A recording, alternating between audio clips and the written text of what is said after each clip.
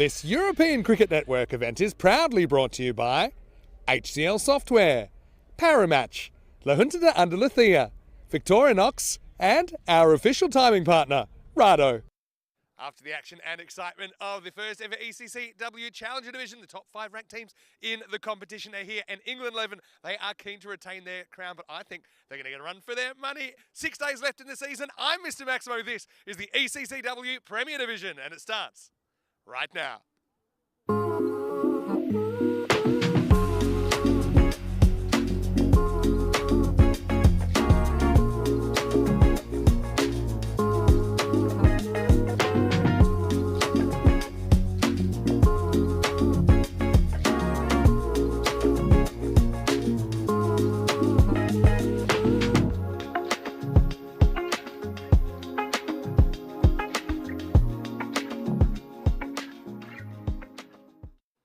Yes, good morning to you wherever you're watching from around the world, and welcome to another huge day in European cricket. It's a super Sunday of action coming your way. The first 4 matches in the 2024 ECC-W Premier Division. It is the Euros of cricket, and England 11 keen to retain their title, but they are going to run into the runners-up from last year in the very first match, England 11 versus the Netherlands 11. I do have some toss news a little bit earlier. It was the Dutch team that won the toss and elected to bat, so a good confident move from them. Now, you will notice it's a slightly different looking Dutch team than we've seen in the ECC-W last year and even during the year. That's because a lot of their players, they are playing cricket in the Southern Hemisphere, given that it is summer down under and in South Africa and these kind of places. But we are going to see a lot of emerging, exciting talent for the Dutch side, and I know they are keen to make an impression.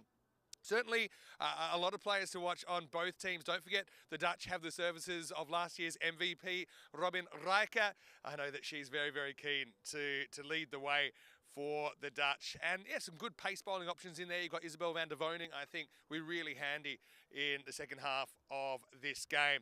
But I like batting first thing. In these conditions, you've got kind of heavy underfoot. It's not so easy, I think, for the bowlers and the fielders to get it right first up, because right now it's a little bit chilly for the start of the day. England 11 led by Kiara Green, and she also led the British and Irish Roses in the Melville Shield earlier this year. Good to see Amy Wheeler is back to full fitness. I think that she'll come out firing. Expect her to be bowling probably at least one of the power play overs. But again, England 11, a good mix of kind of talent we've seen before and some new faces to ECN cricket, so I think that's going to be really exciting for those players as well. Let's talk weather today. So as always, it's a little bit chilly this time of year. First up in the morning, currently about 7 degrees, so it's a little bit fresh down here. The field, again, in the morning, there's a bit of surface moisture. That obviously affects things a little bit. But I think once the sun comes out to play, I think it'll be a really nice Sunday. We're expecting a maximum temperature of 17 degrees. Well, what a day it was. Yesterday, we saw the Challenger Division trophy going to Jersey, and I know that they had a big night. They've got a big day today with even more cricket down the road. But right here, it's time to get the Premier Division up and running. Rico Full will take you to the first ball. Match 1 just a couple of minutes away, with the Dutch team winning the toss and electing to bat. Rico, over to you. Muy buenos días, mi familia. Hola el mundo. Yes, and hello and welcome. It's time to do it all over again. This time it is the Premier Division, where the big teams come together, and they don't get any bigger than the 2 that we've got out there this morning to start things off. Match number 1, numero uno, will be England 11 taking on the Netherlands 11. Cannot wait for this match to start. And as Vinny said, it is a little bit nippy. And you know what you got to do? You got to have a cup of tea, because today is International Tea Day. So give me a cuppa and I'll be fine. I'll be ready to rock and roll. There's the beautiful Cardiff Oval. Of course, if you don't know by now, we are in Spain. We're in the beautiful province of Andalusia and in the region of Malaga. And this is the Field of Dreams, the Cardiff Oval. And let's have a quick look at some of the teams. Ria Fakro, I think she is going to be key. She was in superb form last year when these teams met. Remember that England last year were the winners with a 7-1 record. They did have that one loss, though. It was a surprise loss to Italy. And they beat Netherlands in the final, 122-105. In fact, the 3 times that they played the Netherlands, they were victorious. Netherlands themselves, they beat every other team, but the one team they could not get past was England. Can they do it this time around? I think it's going to be a thrilling match. I think it's also going to set the tone for this Premier Division. Once again, I think I remember the start of the Challenger Division when, of course, we saw Germany score plenty of runs, and we thought, okay, is that going to be the pattern? We saw the first match in the hundreds. Germany then scored 170, and then I think the scores, they got a bit lower, and I think a lot of that was to do with, we did, if you all remember, have some days of rain.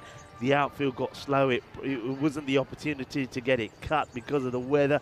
And I think the bowlers bowled very well. For example, yesterday in that final, even though Germany went down coldly, taking 4 wickets, the first 4 wickets that we've seen in the Euros of women's cricket. I do feel, though, that in this Premier Division, that it will be more as I expected. I think we'll see more scores in the hundreds, and maybe 110 will end up being the par score. We'll have to wait and see, but I'm pretty sure that the bowling will be pretty spicy as well. So we are ready to start. The openers are out there, and are the umpires as well. I'm looking to start, and it's going to be Jasmine and umpire Snehal who joins us as well. So a very good morning. Buenos dias to umpires. Amy Wheeler looks like she has the ball, and we're waiting for our official timekeeper Rado to give the umpires the thumbs up to get the action started of this Premier Division.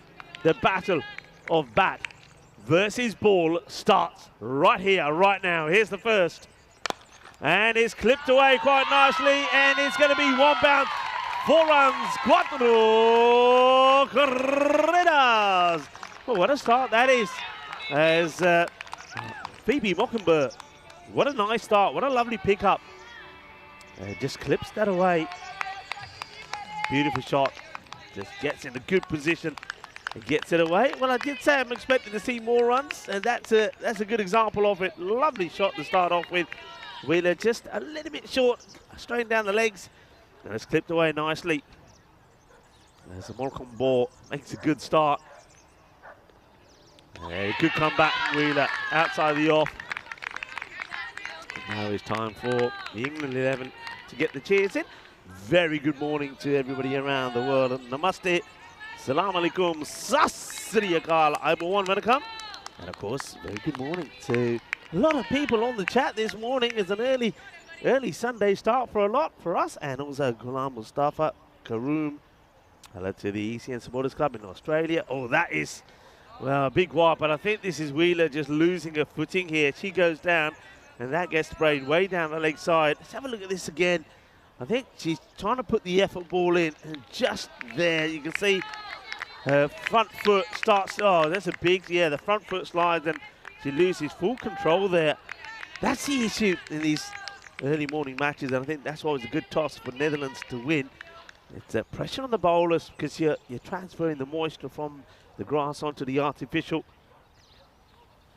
And recovers well, gets a dot ball in. Also, good morning to John Heesum, to Lance. Everybody looking forward to a cracking start here. You know this is going to be a big match. Also, Steve McVeigh has joined us, and Christopher Ward. Good morning, world, and welcome to the action. Welcome to the most exciting format of cricket on the planet, as this one will go up, up, and all the way. Gear, gear, gear. Shaka,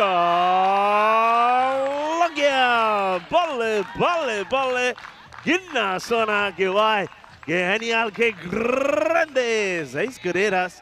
That's beautifully played. Lovely hit. And, well, Mokumbo gets another one away. We'll have to have a chat about the number 311. Must be some significance there from Phoebe, but that's a great start. Another cracking shot is strong in that area, and you can see that already.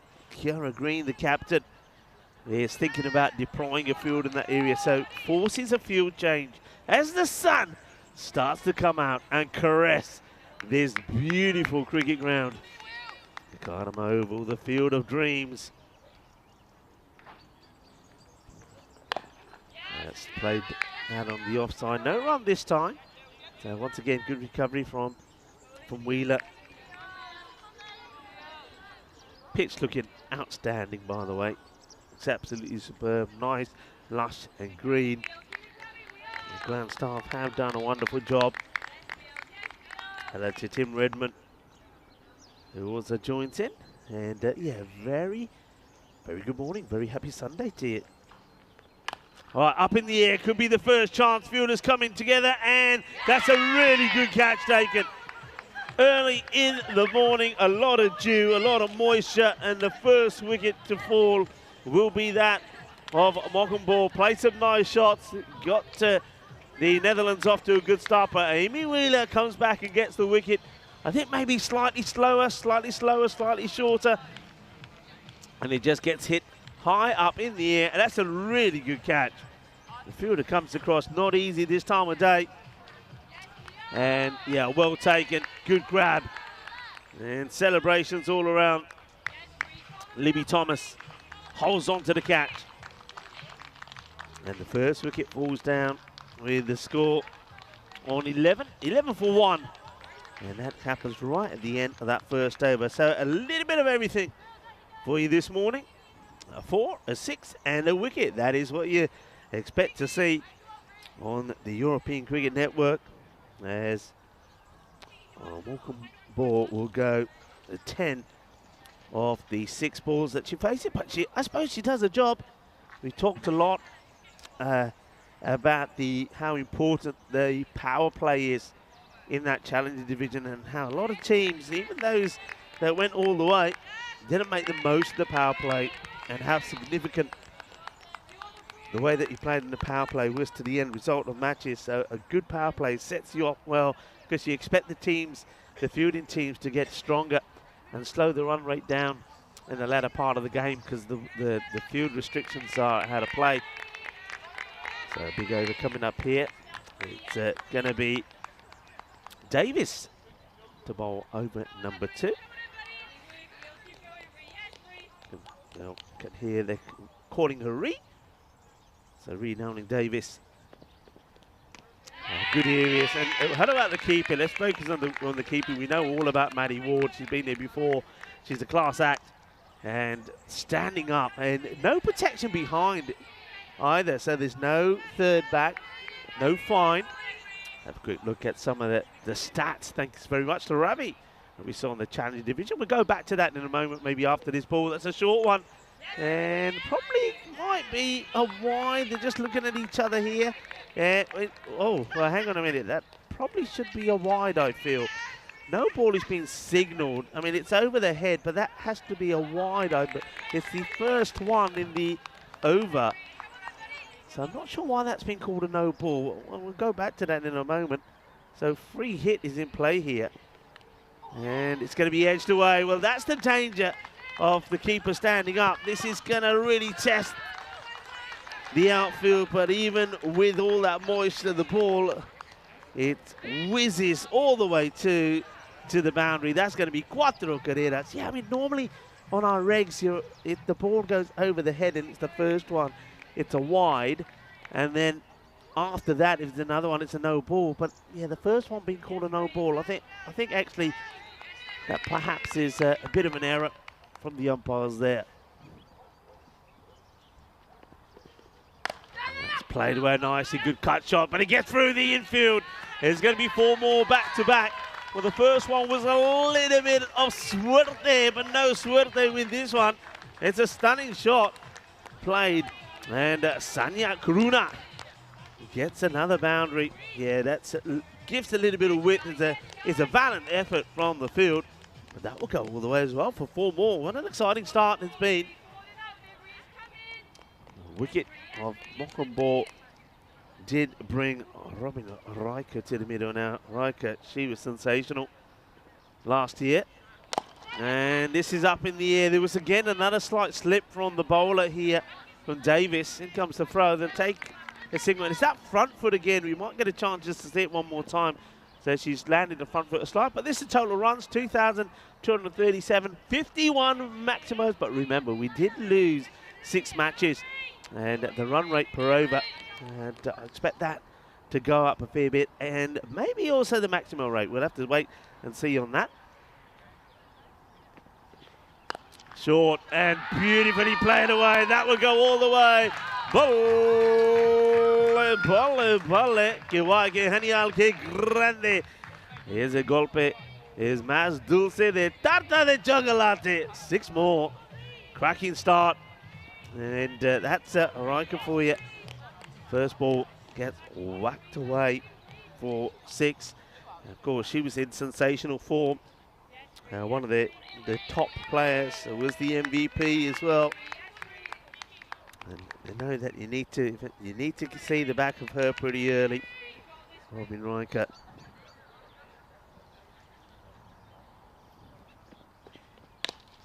Just happy to take the single. Cheeky running, just basically makes a stop.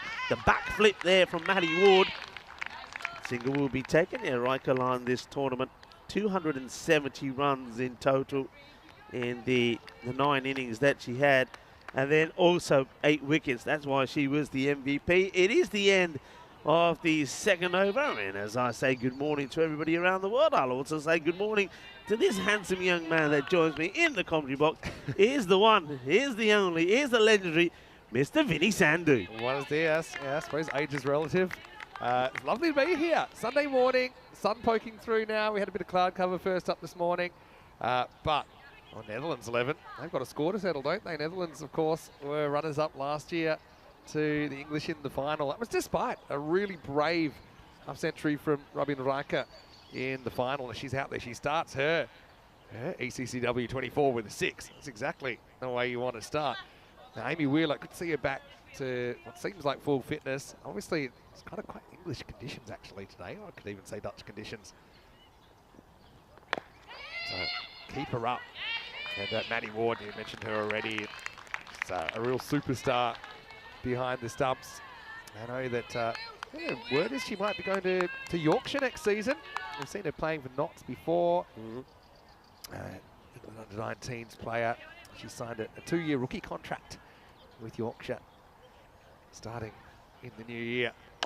That goes up over the top. Can they track this down? What a catch! An unbelievable catch! What a start we've had to this ECC-W Premier Division. Running back with the flight. It was a half chance at best, but England 11 setting high standards in the field. I still can't believe that was caught. Oh, that's an outstanding catch. It really is. I mean, it's going over you. This is your dream catch if you're a fielder. It's something you practice over and over again. But she holds on to this in these conditions. That is quite sensational from Belcher. It's an absolute belter from Belcher. What a catch. Yeah, unbelievable catch. She was running into the sun. She was, I just can't believe she reached it, to be honest. Karana probably can't believe it either. She has to step aside. And she's out for 9. The score now is 29 for 2. Yeah, and Wheeler takes her second wicket. Another one does go, and once again, Sanya Karuna played some nice shots. Go for 9 of 6. Now that was just down the leg side. Now I wonder what this catch is. Maybe a little bit of pad on the way through. Let's see what the umpire signals. Somebody's pad, or maybe a bit of the glove, according to two umpires. Yeah, looking at each other and I think deciding that there was a little bit of glove or something on that. So the batter credited with the runs. What a catch from Caitlin Belcher. Gloucestershire during the year, but now here at the Cardham Oval, it's full toss, and that's going to get put away. And one thing about the Netherlands, it's certainly a different approach we saw from some of the teams in the Challenger division. Yeah, let's have a look at the height on this as well. Probably just okay. It's touching this slightly collapsed leg, but I think this will be just the boundary. But, you know, we saw teams maybe that were a bit new to the competition, like Germany, who we saw runners-up, sometimes be a little bit careful in the power play. I think the Dutch think, no, we're going after it, even though we've got good bowlers to deal with. That was a searching delivery from Wheeler, which is just kept out. But, yeah, highly entertaining stuff. And I know it's only, the third over of the day, but I think Belcher has a contender for the play of the day with that catch. It's a wonderful catch, wasn't it? And like I said at the time, it's one that you practice so often. Coaches are always hitting those up for you. Say, come on, let's see what you can get, but to hold on to it, especially in these conditions. I mean, to reach it, to even reach that, she's done really, really well. And then to have the hands in the right spot and judge it, despite the early morning dew, despite the sun, which is something maybe the English don't get to see too much of either. I get the feeling that both sets of girls here are probably going to love it when the sun comes out, because I would imagine that is probably pretty bitter in Netherlands as it is in England at the moment. I think it is. It's 35 for 2 after a highly entertaining power play. Yeah, very good power play. I like the fact the way that Netherlands are going after this. They know this format. They know what you've got to do. You've got to be brave. You've got to play your shots. And England, I think they're expecting nothing less from the Netherlands. Netherlands, remember last time round, they had a good tournament here, but they couldn't get past England, could they? No, that's right. England's only loss came at the hands of Italy, who, by the way, we will see today playing in match 3. Okay, here's Ria Fackrell, who's going to bowl over 4. And Ria starred, actually, for the British and Irish Roses in the Meltool Shield. But, quite a few representatives from that tournament in Italy that are here back with the England 11. Good mix of kind of players we know and a couple of new faces as well. Clever bowling, I think, by Fackrell. Just sensed that Meryl Declan was coming down the wicket and threw it out a little bit wider, maybe hoping for a stumping. Certainly trade a wide for a wicket at this stage.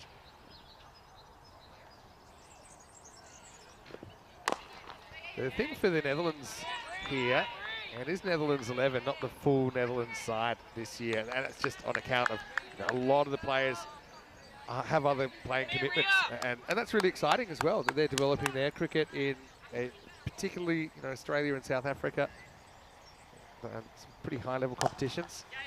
So it allows more players to try and establish themselves. It's a slightly dodgy 2 here. Oh, I think she's made it in, but it was a fumble from Fackrell. If she grabbed it the first time, I think this is a run out. Yeah, the first run, if you look at the first, they were undecisive, didn't run it quickly, and she's very slow to come back. Look, very slow. And if this is taken cleanly, I don't think she has a chance, but she might have just made it here. Let's see. Still very tight, but I think she's just in. You think? I reckon the bail might have. Jeez, Oh, well, I don't think they even really appealed. But yeah, it's pretty close. The bail had started to move. Now, whether you considered it dislodged at that moment or not, it's yeah, tight one.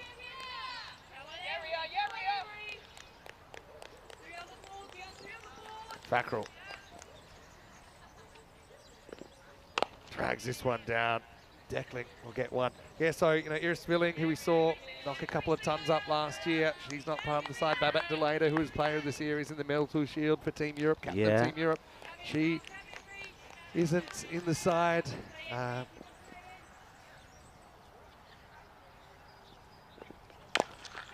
This is knocked up in the air and well handled down there. That's Beth Gammon, who is going to keep that to 1. End of a reasonably tidy over from Fackrell. The score's 43 for 2. Yeah, ticking away, but good comeback from the England 11 here. After the first 2 overs went for 11, then that big one went for 17 from Davis. They bought it back well, Amy Wheeler. The second over game for 7. That one just came for the 8 there from Ria Fackrell, who, yeah, you're right, she had a very good Meltool Shield, I felt. Good performances. Some of her catching in the field was awesome as well. So 43 it is. 2 wickets down, and Netherlands will be looking to cash in here, but that is a tremendous catch. Oh my word, what a catch this time.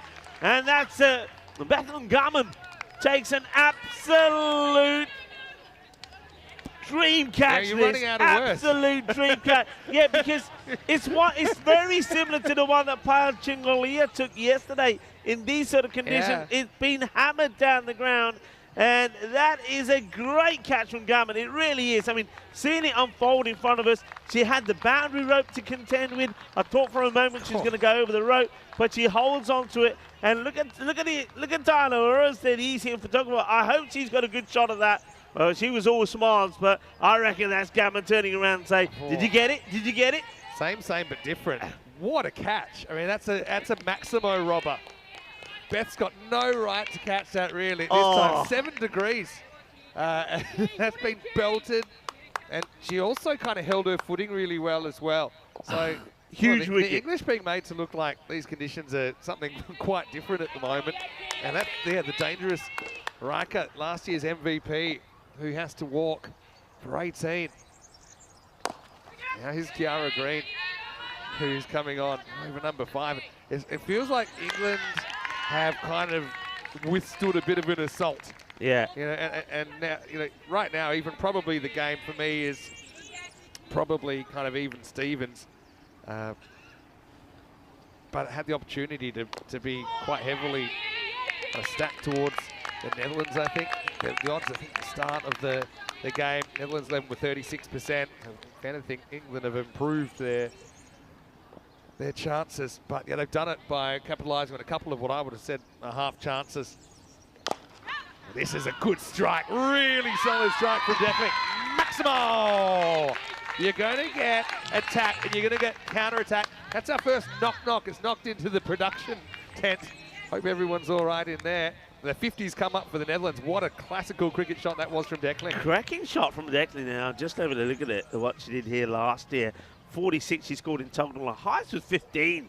Tell you what, she hits a few more like that. She's going to get past that. Now this is a high one. It's probably going to go all the way as well. Is it? I think that's probably is a 6. I think she's outside the field of play when she touches it. 2 things to check here. And the first is it a no ball? And I think the answer is probably yes. Yeah, I reckon it's too high. That's been played from way above the waist, so that's got to be called. And then you have a look at the boundary check. So no ball is called. Now let's have a look at the boundary here. I think she's, yeah, look where she's standing. So you're not going to get away with that one, I'm afraid. So it'll be a 7 up. Yeah, I think they're here now checking. They have to give the boundary. So the thing is, even if you're in the air, you've got to take off from inside the field. And because she was outside the field by lots, you can't do that. Yeah, so I think. So we must have a 7 up here. No ball plus 6. It'll be a free hit coming up. Yeah, back to the live action for the free hit. And, well, that spicy fielding from Green. Yeah, so good start this from Declan.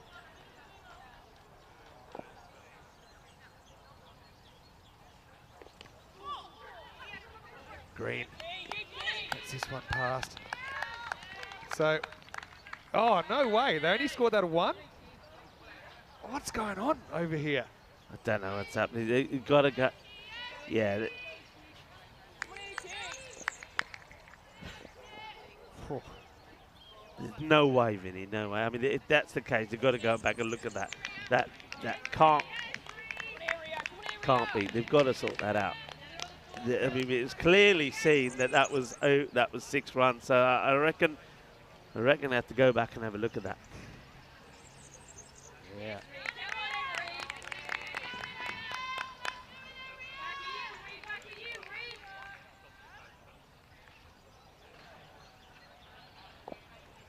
All right, here we go.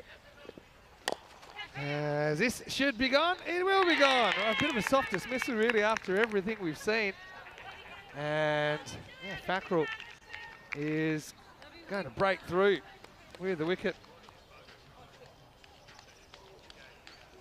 So Talanga is going to be the one that goes. Again, she gets a bit of a promotion up the order, but just really chips this in a fairly simple catch for Tilly Kesteven, who really didn't have to move.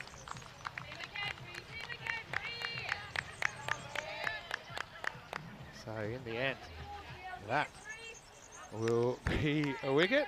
Still trying to work out exactly what's going on. I think the Dutch are searching for 5 runs somewhere, but anyway, DeLange will go for 1, 53 for 4. I suppose the issue with that is that they do change the strike because they only ran 1. But yeah, that's a bit of a, well, no other way to say it. It's a bit of an elementary error. And anyway, probably 6 out because there aren't too many here on ECN given the technology available.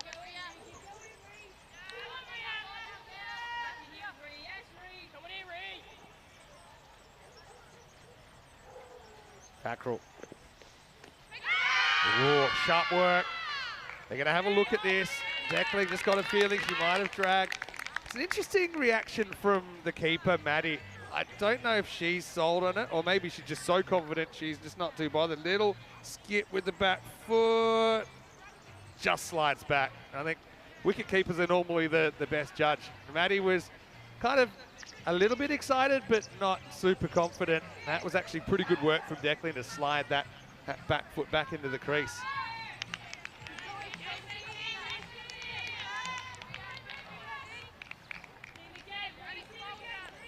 So Declan survives. Fackrell, very wily character with the ball. Pushes this one through a little bit. It's turned around the corner. All right, will be a brilliant stop. Well, assuming it is a stop. I don't know what to believe at the moment, but yeah, Declan will hustle back. She'll get two. But yeah, it seemed to me actually pretty impressive stop actually. Running away, yeah, this time nowhere near the rope. Or bowled by Fackrell.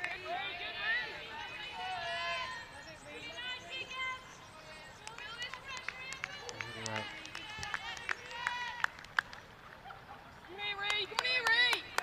Rhea, 1 for 11, last ball for her. Sweep's taken on, the go on contact, slight fumble. I think might have cost a chance of a run out. Schmidt hustles home. It's the end of the 6th over, and the score is 57 for 6. So yeah, Schmidt out there, and there's 4 overs to go in this innings. A beautiful day actually. Sun's come out now. It's 10 o'clock local time.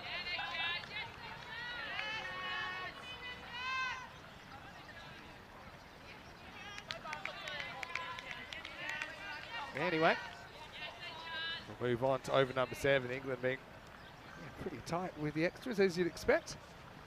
Change of bowling as Jasmine Wesley gets the ball. First one is cracked. Wow, that's going to be 6. It's hit the rope on the full. Maximo! What a shot. That actually just kind of sprung off the bat of Meryl Declan. And really, okay, it's a fraction short. I don't think it's a terrible delivery. And you can see pretty clearly there. And it smacks into the rope.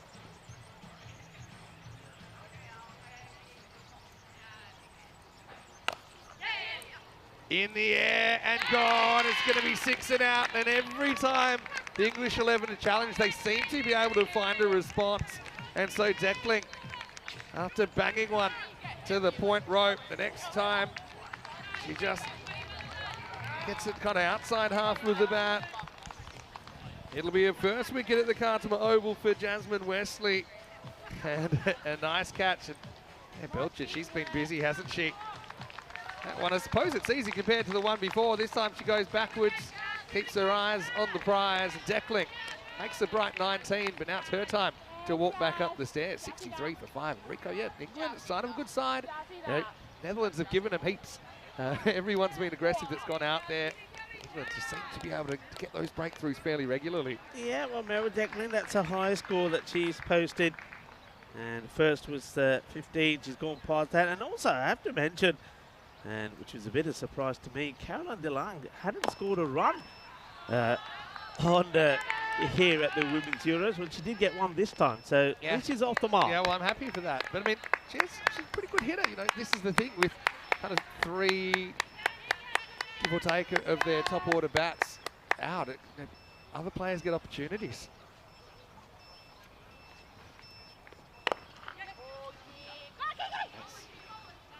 Be a single. Wesley. Nice to see her into the England side, and I want to say quick hello to all of our fans in England, including Ian, of course. He's always brilliant at providing a bit of background on these players.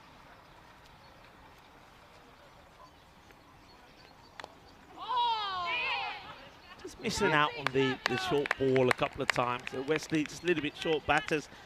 Getting in the right position to execute the pull shot, but just missing out on it, not being able to get the middle of the bat. So getting away with a few short deliveries here is Jasmine Wesley.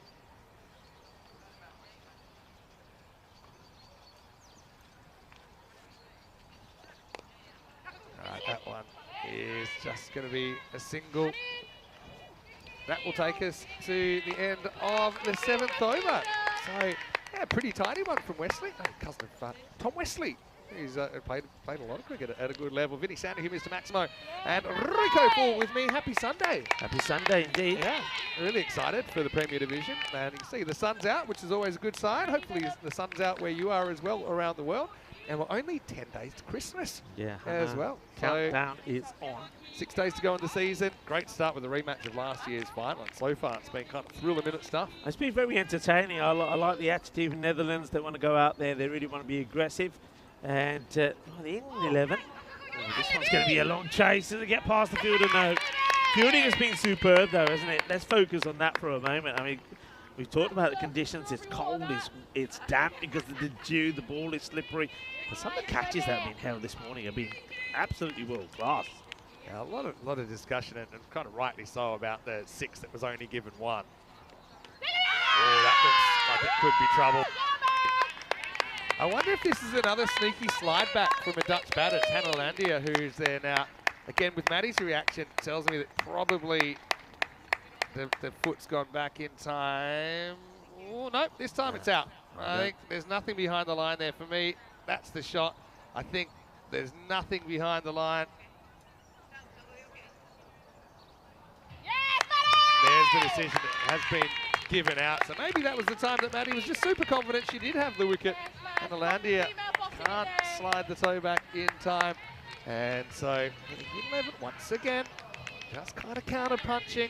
Landia goes for 2 at 69 for 6. Yeah, and Green just working the magic at the moment. Then she, remember, got the big wicket off Robin Riker, and that was when you thought Netherlands might just get the momentum really clicking, and now you're getting to a point where that expected score of 100 is going to start to take a bit of a knock. I mean, it's still there at 101, but they are 6 wickets down, and you just feel that some batters just got to get the middle a few times. They've had the opportunities to put away some of those short balls, but just haven't been able to execute them. The other question that comes to mind, I mean, these two teams, how much cricket have they played lately? Yeah, that's true. Kiara Green, 2 for 11, quietly going about her business. The skipper. This is Lotte Schmidt, who gets off the mark with 1. Yeah, no, it's fair. I think you got to call it as you see it, with the 6 being called 1. And, you know, you just hope it doesn't have a bearing on the game. I get the feeling that probably gets changed, because I think I don't think you can let that go. Well, the issue will be with it, Vinny, I'm thinking about it, is the batters then, it would have been all wrong, the whole sequence. But, you know, it's a funny thing that, yes, the batter's changing, but I still think they're owed the runs. I still think it's the compromise which probably makes sense. You know, I don't know if they will be able to change it now.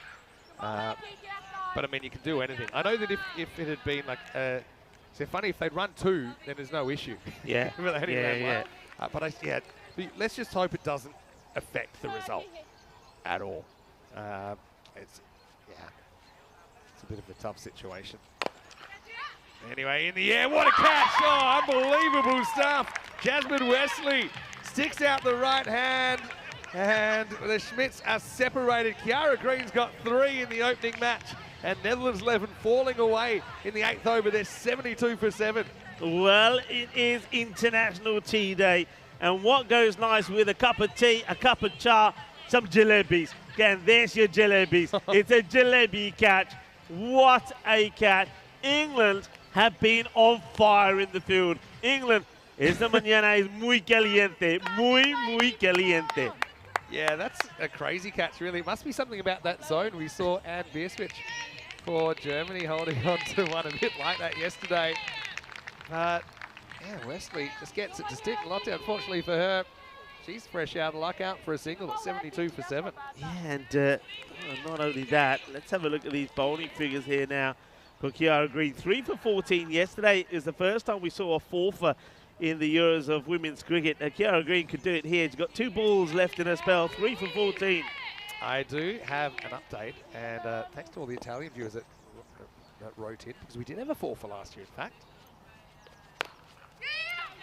She played. I had to go through the notes, and of course, sadly, Malwata actually took 4 for Italy last year.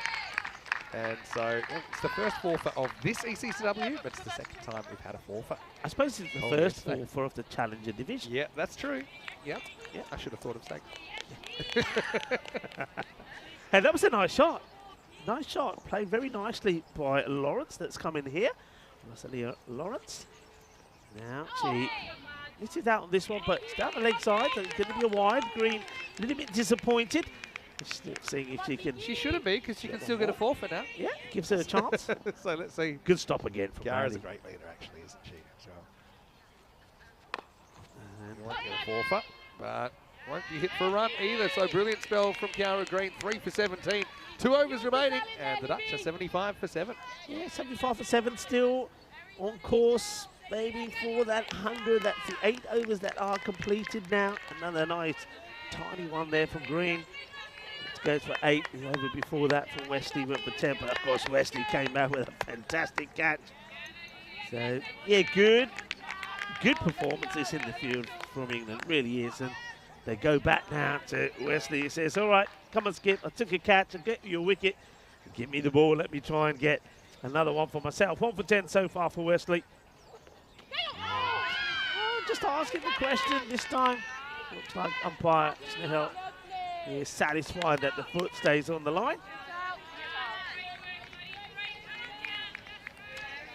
See if England bats come out flying. Yeah, cousin of Essex cricketer Tom Wesley. Jasmine.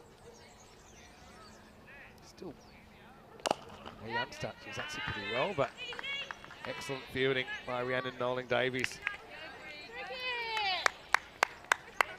Hello to all of our Dutch viewers as well. Hopefully you're enjoying a lovely morning on a Sunday. Maybe just kind of having a little bit of a lie-in. Put the kettle on.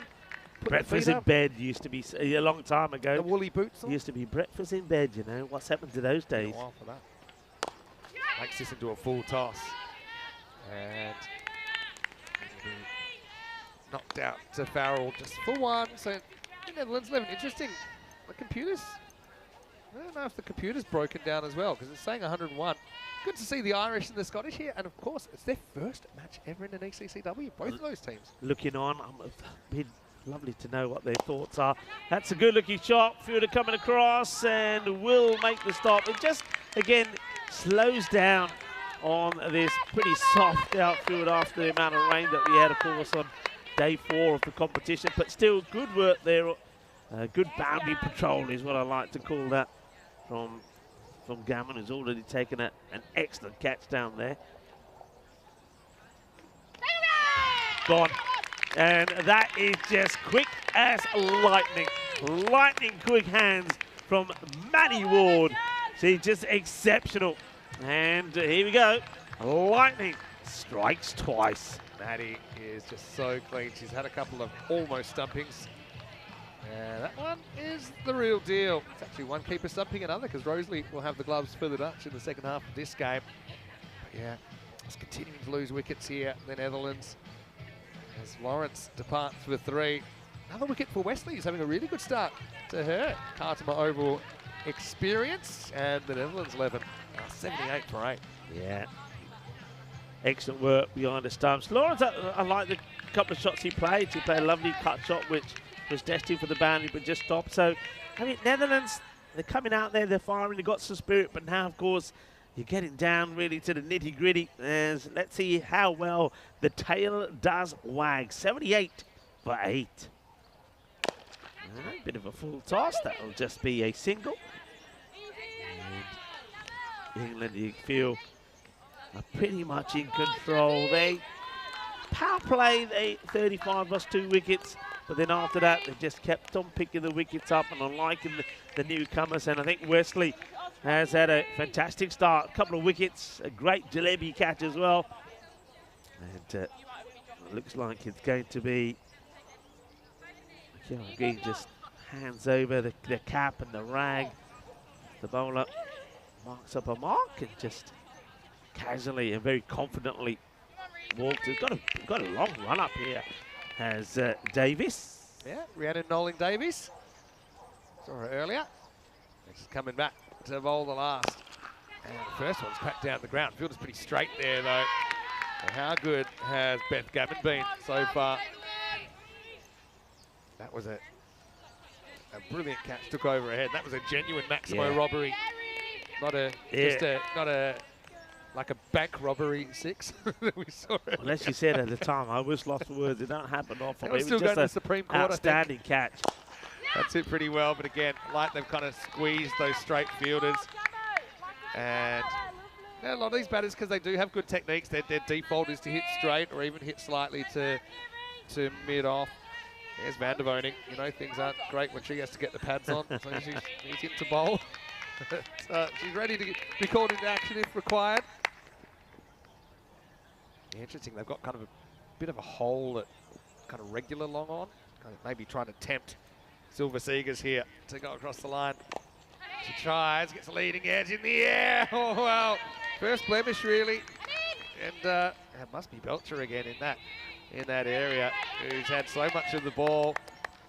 Going by the standards so far, probably she feels she should have held that. Yeah, throws herself at it, and yeah, gets a fair bit of hands to it. I think she'll be disappointed she doesn't hold on to it after having got there. The batters though, they get another single on the board. Well, that one might have the legs. It's going, and it's gone. Maximal! Well, that just shows you Premier Division is depth, and there's depth down the order. You see that Schmidt, she's come out and she's found it hard. She's lost a few partners along the way, but she gets that up and over for 6 valuable runs. All the 8s, 88 for 8. Absolutely hammered. Good hit. Needed that. Can they get themselves into the 90s? Couple of balls to go here. Back to live action then. Next one's hit. Probably got to look at 2 here. Probably worth taking it on. Got to go. Probably be a run out anyway. She hesitated. It'll be gone. But I think it was worth it just to see if you can get back on strike one last time, because there's only the last ball to go. Van der Woning will get a hit. I think, again, for Robin Schmidt, it's probably just maybe a little bit of lack of experience being in the situation there. You know, as soon as you hit that 2, would she have made it? Probably not. Would she have gotten closer? Probably. But I think, you know, you resign to watching the last ball at the other end if you don't go for it. Yeah. But still, a nice little counter-attack there. I like the way she put that one over the ropes. That she will be the 9th wicket to fall. Ducks going to have to scrap for this in their first game of the tournament. So they're 9 down, 89 for 9. As Van der Woning batting 11. Wearing number 11. We'll get a crack at 1 delivery. Yeah, gets a piece of it. All right, they might even go for 2 here. They probably should. Turning, good throw, should be gone. It's not a good throw. We got chaos happening. They come for 3, they won't. And that's why you run. Yeah. So the Netherlands will drag themselves into the 90s. A very entertaining game. Now, we definitely have broken the supercomputer, who still thinks they're going to get 101 even though it's over. It's a real Sunday kind of a feel to the first match of the ECC. It has been interesting for me still to see if that 91 does get changed, or if it I don't think it has been changed. I mean, there's still that talking point, isn't there? That one, is it 6, is it not? It'd be interesting to keep an eye on that, because I think a lot of people are asking the question. We certainly were asking the question, but let's see what happens there. But still, look, they've sort of really had to battle it out, haven't they, Netherlands, to get past the 90s. Will it be enough? Because it's like a sliding doors moment, because you say, okay, if it had been given 6, then someone else should have been facing. Yeah. So I take that point. But then the counterpoint is there are sometimes, for some reason, the wrong person faces, and you still got to respect what happened before. Yeah. So it's a tough one. Luckily, it's not my choice. But yeah, you know what they say. Make your own bed, you got to lie in it. And Netherlands, look, I love their approach. Yeah. They were attacking from the get-go. They used all 11 batters on the way to a score of 91.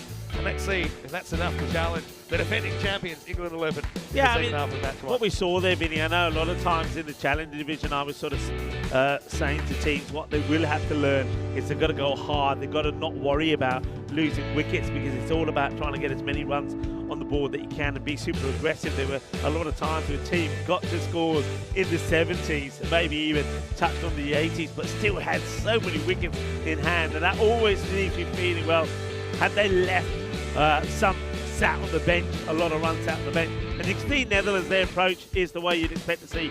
Go out there, go hard. And you know what? If you lose 8 or 9 wickets, it's worth it because look, somebody could come out there. We saw that, didn't we? When we saw Declan come out there, scored 19, and then Robin Schmidt go out there and she scored 14. Well, you know, sometimes those batters probably don't get that opportunity if you take it too cautiously. But England, have to say, their work in the field has been absolutely outstanding. There were a couple of blips. That was one that probably just got away. And there was one catch a bit earlier. But Belcher couldn't quite get there, got hands to it, weren't able to take it. But that catch, I mean, I just loved it. Takes the catch and turns around and says to Diana Orers, the ECM photographer, did you get it? Did you get it? Tell me you got it. Oh, we got it. And you can go back and watch it as many times as you want. It was a cracking catch, but the fielding just got better. That was a good hit. Powerful strike down the ground for 6, but literally it gets a 6, and then after that, it's a catch. And now this one is the big talking point. I mean, I don't know how he gets missed. I have to say, I don't know how he gets missed. It was a no ball. It was should have been a 7-up. Now, I'm still intrigued to see if they change that, because I must admit, I mean, if I'm in the Netherlands and I'm not getting that 6 runs on the board, I'm going to want to know why. So that's still going to be very interesting for me to see. Saving runs, the standards. That one was 6, no doubt about that. The fielder liking it when the fielders help the umpires out. Now, another catch, nicely done. Having a good day out there was Cat Belcher. And, well, you can see Pacro having a laugh with her as well. We had it all, and then, of course, Maddie. Now, that was lightning striking once, and unfortunately, the Netherlands, it was quite more than just the one. And how about this? A Jalebi hole. There's a Jalebi catch as well. Jalebi खाया करो जरा cricket खेलने ना हाथ chip chip कर दे catch इधर ही फार हो जाते यार. And then here we go. There's another one, just nice and easy from Maddie. She's just superb behind the stumps, and she's gonna, you can see, get many victims. That's the one that got away. And then there was this. It was the old biggie, lovely jubbly. And when you really had to get going, and then of course you had to try and take the 2. That's what you expect to see at the end of the innings. It works, or didn't work once, but it worked the second time, and that meant they were able to push on and get to 91. So 91 for 9 is the score. England will be pretty happy with that. I think if they were given that at the beginning of the match and chasing 92 for victory, I think you take it. So there's that scorecard. I liked what I saw from Phoebe Mokum Ball. Played some lovely shots before. She was caught brilliantly by Thomas. Even Sanya Karuna, she's a player been here before, knows that she's a dangerous batter, as is Robin Riker. I think what you see there, the top 4 all made starts, but then all did also get out, and that meant that you needed the likes of some of the lower order batters out there to get a few. Declan did really well, and I think Robin Schmidt, I mentioned her before, she played her part, and then towards the end, the tail, they had to run hard to try and get past the 90. 3 wickets there from Kiara Green. 3 for 17, 2 for 14 for Wesley. What a good start for her, Jasmine Wesley. And also 2 wickets from Amy Wheeler, who had a few issues just getting her footing right early on this morning, but still managed to get the ball in the right areas. 2 for 18, she'll be very happy with that. And Jess Davis, a little bit expensive, game for 29. But in general, I think England probably will go into the break as favourites. And when they come out, 92 will get them another victory over the Netherlands, and the reigning champions will get off to a winning start. So join me, Rico Fall and Vinny Sandu, when we return in around about 10 minutes time for the conclusion of match number 1 of the Premier Division.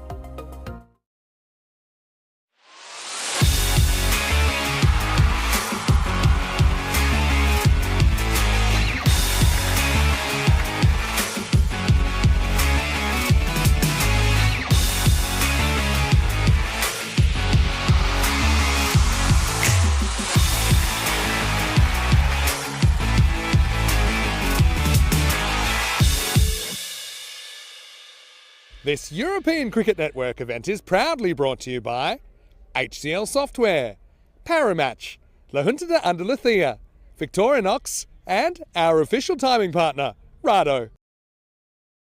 Hello and welcome back to the Carlton Oval. Great to have you with us as we get ready for the second half of the opening game of ECC-W 24 Premier Division. England 11 taking on Netherlands 11, rematch of the two nations in last year's final. And so I do have some news. There was a bit of a controversial incident in the first innings where a clear 6 under the laws was given 1, and then I was kind of given the information during the break that the referee has decided to award it as a 6 retrospectively at the end of the innings. Now, it's not something you see very often. Originally, we thought the score was 91. It's now been adjusted to 96, which means that, of course, for the bonus point, you can take all the points if you can chase the target in 7 overs, or you can see 67 or less would give the fielding side the bonus point. Vinny Sander here, Mr. Maximo with Rico Full. Not really a situation we've had before, and I know we've had a lot of situations, but this is what I was told anyway, that they felt that, yes, they only ran 1 on that ball, and it did change the striker, but they felt that the wrong striker was, not giving it 6 was a bigger crime than having the wrong striker. So they felt they wanted to make that change after they looked at the videotape again. It was clear. Come back to that in a minute. Anyway, here's Hannah Landia to get us going. And the first ball they won't score off. So, yeah, you had either way it was going to be wrong. Yeah. So they always had to choose, okay, what's the least wrong thing in this situation? They felt, especially in a T10 match where every run is precious. The fact that the Dutch have been robbed of 5 runs, they felt that they wanted to put those runs on. And okay, we'll never know what would have happened if the batters have been the right way around. But we have seen, sometimes just accidentally after a catch or maybe at the end of an over. We've even seen it in professional cricket. You'll have the wrong batter face up by accident, and you just got to respect the balls that happen after that. So look, I think in the end, if you really think about it, it's a better option they've taken. But it means Dutch have 5 more right now. They might have a wicket, and they will have a wicket. Kesterman is going to go for a duck on debut. Hannah Landia gets the early wicket, and well, we've had some drama. Anyone that thought Sunday mornings are peaceful obviously hasn't been to the Carlton Oval on the first day of a Premier Division, as England 11 now are 1 for 1. Yeah, there's the wicket. And it goes for the big shot, slices up in the air, and it's one that just hangs up there. You can see that the fielder thinking, I've got to take it as my cat, and does hold on to it. Nicely done. So wicket to Landia first up, and it's disappointment for Steven. She won't be able to start with some runs on the board here at the Carlton Oval. She'll go for a 2-ball duck, and it's Merrill Dicklin that holds on to the catch. But yeah, just to touch on that, I think the right decision made, because you didn't want to get into the end of this match and a few runs make a difference and then start reflecting on it. I think the right decision's made, and I think the runs on the board are more important than the striker, etc. Yeah, Landia. The early strike. This won't be a run either. This is Wesley, who impressed me a lot with the ball in the first half of this game. He's coming in at number 3. Ria Fackrell is out there at the other end. Yeah, look, when it comes down to it, sometimes you just have to make decisions on the fly. It would have been really easy to do nothing, just ignore it. But it's a big thing to ignore. Yep. Oh, this is a bit of the Amy Wheeler in the first over, and it's going to be partially knocked down by Lotte Schmidt. She will be able to pull it back. And the thing is, and we're not talking about like a 50-50 call or one that was kind of unclear and the third umpire had an opinion. I just think it's a situation. I think that probably what happened logistically is they were looking at the no ball. That was where they had to make a decision on that ball, and maybe a kind of weren't aware that there was a boundary call that had to be made as well. I'm not actually quite sure how it happened, but it happened, and now it's been fixed. Short and hit. Nice shot from Fackrell. Well, she had a very good mental shield with the bat, I thought. And gets a bit of a gift there from Hannah. She puts it away. Yeah, well, I think Hannah got lucky with the ball before, which probably should have also been put away. But this time, no mistakes. And yeah, Rio Facro, a leading run scorer for the England 11 here. And last year, 147, 65 was highest, not out. He's one that they'll be keen to see the back of pretty early. Just need to get this ball back, pitched back up, Landia. Big cut back from Landia. Fackrell wanting to be up the front foot. That'll be the end of the first over. It's 6-1 after one. By the way, Meryl Duffin then. Her score will be adjusted. Might not be done in all the systems just yet. Her score will be adjusted from 19 to 24 in the first innings. Not easy to score runs after you're out, but she's managed. 109 matches since a golden ball. And yeah, we feel like we're due a golden ball. Over 100 matches now. On average, it's kind of one in, I suppose, 93 to 100 matches as a golden ball. So I feel we're due. And wouldn't we love to have one to finish the year? Happened last year on the second last day of the season. We'll have to call it the golden ball, wouldn't we? Because it's Christmas time. Yeah, of course. Yeah, we did actually, maybe that's what's missing. We had one on the tree, didn't we, last year, which did come into play. That's been played away a little bit short, but it will just be a single. That's the second over. And this is the Seegers. That's bowling. What is that name, by the way? Silver Seegers. Yeah, Heather Seegers, by the way, a big sister. There's a player we know very well. Heather Silver. Yeah, gets her opportunity. I like the way she bowls that wrist spin with energy as well. Got a real whippy kind of action. Just be a single. Yeah, it's actually the control here is quite amazing because she's getting that to go through, isn't she? And she's getting a fair bit of turn as well. Just watch the action and watch the turn on this. It really grips the surface. This time it's flighted, just out of reach, but that is going to go for 4 runs. Yeah, it goes a bit more lofty this time, but it's been well met by Jasmine Wesley, who brings up her first boundary at the Cardamom Oval. Nice looking shot. There's the ball sort of slithers away to the boundary. Yeah, actually, I wasn't sure how she dug that out. I thought it was a bit more of a Yorker, but as you can see on the replay, it was more of a full toss, wasn't it? Yeah, well struck down the ground. That's the kind of length that Silver's going for. And also, really excited to get another look at Rosie Lawrence, who we saw keeping last year in the ECC-W. Yeah. Hey, she's got another 12 months of experience behind her. That was a really sharp bit of work. The Silver Seegers sounds like kind of a band that would be rocking out a pretty sweet album. She's rocking out some pretty good leg spin. Well, this is cracked. Well, where's this going? Hard, and that's almost another knock-knock. I think it might be Maximo. Knock-knock. Wesley bringing the power there. Just kind of flat bat, smacking that one over the fence. 6 runs. That was crunched, and it was in the air. We lost it underneath our total. And just for a moment, I thought maybe, well, there's a knock-knock, and yeah, not that far away from hitting high up on the commentator's box. There's a good strike. And she'll go again. Bowl it. Well, Jasmine Wesley, well, what a start she's made. Couple of wickets, a great catch, and now she's absolutely hammering it. Got some power, there's Jasmine, and that's 2 big sixes. And that means that Silver Seegers, that over finishes going for 18, 3 boundaries of it. And England 11 have shot to 24 for 1 after 2. I think one thing both these teams are pretty keen to do is make the most of the power play, 3 over power play, more gaps in the outfield. Yeah, worst over really from Silver, but just some power hitting from the powerful English 11 batter. 2 good, powerful hitters out there at the moment. Ria Facro and Jasmine Wesley. Wesley, first time we've seen her at the Cardamom Oval. Certainly liking what I'm seeing. Picked up a couple of wickets, 2 for 14. Took a great jalebi catch. Robin Schmidt gets the 3rd over. And this first one is lifted up, and it's going to be away from the field. Maximo! 6s keep on coming for England 11. And what I will say is the English 11, one thing they did really well in the men's is after their first tournament, they went and they found a few more players, and they said, okay, now we kind of know what it is. Yeah. Let's go find players that we think is going to slot in seamlessly. That was a great shot by Fackrell. Just kind of dismissively whipped it away over mid-wicket for 6. But, you know, Wesley, she's kind of a multi-pronged weapon, isn't she? Thought her spin bowling was very, very good in the first half. Yeah.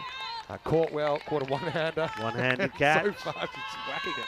She said, I mean, what a start this is. I mean, yeah, the first appearance at the Field of Dreams here at the Cardamom Oval. And they don't really get any better than this so far. Should be looking to capitalise though. 18 of 7 so far. But this is a factor on strike. 11 of 4. And should be batting that one away as well. It's going to race past the fielder. 4 más. And, well, there's the captain, Kiara Green, looking very happy with this start at the moment. And, yeah, a lovely personality is Kiara Green. It was great to see her also at the Military Shield. A good leader, a good all-rounder. And it's lovely to see her back at the Cardamom Oval. Yeah, great ambassador for cricket in England as well. Yeah, I think that's what I've really loved about the England 11 concept. Finding they're really good role models, I think. In the air and caught.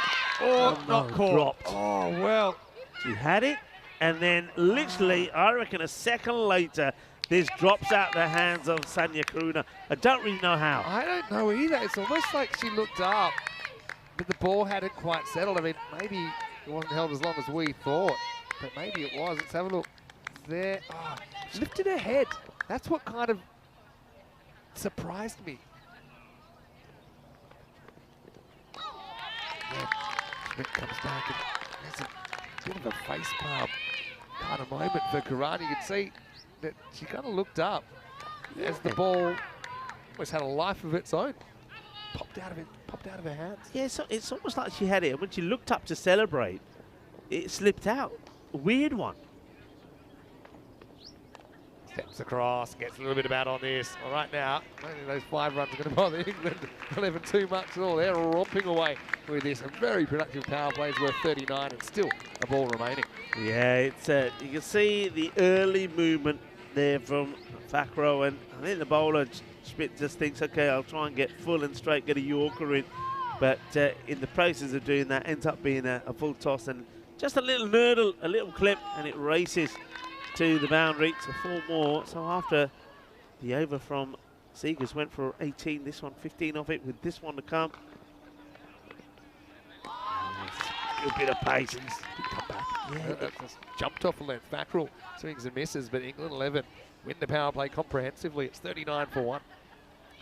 Yeah, 39 for 1. I mean, you say comprehensively. I think the issue is they only lost 1 wicket as opposed to 2. And just 4 runs of difference. The power play from the Netherlands wasn't bad, but they were losing wickets, and that was a problem. They lost wickets all the way through, and I think this graphic will show you just when those wickets were falling all the time. So in terms of like for like, only the 4 runs of difference, but then it's what happened towards the second part of the innings with those 2 low overs of just 4 runs. Sunshine comes back out again, and it's so much warmer and pleasant when the sun comes out. Do you know what I like? Not to reflect on it anymore, but the changing of the 1 to a 6, it must have been the right decision, because everything seems at peace now. You feel like you got the right target, It's a good and point, it says isn't we it? should stop talking about it. It's a good point. That's the thing. That I actually watched a really interesting video about when technology first got introduced for line decisions. I think it's in 1992 in South Africa. Is Isabel van der Woning coming on to bowl in the 4th. First one gets away, and Lawrence gives the full dive. It's so wide that it goes to Robin Schmidt. It'll only be a wide +1. But yeah, like a lot of new things, there's a bit of resistance about it. And Buckner said, okay, even though this technology is available for line decisions, Steve Buckner said, I'm not going to use it. Okay. He said, I won't be using it. I don't believe in it. I believe that the humans should make the decisions. Which, you know, sounds crazy now. But at the time, Technology now. plenty of people agreed. But then there was a moment that he gave Jonty Rhodes not out when he was run out. And it turned out that Jonty Rhodes had, I think, like a match-saving innings. So, maybe got a bit of a line there. That's maybe a harsh call on Isabel. But anyway, he changed his opinion. And he said, no, actually, I think it's a tool that takes pressure off umpires. This time from Fackrell. And, you know, I think it's not that you don't want umpires to have control and the ability to make decisions, but you want the umpires and the officials to have as many tools available that are practical. So, okay, you're never going to get 100%. You need to accept that. If something's going to take, at 30 seconds per ball because you have to check 10 things, that's not going to work. But I think key decisions and key thing, and that was a key thing, is that 1 or 6. That's a key thing, I think, in the game. You just want to get it right. Wow, that's a proper shot there. That has been pulled away. It's going, it's gone. Maximo. I don't know if Silver Seegers thought of just wandering 4 metres over the boundary and trying to bash it back in, and then the universe would have squared itself off. But anyway, it will be 6 runs, and England 11 still running away with this. Yeah, it's a cracking shot, really is. There's definitely some pace on offer here from Isabel van der Woning, but going to get the ball in the right areas, and you can see fielder thinking perhaps that Seegers out there that she's going to be involved in a catching opportunity, but sails over her. 6 runs, 49 for 1. That was slammed skywards, wasn't it? Van der Woning probably has to pitch up. She does. Next one to leave. Wesley's 24 off 9. I had a question about how does the England 11 get picked, and yeah, basically it gets picked from just like men's England 11 from the National Counties program, NCCA, and these are kind of England's best women club cricketers that they feel should get this opportunity. That one's hit very well as well, like a bullet. One bounce, bang, into the fence. Wesley, he's certainly enjoying her time, not wasting any time at all. And England, in a heartbeat, they have brought up the 50. Yeah, liking the look at Wesley. 50 comes up with this cracking shot through the covers. He's played shots all part of the ground. That's what's being good about Wesley. Straight down the ground. He pulled play the hook shot very well. That was right through the covers. But you're talking about technology. I now refuse to believe anything that I see. I can't believe it. True. I tell you what, I saw this after this Now ball. you're scaring me, but anyway, 2 to come in the over. Well, that's it up in the air, but it's catching opportunity. And it'll be taken. Both teams have caught very, very well in this game. Hannah Landy is an excellent fielder. So Van der Woning gets an opponent in the end. Wesley goes for a very bright 28, and England 11, 53 for 2. Yeah, and well done for Van der Woning. I think she's bowled well. She bowled with a bit of pace. She deserves something, and she will pick up the wicket, so Wesley will go. You see, I see that with my own eyes, so I believe it. If somebody was just showing it to me on the screen now, I won't believe it. I saw this lovely, cute video on one of the social media. So it was a lovely rabbit, and it was so small and cute. I sent it to my daughter. I said, "Isn't this lovely?" And my daughter sent me a message about, "Dad, did you read it?" I said, "No, I just saw a rabbit. It was cute. It was so small. Never seen one." So she said, "AI. Did you see the AI?" That's it now. After I saw that, I said, "That's it. I won't believe anything anymore." Well, it's ruined everything for me. AI. I just saw Jasmine Wesley slam 28 live, and I can tell you that she might have looked like AI, but that was 100% real. What a really good start from her. As Van der Woning will finish the over nicely. Beth Gammon comes out at number 4. End of the 4th over, and the score is 53 for 2. Yeah, 53. But what the thing is, though, what I had me wondering, why do we need it? Why? What is it good for? Just conning people? It was, it's a lovely, cute rabbit. And you're talking about deep fakes. Yeah. Where you make videos that aren't real. Yeah. So really, when we see some of your excellent content from around Europe, that could be fake as well. Well, somebody could be doing funny things to it, yeah. People must think that we're not real sometimes. How can we be doing so many games? Just saying. 53 for 2 after 4. Outside chance maybe of the 4 points here if they could get 44 in 18 balls. And that seems like a bit of a tall order, but at 14 and over, I think England 11 have shown they can score at that rate. And this is going to be hit very hard. It's going to be 4 into the hole. And the assault continues. Jeez, England 11 have hit the ball so clean so far. There's the bonus point equation. That would be a real confidence booster. Mel Deckling. She's 5 runs to the better than she thought, but she just lost 4 of them there. I think you made a good point about the England 11. Being here, they know it, they know what's required. And I think they come with a squad that know how to play this format. See ball, and hit it hard, as that's another boundary. I mean, the boundary count already in this match is just way above what we've seen in the earlier matches here at the Euros of Women's Cricket. That's another one that gets clubbed out of here. And we have Fakro doing what we know she can. and that is score runs and score them quickly. Just a fraction short there from Deckling. Thought she batted well, actually. Oh, that's going to be more runs. That's the brute force trauma that Ria's bringing to the table. Maximal 6 more, and really now England, they're on for this 4-pointer. Oh, that sounded brutal, Vinny. That sounded absolutely brutal. Banged out of the middle. And that was sweeter than a bowl of rasmalai. Oh, what a sound that made. By the way, can I just say, as we talked about AI, the pictures taken from the final yesterday and the celebrations, Real? they were real. Even though some of them looked like they were. I don't know if I can even believe you anymore. Anyway, Deckling staring down a magical over here. Oh, might have been a really tough chance. Fingertips. Yeah, fingertip up. Now I think Netherlands, if you offer them a point, I think they take it at this point and just kind of regroup. Just never had anyone be able to go on with it, did they? Netherlands in the first half. Deckling did well to get a hand to that. Wasn't able to hold on. I might check this for height. But I don't feel it was I'll have a look at it.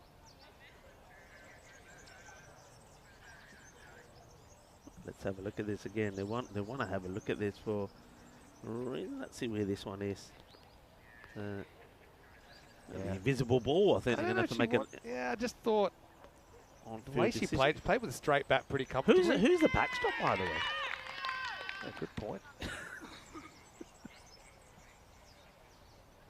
But, this would just be a single. Kevin gets off the mark. Hey, so I did more duck thinking. I know we're going to be on the camera in a second. Oh, yeah. And I just decided, well, this is what I think anyway. We said maybe we give it to the bowler or the fielder that causes the first duck of the day, but maybe we just give it on field. Maybe it can be like a little trophy. A little The duck of the day. Oh, that's going to be hit well, and once again, it's into the gap. It's going to be 4 more. So they've only 22 off the last 2 overs.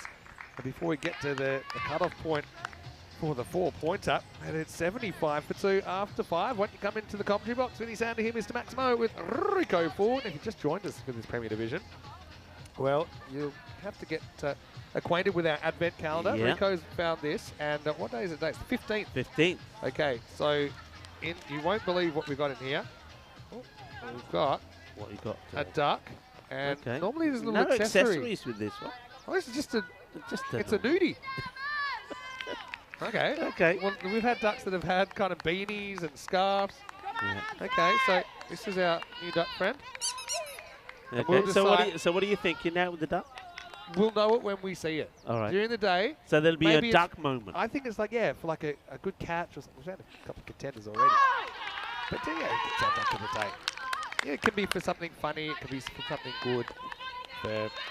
I think we'll know it. All right. Maybe our viewers can also kind of decide who deserves it. Yeah, okay. Fair enough. And they're doing the bowling. I'm just Yeah. a bit surprised that the duck wasn't wearing anything.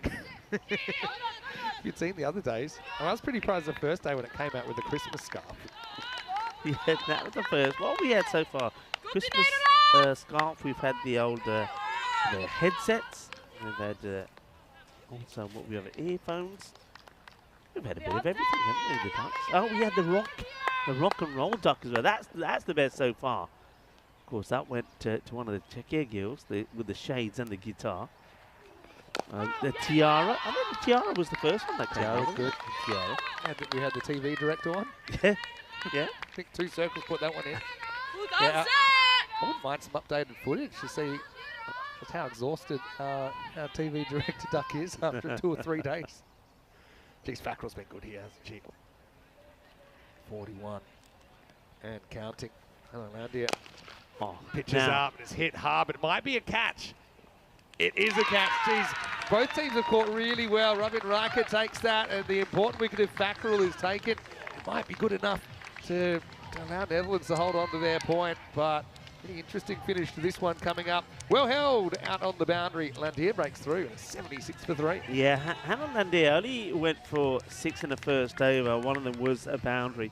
And I think the reason she's come on to bowl this over, they've gone for a little bit earlier because they wanted that wicket. And it's good captaincy, really, because they knew that if this over went the way the others have, that there's a big opportunity for them not to get any points here. So Caroline DeLange makes a good decision, bring back your key bowler, and Landier, Hannah, picks up the big wicket of Hackrock. But what a knot that's been, and showing once again how dangerous it can be. 41 of just 17 deliveries. Hackrock, really good start to her week. Landier, it's been good. Cara Green comes out to that and is able to get off the mark straight away. And since how much they attack this 4-pointer, it's hard to imagine they could lose the game from here, the English. So maybe it's a chance to get a point off one of their big rivals. Gammon faces up. Landier last ball of her spell. It's hit pretty well. That'll be 4. Excellent shot from Beth Gammon. So Landier will go to the boundary, but still a very good spell from Hannah. She finishes 2 for 12 and England 11. 81 for 3 off 6. They're closing in. And, we talked about the correction of that error, which I think in the end, not everyone will agree, but I think we certainly both agreed it was the right thing to do. Yeah. It might be enough to actually get the Netherlands a point because they need 16 runs off this over, England, to get the 4-pointer. It'd only be 11 if it wasn't corrected. Yeah, So it could still have an impact. I think, there's, like you said, ever since that adjustment was made, everything seemed right, seemed a lot calmer. I think you just had the feeling that if that wasn't adjusted, it just didn't feel right. Especially when I think it was however it happened, it was a big mistake, but it's been rectified, and that's a good thing. Yeah. Anyway, here's Silver Seegers coming back over number 7. First one put away for a single. So I think if you're England, you attack this. And they would have talked about this if we get in positions where we think we can squeeze an extra point with kind of low risk to the game. If they were 5 or 6 out, then maybe you're not really attacking it. But I think here you've got nothing to lose. You shouldn't be losing the game. It's 15 off 23 for the game. So yeah, have a dip. Silver Seegers, hoping maybe she can poach a wicket or 2 in the process. Really interesting action. It's kind of both arms go up and then there's it reminds me of Abdul Qadir. Yeah. If you remember him, and Mushtaq Ahmed's another one Very from Pakistan. much, yeah, very kind similar. of both arms go up and then it's quite a front-on action for a leg spinner. But She started well, actually. I think first 3 deliveries were good. Then it was the end of the over when she was brutally attacked by Wesley. But yeah, this is the one that's the one I think. When she lands that one, it's so dangerous. Oh, that's been fired in. That's a deadly throw. And it's hardly surprising that Silver Seegers didn't want to get behind that. But yeah, so it looks like they should hold on for a point here unless there's another massive assault. now I think it's one to go after. Yeah. Tactically, even though it's a bit uncomfortable, you might lose your wicket. But I think you'd love to at least give yourself a chance. Now you need to basically go. You need a boundary. 6-4-4, something like that. That's a cracking shot. Well, there. Oh, it's not 4. That's a brilliant piece of fielding from Van der Woning. And again, and it's easy up here. We can see all the numbers. If they'd gone for 2 there, they still theoretically would have been on for it. But now with 13 off 2 required, as long as Silver can keep this on the straight, Netherlands at least hold on to their point. But what a good piece of fielding from Izzy. I don't even think she fielded it the way she intended, but she put her body on the line. Puts her body on the line, gets dirty for a side, and yeah, that bit of fielding there, results in them potentially at least getting a point out of this match. Oh, Gundy ball really from Silver, and that is going to go for a boundary.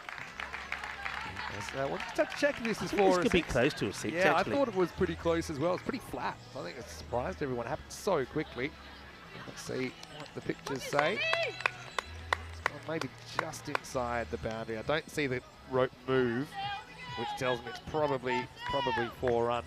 Yeah, cuatro carreras, I think you're right. I don't see that rope moving, so It'll give you the impression it's hitting the rope, but I don't think it actually hits the rope. Yeah. So it is 4. I think that's the right call. Yeah. It's a bit of an optical illusion because it looks like the rope and the ball together, but remember, it's a long way away from the camera. So anyway, looks like England can cruise there. No, Netherlands, to their credit, they've hung in long enough to be able to hold on to the point. Good finish from Seegers. Should be better for the run, I think. Not easy conditions for the wrist spinner either. Rosalie almost wears it in the back of the head, but everyone's okay. End of 7 overs, and the score is 89 for 3. That's, I can have a little look at this one. But yeah, I think, Seegers, maybe they might look at bowling her more overs later in the day. I know you can't always choose. Watch out. Double trouble there. First she slips over. Kiara was trying to warn her. It's like, watch out. Don't forget, we're looking at the Ireland 11 and Scotland 11 game coming up in match number 2. Now this should be brilliant, and we have seen the full Scottish and Irish teams on the network before, but only in T20 cricket. So I think you're going to see new faces there as well to the format. Scotland winning the toss and electing to bat in that one. We're half an hour away from the start. Right now, I think we can cruise to victory. That's what England 11 will be thinking. They move into the 90s. And, well, they had adjusted the score. They would be in the sheds already, but they'll have to do a little bit more work. 4 more runs to win. I like that shot there. It's Amy Wheeler. She's giving us all the smiles and the waves, and there's Ria Thakral, who's replacing some energy lost by tucking into a banana. It's not quite the kind of Sunday morning brunch that you might hope for if you didn't have to play cricket. But Amy, good to see her back actually, but bowling. We saw her playing as a bat in the Belter Shield. All right, that is up, and it's going to be game over. Cracking shot from Gammon, and they go pretty close to doing this in the 7 overs, don't they? I just want to check if this is 4 or 6. I think this is 4. Unless I'm losing the faculties. Yeah, it's bounced inside. So they're going to do this. They'll finish 97 off 7.2. The English 11 just getting confirmation that that is it. And Netherlands 11, well, we know there are a few players down from last year, but there's certainly a lot of talent in there. I like the way they took it up, really from ball 1 this morning to the English 11 attack. But the defending champions too strong. They walk away with 3 points. The Netherlands, though, do work hard enough, and they get to keep on, get to hold on to their 1 point for the game. So pretty entertaining first match. It was a good match. I mean, Netherlands, what they lacked really is one of their hard hitters go on and do what someone like Ria Thakral did, and even to a point, Jasmine Wesley. Thakral went on to make 41, Wesley 28. Don't forget, they didn't have the best of starts, England 11. They lost Tilly Kesteven for without scoring, 2 balls up for her, but they came back strong. You expect England to do that, but I think Netherlands, I think they won't be disappointed the way that they went about that match. Of course, they would love to have a win, but there were some good performances there. Just the batters never really went on to get a big score on the board. So Netherlands, they'll be happy with the way they've started. They've got some promising players in there. I think Robin Riker certainly will make a bigger impact next time we saw her. I like the hitting of Mukumbo. I think she was excellent. Struck the ball really well. And I think that the likes of Phoebe and Robin will go on and score big runs at some point. And you've also got Sanya Kruna. Sanya Kruna, though, we're seeing on the highlights, there was a weird one. She takes a catch and then it just comes out of her hand. It was like a look away Herschel Gibbs, wasn't it? She kind of had it and then just, it's almost like it jumped out of her hands. But hey, the Netherlands, it's the first of 8 games for them. They'll be better for the run as well. No, they'll be disappointed. They'll know also no one was really able to execute for the length of time they would have liked, and no one really went on with it with the bat. So they'll be hoping for a better effort when they come back in match 3 against Italy. Coming up next, though, it's Scotland 11 versus Ireland 11. 2 new sides to the ECC-W doing battle against each other in match number 1. And we'll be back in around about 25 minutes with that one. Hey, let's have a look at these highlights. And we knew the Dutch in the first innings came out firing in the power play with the English 11. They had much the same idea. They weren't sitting on their hands in pursuit of this slightly higher total than we thought of 97. And in the end, geez, they do it with heaps of time to spare. That's despite the early wicket. So the Netherlands 11, they did create and take a couple of chances along the way, but really it was power-packed stuff, wasn't it, from the English? The hitting was superb, has to be said. I mean, they hit the ball hard and hit it well. Anything that was short was latched onto. That's what you're seeing here. And these 2 shots down the ground, actually from Wheeler, they were quite outstanding. Being applauded from the other end and all over the ground as well. Had the power and brute force used early this morning by England. And that was the drop. That was the one we couldn't quite believe. And that was when I think Fakro was dropped. She was on 15 at the time. It sort of went in and straight out. And then Fakro went on and capitalised, getting into the 40s before finally she was held. Yeah, and I think Lundy had a pretty good game.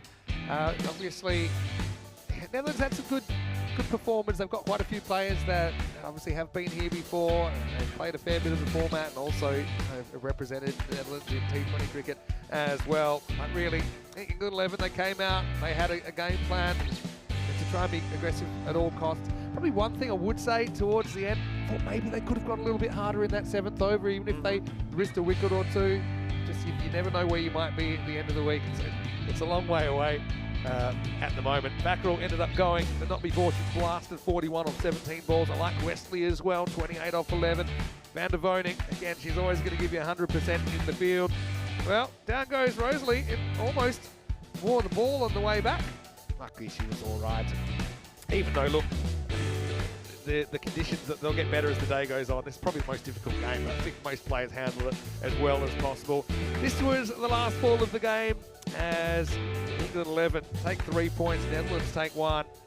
And a lot of respect between both of these sides, as you can imagine. But yeah, looking forward to the rematch. Obviously later in the week they'll get to play again. At England 11, they'll have a bit of a long wait now. They'll play Scotland in the final game of the day. Netherlands 11 will take on Italy in match 3. And they are two teams that know each other very well as well. Of course, Scotland and Ireland will be the next time. We are back with you in about 20 minutes' time. England 11 chasing 97 for victory. They do it in the end with 16 balls to spare. Fairly comprehensive win. 41 for Backrell, hit the ball really nicely. Wesley with 28. Gammon came good towards the end as well with 19. Cara Green supervised the chase from the other end.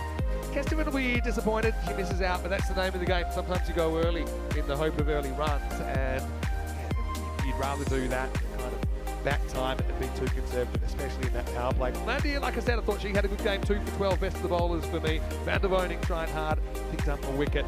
But yeah, for the Netherlands, they'll be disappointed, but they'll know they still have a big campaign ahead of them. Yeah, absolutely. And like I said, I think they won't be too disappointed with the way they went about things. I think with the bat, they managed to get to that score of 96. They really worked hard to do that, and all the batters had to chip in a little bit. With the ball, they were a little bit short at times, and that's why I think the likes of the hard-hitting batters, Jasmine Wesley, and as we saw once again, as we've seen so many times, Ria Faulkner go big as well. But I like the introduction there from Jasmine Wesley. She's certainly one to look out for, and I think she's going to probably tuck into a lot of bowling in this series. She hits the ball really well. Some of the shots she played off the back foot straight down the downfield were massive. But yeah, look, Netherlands, I expect them to come back strong. And when we see them again against Italy just played at one match today, but Italy and Netherlands, they provided us with some thrillers in the past. Yeah, they always do.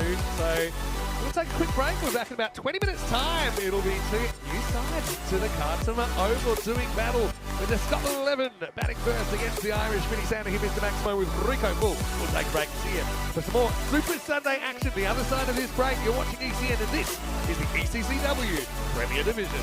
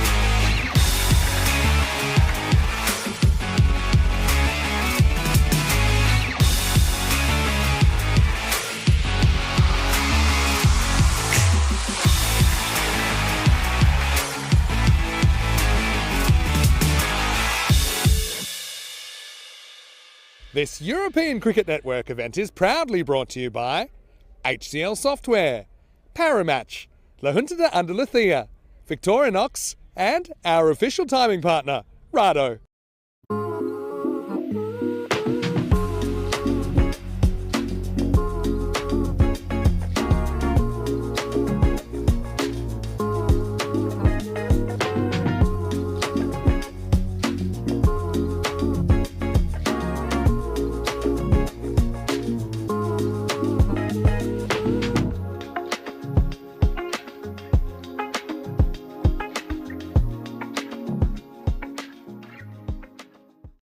Hello and welcome back. Great to have you with us as we get ready for the second game of the day, and a pretty exciting one because these two teams, they are brand new to the ECC-W. A lot of quality, I think, in both of these teams. It's Scotland 11 versus Ireland 11. Well, we know in the men's ECC, these two have had some really good battles. They were in the same group earlier in the year, and they get drawn together to play in their first ECC-W match together. Ian Ramage has the giant coin and the two captains. Let's see who wins the coin toss. Scotland, you're the home team, you'll toss the coin. Ireland is the away team, you'll call. There you go. European cricket. It's been called European cricket, it's come down parry match, so you've won the toss. We will hold back. Okay, toss won by Scotland, who will bat first? Scotland win the toss and they bat, and so yeah, good confident move that they can put a good score on the board. I suppose the thing with the T10 game is being aggressive early on and taking a few calculated risks. That's something both these teams will have to kind of learn as they go along. They don't have too much time to learn though, of course, because they're going to run into some more experienced sides. Having said that, I think that there's a lot of talent in both of these teams. And Scotland, of course, we have seen them on the network before, and Ireland as well in T20 cricket. So I'm just really excited to see how they go in the T10 game and to see exactly who steps up. Let's get ready for the first ball then. Match 2 on the way. Battle of two debutants, but I think that they've got quite a bit of firepower in there, both sides. I think this will be a pretty interesting game. Rico Full will take you there as we get ready for the first ball. Scotland winning the toss and having a bat. Thank you very much to Mr. Maximo Vinisandus. We look forward to this first offering of Scotland taking on Ireland. I think it'll be a tremendous match. I've mentioned already, it is International Tea Day, so I certainly am enjoying a cup of tea. I hope you're enjoying a cuppa wherever you are around the world. Also today, Vijay Diwas is being celebrated when the Indian Armed Forces, including veterans, citizens and students, pay tribute to remember the sacrifices of their soldiers. That's one of the celebrations here today. We'll be celebrating some more exciting cricket, I'm sure, as these two teams go head to head.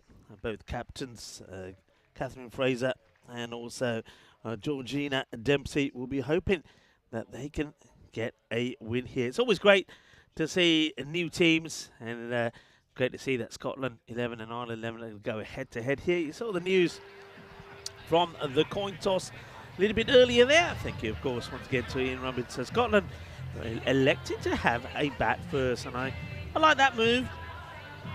It's about going out there, having a hit, being positive, trying to get enough runs on the board, and then see how they defend it. Lucky the contrasting colours, of course, you'd expect to see Scots in the blue, and of course Ireland, the Irish green, with a little bit of the old gold at the back for their numbers.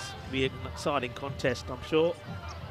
The umpires are out there ready to go. Umpire Steph is out there with Snehal. Snehal will take the first over. As batters make their way out into the middle at the world famous and renowned Cardamom Oval. It will be Georgina Dempsey who will bowl the first. Of course, the umpires will wait for the countdown from my official time partner, Rado. That's umpire Snehal. Umpires always go through their routine, count the number of fielders. The umpires will have a count and give each other a thumbs up and say, okay, we're ready, let's play. Here comes the first, and it's going to be Darcy Carter to face the first delivery. And it's one that's down the leg side, only just stays on the pitch, this one. So not the best of starts here from Dempsey. Probably a bit of nerves, I can understand that. Out there on the big stage, Carter just watches that one go by. It's got Abby Drummond as the non-striker. As the sun once again tries to break through some of the cloud cover that we have with us today on this Sunday morning. Dempsey once again. That's a much better delivery, and batters go on the hit. A little bit slow to go with the non-striker. Was maybe caught having a little bit of a lie-in on a Sunday. It is Sunday. But Drummond soon gets the message. Has to dart over to the other end and just gets there in time. So first runs on the board. And, from the bat. See there that the bowler Dempsey just getting some of that sawdust on the soles of his shoes. Probably finding that when she goes from the grass onto the artificial, just sliding around a little bit. We saw that in the last match when Amy Wheeler was one of a couple of bowlers that when they planted that front foot did slide on the surface a little bit. So always is a problem normally the first match, and with the sun taking its time to come out today and in and out, taking a little bit longer to dry, and of course very little wind, which often does help to dry things up as well. So it might be an issue for the first few overs at least in this contest. It's another one that just drifts down the leg side. It looks like she's trying to get this ball to swing back in, Dempsey. And at the moment that swing certainly doesn't seem to be in her favour. She starts again down the leg side, so another extra to go on the board. Quick look at the field. Two outfielders are being placed on the leg side behind square and in that mid-wicket area. So into the pads, no run there. And pretty defensive, I think, the field from what we've seen sometimes. So you've got the two fielders out on the leg side and everybody else is on the 30-yard circle. So they haven't gone for a short mid-wicket or a short cover. Everybody's on the circle walking in. Got the 4 on the leg side. Behind square on the 45 and mid on in the circle, and 2 sweepers. It's again down the leg side, but not able to capitalise. That's one you want to sort of work in that area between the fielder on the 45 and square. Well, they'll get a single.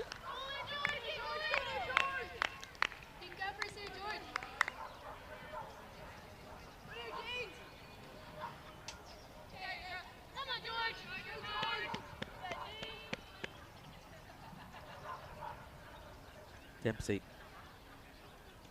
once again, nice rhythm, nice flow, good run up, good energy, and that's that delivery once again. That's a bit better. So you can see she is trying to get a little bit of that ball to come back in, so she's aiming around that middle of the leg, but the length is good. I like the length that she's bowling. It looks like she's, wants to try coming round the wicket. I reckon this could be to do with just her footing. Probably feels that coming round the wicket, she may not have to be running into some of the foot marks from some of the other bowlers. So last ball off this first over, going to try coming around the wicket. And sort of goes through the batter. That will be the end of the over. So 4 coming off the first. It's a nice start there from Dempsey. Both batters, Carter and Drummond, have both gone off the mark. Fine time to welcome back into the commentary box to Vinny Sandu as we take a look to one of our big events next year. It's the European Cricket League. You wouldn't believe it, but we'll be back here in just over 2 months for the ECL-25, and you might have noticed that there's a new addition to that. The Turkish side, Istanbul KSK, they will be back, and I still think it might have been the biggest celebration I've ever seen after the Turkish side the year before had an average score of about 25 with the bat. They won their first 2 games at ECL-23. You would have thought they'd won the World Cup. Turned out to be the last game they won as well, actually, in that tournament. But anyway, good to see that they've re-qualified. Here we go with overdub to it. It's a pretty good start, I think. Jenny Jackson coming on, slides that left armour across. Of course, I suppose since the ECC-W last year, a lot of these players, some Irish and Scottish players out there, they didn't play last year, but the wide interpretation has changed slightly. So now that tramline belongs to the bowler, even if you get a little piece of it. That's something that the bowlers have gotten back. Got it. Wow, how about that? It was just kind of a little bit short and easy return catch for Jenny Jackson. Well, it didn't take too long for her to make an impact, and Scotland 11 have lost their first wicket. It's 4 for 1. Yeah, just misreads this, does Drummond. It's the short delivery. You can see that sort of, it sounded to me like it just slices off the blade off the bat. Doesn't get any power in it. We'll take a look at it here again. Yeah, it's slices off the blade. She doesn't really get herself into position. If you look at this, she ends up pretty square on. Doesn't get the body in the right place to execute the pull or the hook shot there. So disappointment. That will be the end of Drummond goes for 1 of 5 deliveries. It gives an opportunity early on, though, for Pippa Kelly, who comes in at number 3. Yeah, so kind of set him up nicely there. Did Jackson. Slid one across, next one straight, a little bit more length. Abby will be disappointed that she has to go for 1, 4 for 1. Obviously, the kits and everything is pretty familiar to us, obviously, with the Scottish 11, the Irish 11 playing in the ECC men's from 2022. So I'm really excited with the expanded format that now we have them in the ECC-W as well. Good start from Jennifer Jackson. So can she get another early strike as Kelly phases her first? Liking this as well from Jenny Jackson. Give me a handful. You can see that pretty clearly. Pippa Kelly gets the nod at number 3. Hey, Rico. Yeah. It's been a pretty intense morning so far. Agreed? Agreed. Lots to try and work out. I'm here to give you some relief. Not AI relief, I hope. That's this one. Oh well, rock and roll. This is how you do it when you're bowling, and you do a forward roll at the same time. So once again, you can see that the damp conditions playing a part. Well, it was almost like she didn't have a step for a follow through, so her feet just stopped and her body kept rolling over. It was a very weird one. It wasn't really a slip in the pure sense of the word. Well, Jackson should just cop another top ball on the fingers, no problem. Well, I'll tell you what, this is going to be a wide. So it is, I've mentioned before, International Tea Day. I could do with a cuppa. You can have a cuppa. Would you like got friend of the dream box here to cover you for this innings. You happy with that? I'm very good with that. A nice cup of tea, and I'll might try have to pay her with a cuppa. It is International Tea Day. It is indeed. Do you like a nice cup? I do like a nice cuppa. Cuppa to come here in the second. Pulled away this time. And we'll just kind of pop into nowhere land. I'll get a single. Kelly's off the mark. Are you cup and saucer or are you proper mug? Cup and saucer is a bit fancy. But if I do have a cup and saucer, I'm definitely... There's no way. You couldn't do a cup, not with those fingers. Definitely raising the pinky. You never get that thing. Have you noticed that some of these ones, these cup and saucer, you can never... I don't know what the hold is. You can never get I'm a fingers, mugger. isn't it? I'm a mugger. Yeah, nice mug. Me. Nice ball over. That's well bowled. Yeah, Jackson gets the early breakthrough. End of the second, it's 6 for 1. Rico is now on tea duty. So I'm turning you off because I do have a special guest, and there's someone that certainly seems pretty happy about the start to this Premier Division. I'll introduce her in a moment, but first I want to say a quick hello to everyone in the chat. ECN European Cricket Network, good morning to you. Happy Sunday. And yeah, this is the last tournament that we will do in season 2024. I'm not even sure how many we've done because it's so many, but yeah, we're really excited that we can bring you a special guest commentator. Christina Goff will be with us from tomorrow, but she's got the day off after of course, playing in the Challenger final last night.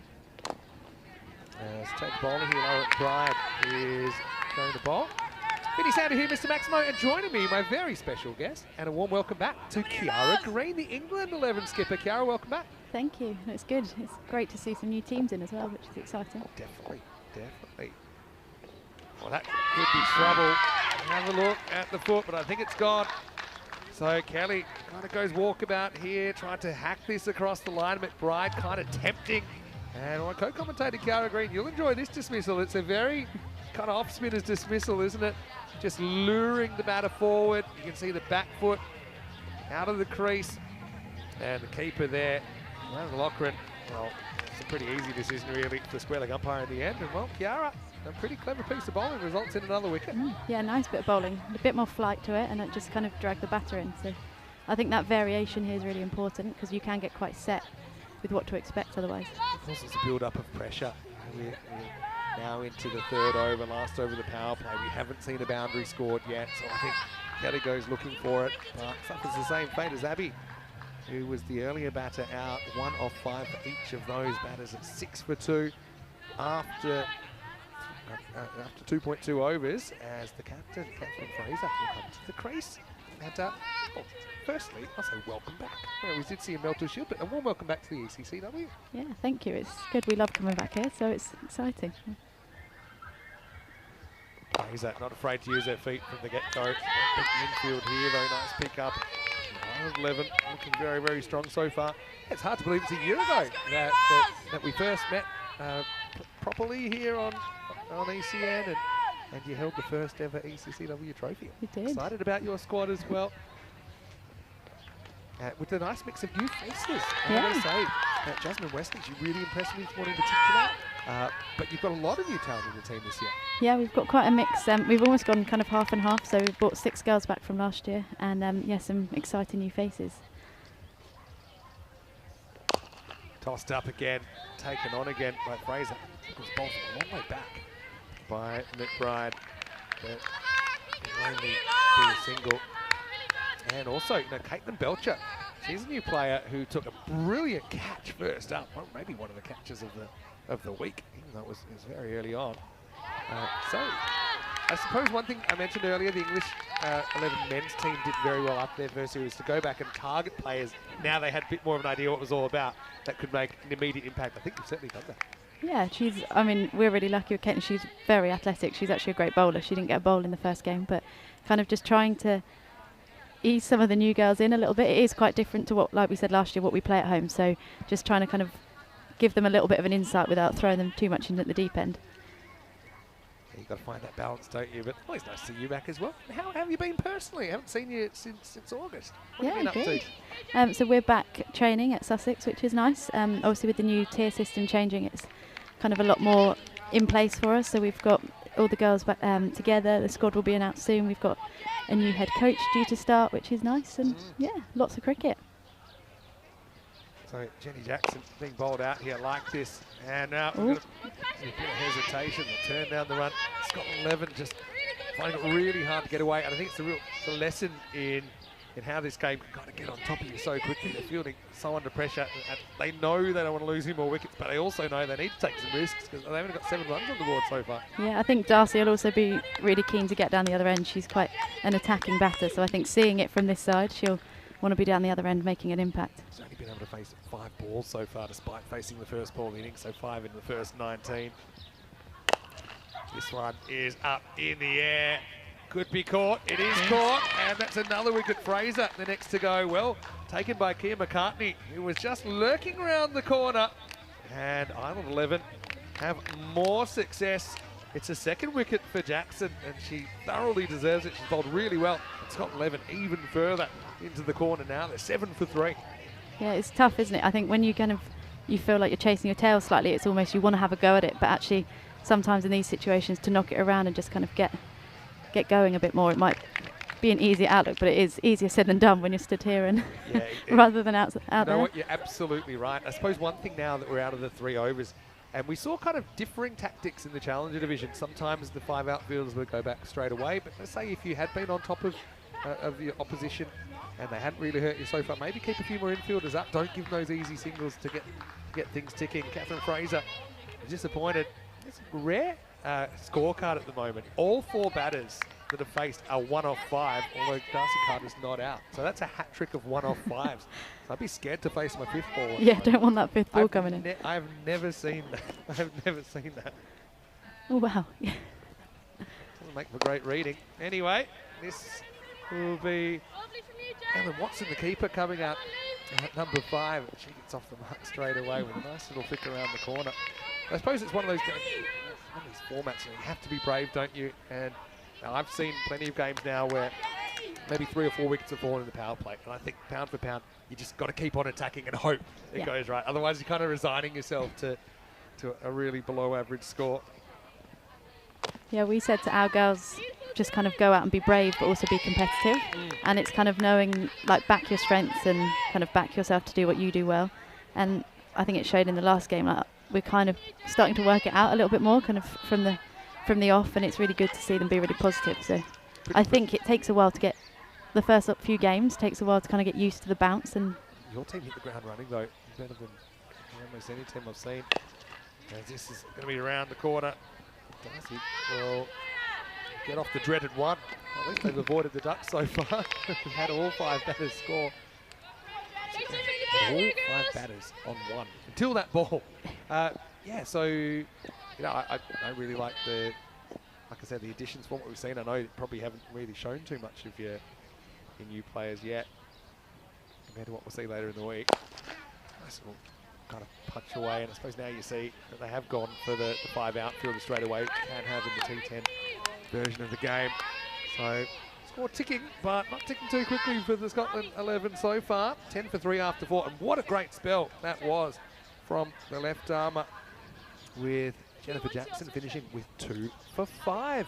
All right, let's talk kind of non-cricket. Let's talk weather. How are you enjoying the sunshine here? Yes, much nicer than at home. So What's the weather like at the moment? not great. I mean, I was lucky. I was away a couple of weeks ago, so I've only been in it for about a week and a half. And but yeah, it's cold and it's very wet at home. So yeah, nice to finally see a bit of blue sky and some sunshine. Compliments of the season as well, I have to say. As Ira McBride comes back, just kind of cramps the batter for room, and Watson won't be able to get it away. I think we were talking off air a little about the importance of having a variety of bowlers and bowling options and types and mixing it up. Obviously, it's something your team's done very well. That's why you are the champions. And I think we're seeing that with the Irish 11 here too, because McBride's a really nice foil, isn't she? Right arm off spinner to the left arm pace of Jackson. Pressure's on here, girls! Yeah, I think it's important sometimes to mix it up. Like we said, you can kind of almost predict what's coming otherwise, and so changing up your bowlers, changing of pace. Bowl's quite a long way from behind the stumps there. Yeah, I thought maybe that's tactic, but maybe it's just her natural, where she feels comfortable bowling. We see that done. I often think it's a little bit of an overrated tactic. It's a bit gimmicky. Like someone bowls from 2 metres behind the line, I'm pretty happy to have the extra 2 metres to see the ball. But yeah, it's something that the modern player will do. That one is more towards the front line, yeah. So that's ups in the air. That's going to be out of here. Maximo Watson hits the first boundary for Scotland in an ECC-W, and it's a 6. And that was a powerful strike. Well, that was a nice shot and a much needed boundary here for Scotland. Got to be brave. Scotland the brave. You would expect it. Nice shot. Watson fighting back. Oh, might have gotten some of the line. So that was clever bowling again from McBride. It's the one that kind of was an arm ball or whatever, but it just drifted away. It doesn't turn back. Remember, the line belongs to the bowler, and that one, as it goes past the crease, umpire says it gets a little piece of the line. Last ball of the 5th, and it will get away from the fielder. Oh, done by the spin there. And that will be the end of the 5th over. So Scotland 11 fighting back. There's a lot of cricket still to play. It's the end of the over, 22 for 3. Let's welcome you into the commentary box. And look, the sun has been a bit of a factor here, Kiara, but it's a good problem to have. Vinny Sander here, Mr. Maximo. Kiara Green, the England 11 skipper, who's all smiles because you did walk away with a win.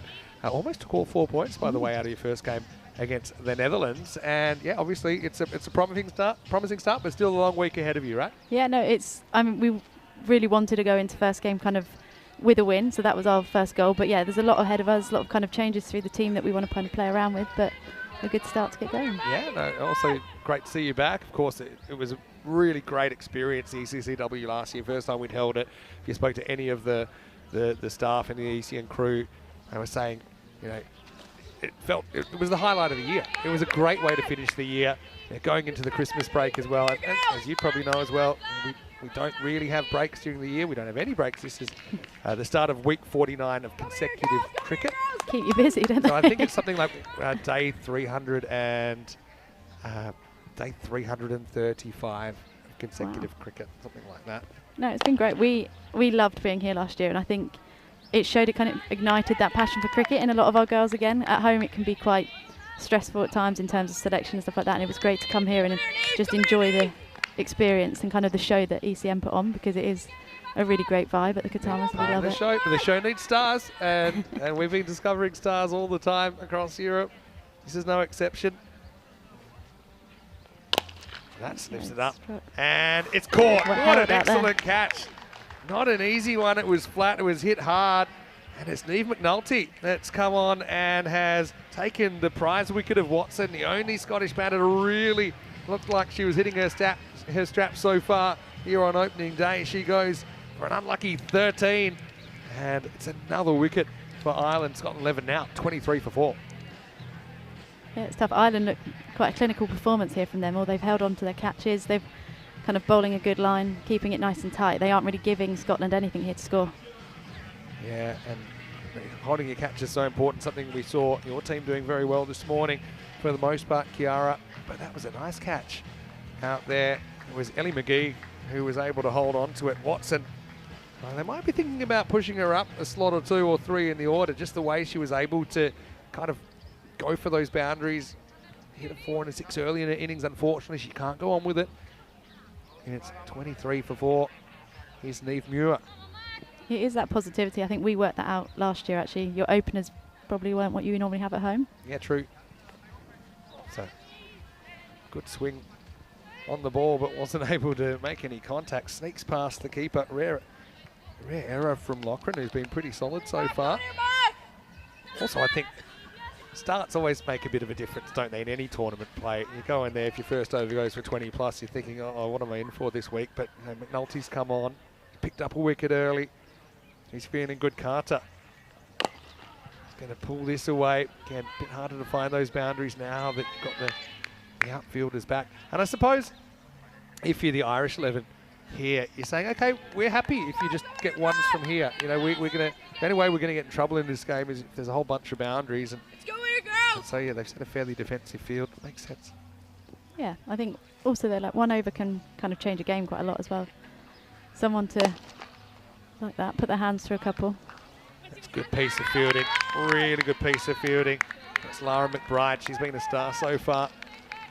Came across, and yeah, as you've probably noticed, of course, I've been here for a week already with the Challenger division, but the field does kind of change in character as the sun comes out. It's not quite as heavy. Things like that, being able to slide across the field and make those stops, that just become a little bit easier. End of the 6th over here, and it's 26 for 4. So, yeah, one thing that has been really good, and something we saw be a feature of the teams that were successful in the Challenger division, which finished yesterday, was that the amount of extras being bowled drastically reducing. Obviously, we do all levels, and we've got some teams that are literally playing their first internationals. We saw the Bulgarian team playing recently, and obviously that's a bit of an issue when you're first playing. You know, we see sometimes 20, 25, 30 extras. But yeah, obviously the Premier Division teams, they set the standard. About being able to kind of replicate what you're doing with the ball. It all starts with the ball. Yeah, it was an interesting vibe, the Challenger division. Don't know how much you caught of it, but we saw 5 teams improving a lot over the week, and it's an exciting addition. We've gone from 5 teams to 10 teams in this year's ECC-W. How do you feel about that? Yeah, it's amazing. We tried to get here for the final yesterday, but unfortunately we weren't going to make it in time. But it's so good to see so many more teams out there, but also so many more girls playing, which is amazing. And yeah, the standard, I think, as it continues year on year, will just continue to improve, and it's a massive difference from last year. Yep. But also just that kind of, the more you play, the better it's going to get, and I don't think there's anything quite like playing. So these tournaments are massive for kind of that development. Yeah, well, that's something we're really big about. As Darcy Carter kind of breaks the shackles there, she got the ball she wanted from McCartney. Key McCartney coming on now in the 7th over. It was short outside the leg stump and found the gap. That was the most important thing. Let's hope that Darcy can take that and move forward. A bit more flight. Time's running out really in this innings. Yeah, the exciting thing is that we've gone to 10 countries this year, and the plans are next year that we will have a 3rd division. So we'll have an emerging division. Oh, wow. So it'll be gone from 1 week last year to 2 weeks this year to 3 weeks next year. There's no plans for 2026 yet, but I can bet. I know just keeps getting bigger. there may be a development division as well. So that's obviously just still an aspiration. But the fact we might even have 20 countries playing, up from 5 in the first year, obviously within a 3-year period, is pretty exciting. And we've seen more and more European countries developing women's teams. Pretty well bowled by McCartney, but also nice hands from Carter. Good stop down there as well. Thinking of 2, they're going to take it on. Slight fumble out there. Squires, he picks it up, but can't stop the 2. Yeah, but I also think that you must realise this as well, because you've been in the game for a little while longer than some of your teammates, but your role models, I think you've got young girls all across Europe aspiring to play in ECC-W at whatever level and see how far they can take their game. Oh, that was tight. Close. The call for this, my instinct was it was just in. Running off the pitch is always a risk here at the Cardham Oval. You're always a risk of the bat plug, and these two things probably wouldn't know it. So they kind of just go on impact. Just felt it was in, but let's see. What's the bat? Oh, got lucky there that it actually slid. Otherwise, you'll have an unintentional pole vault moment. We had Amy Brown Carrera last year from Spain kind of jump over her own bat, but that'll be the end of the 7th over. Scott 11 recovering, but is it enough and is it in time? It's 36 for 4 after 7. I've got a question for you then, and I will throw it open because I've got Kiara here just before our lunch. I've got you for 3 more overs until the end of the innings, but is there anywhere in Europe you'd like to visit that you haven't visited yet? It's a hard one, isn't it? I mean, when I was away at the Metal Shield, we obviously had quite a few girls from. Oh, in the air. She's out. Great catch. Gee, haven't they caught well so far? That's Neve McNulty that will take that one. First ball for Louise Little, and it's held down there. So Scotland 11, every time they kind of fight back, they hit another speed hump, don't they? Yeah, and like we said, Ireland are just being really clinical, particularly in the field. They bowled nicely, but their catches, and they're so important, like they have held everything. And you know what I was saying, starts are everything. Louise Little comes and bowls their first ball on the Cardham Oval. It's wicket. So that will give her even more confidence. Scotland 11, 36 for 5. What I will say, though, is you've got 2 teams that obviously it's their first ECC-W game. I know they've got varying levels of experience. Not sure how much 10 over cricket they would have played, but we saw, yesterday in finals day, if you bowl and field well, you can make it pretty tough for the batters. We saw 70 defended in the final. So Scotland 11, if they can just find someone to get them going, maybe 12, 12, 12 from here to double the score in the 70s, bowl and field well, you never know what's possible. Clever tactics here from Little, who's around the wicket, almost like a fake left armour. Yeah, just pushing it across the batter. It's quite hard, particularly I think where the pitch is the other way around this year and it's slightly downhill. Yeah, it kicks on a little bit more than actually what we were expecting. So it does come through quite high as it kind of hits the pitch. Yeah, we actually think this is the bowling end actually for the Pacers in particular. Right up in the air. It's very high. Can anyone reach it? Almost. Dropped just in front of Sophie. Oh, well. And that's Sophie McMahon. Well, if anyone was going to get there, it probably was Sophie. Very, very good player. But in the end, it kind of just plops about 25 metres from the bat. I think this is the way to go, though. I think they have to come out and be positive here. Got to. That's exactly what they do here. That's hit over cover. I only get one. I'm going to press you on that. So we probably read more or less 20 countries a year. Let's just say we'll get you a gig as a commentator. I can write a note to back to England. Okay. Say I need Kiara. Where do you want to go? So you went to Rome this year. That's true. Yeah, Rome was really good. Yeah. Very warm.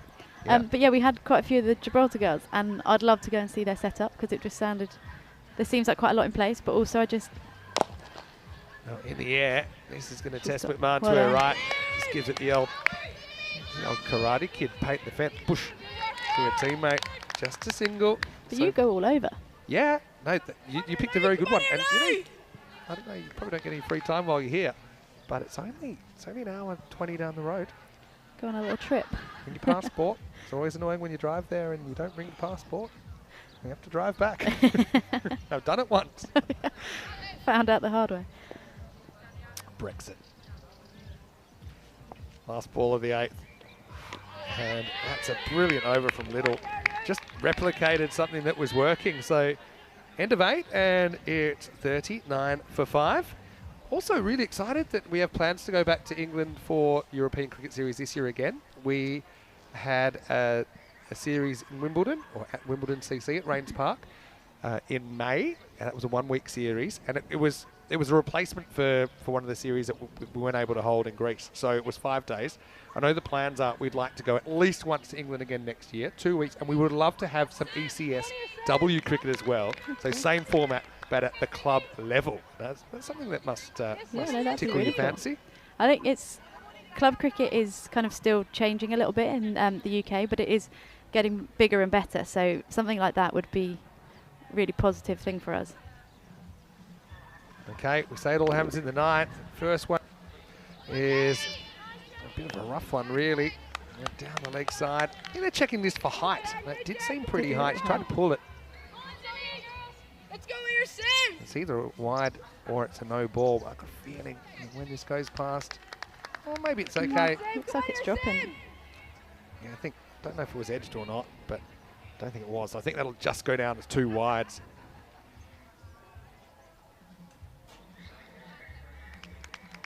It depends. If it wasn't hit, or maybe it was hit, and it's been called runs. Didn't see any signal there.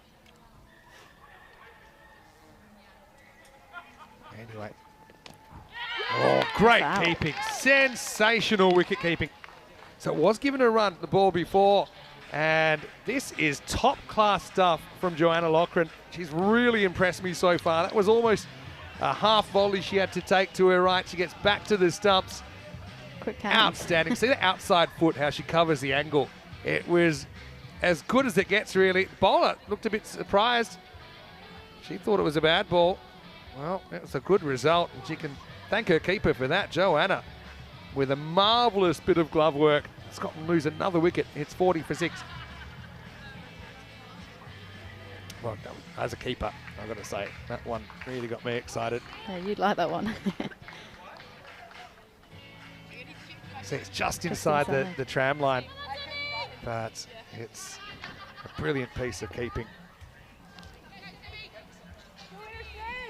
Even if it was a wide, of course, it still would have been stumped, but it wasn't a wide. It was perfectly executed. Sophie McMahon leaving herself to the end.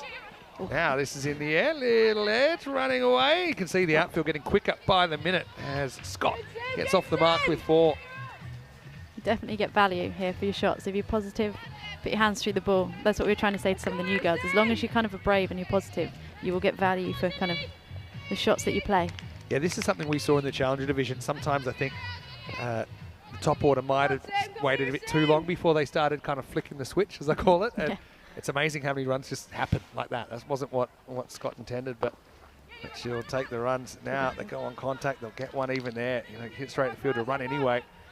So Charis Scott goes 4 and 1. Scott 11 battling. Come on, up to maybe 60 run a ball or something like that. I mean, it'll all depend, I think, whether Scotland 11 can apply the same kind of pressure to the Irish batters.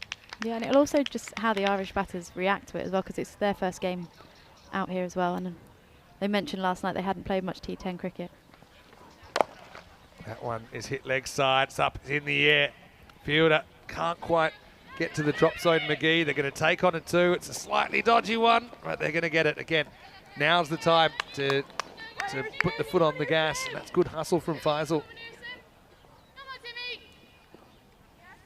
Let's go here, Sam! It's been a good over from Sophie here. Wicket second ball, and she's kept it quite tight.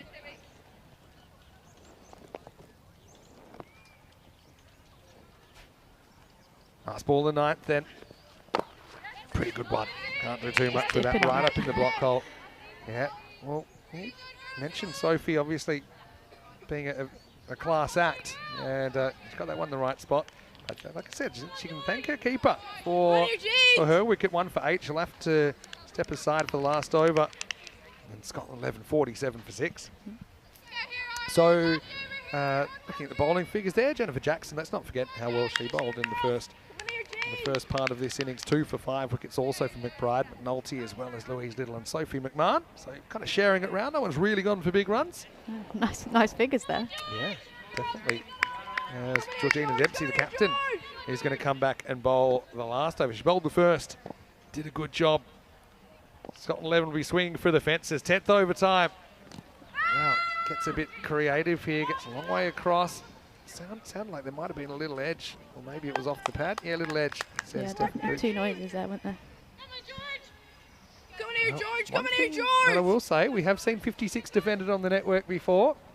It looks like this could be that kind of a score. Anything can happen. Yeah, anything can happen. This is ECN cricket. Full toss, and it's put away. That's a great shot. Maximo! from Mariam Faisal. Have a look at this. It's just picked up off the hip. It's kind of borderline for height. Probably they'll say that's just below the waist, but it's debatable. She knew what to do, and well, Mateos, thanks to them, we have the Italian team arriving as well. The only game you've ever lost in the ECC-W was to the Italian side last year. Just thought I'd remind you. Yeah, just to rub it in slightly more. They remind me every time I see them. This is in the air and it's caught. Great Excellent catch. hands. Excellent hands from Louise Little there. And it'll be the classic ECN 6-and-out. Well, Rico likes it in the background. Still probably sipping on his cup of tea. But yeah, Dempsey, the Irish skipper, will have her first wicket of the series. Good effort though from Faisal, trying to get on with it. Actually dug that one out from kind of low full toss land. And Scotland 11 now, 54 for 7. Yeah, I think she's in a position there, isn't she? She has to go for it. So she's gone at it positively. She gets the 6th ball before, and she does have to keep going. So that's, in a way, she's made her impact on their score. And that was a really good piece of fielding down the ground as well. And yeah, Louise Little, the sister of Josh Little, someone who's having a lot of success with the Irish side. I was lucky enough to call the Irish and the Scottish men's sides actually when they were touring the Netherlands earlier this year. Okay, 54 for 7. But I suppose Scotland 11, they've got a bit of a dilemma when they play their next game. They actually play you guys, the last game of the day. Oh, bowled it. That's a really good piece of bowling. Dempsey being clinical at the death. And we've got a golden duck from Masira. And Scotland 11 running out of batters, running out of balls. They're 54 for 8 with 2 to come. So you go hat-trick ball. Yeah, hat-trick ball. But yeah, we've never had an ECC-W hat-trick. We didn't have one last year. And I'm trying to remember, never a hat-trick ball dropped or anything, did we? In the back of my mind, trying to remember. But this is an opportunity. Maisie, can't really blame her. Had to kind of go for it, even though it was a perfectly pitched Yorker from Dempsey. And she'll go in. There's Golden Derek shining in the sunshine. 54 for 8. So, all right, is it time? We've had 47 hat-tricks this year. Only 47. But we haven't had one since the 5th of December. So it's 10 days ago. This could be history. Dempsey could be the first cricketer to take an ECC-W hat-trick. It's Parker at the other end. Here we go. Oh, not quite. Although it might be a run out. Oh. Well, I was going to say a hat trick was going to...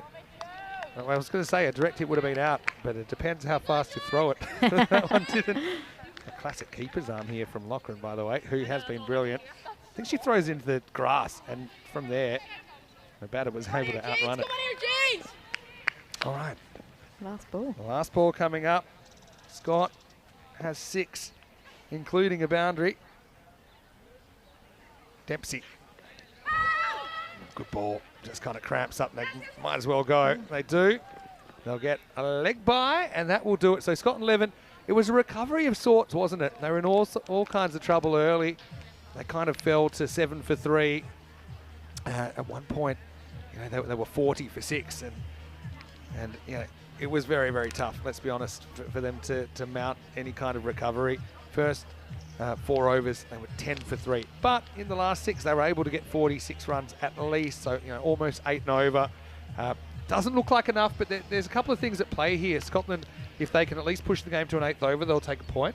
But they'll be hoping that they can do what Ireland did to them. You know, make it really tough, get some key batters early, and try and make a game out of this. And as they have finished on 56, if they were to defend it, it would be equal with Ljubljana in Slovenia as the lowest score ever defended on ECN. So who knows, we might be watching a bit of history. We might be. I think it's, like you say, it's Ireland's kind of first game out too, so be interesting to see how they play. Yeah, let's have a look at the highlights then of the first half. And you know, what I was thinking is with Scotland 11, it's tough. In tournament play, they've obviously got an order that they think is going to work. So if batters fail first time around, you don't necessarily want to kind of knee-jerk and say, right, okay, you're number 8 from now on.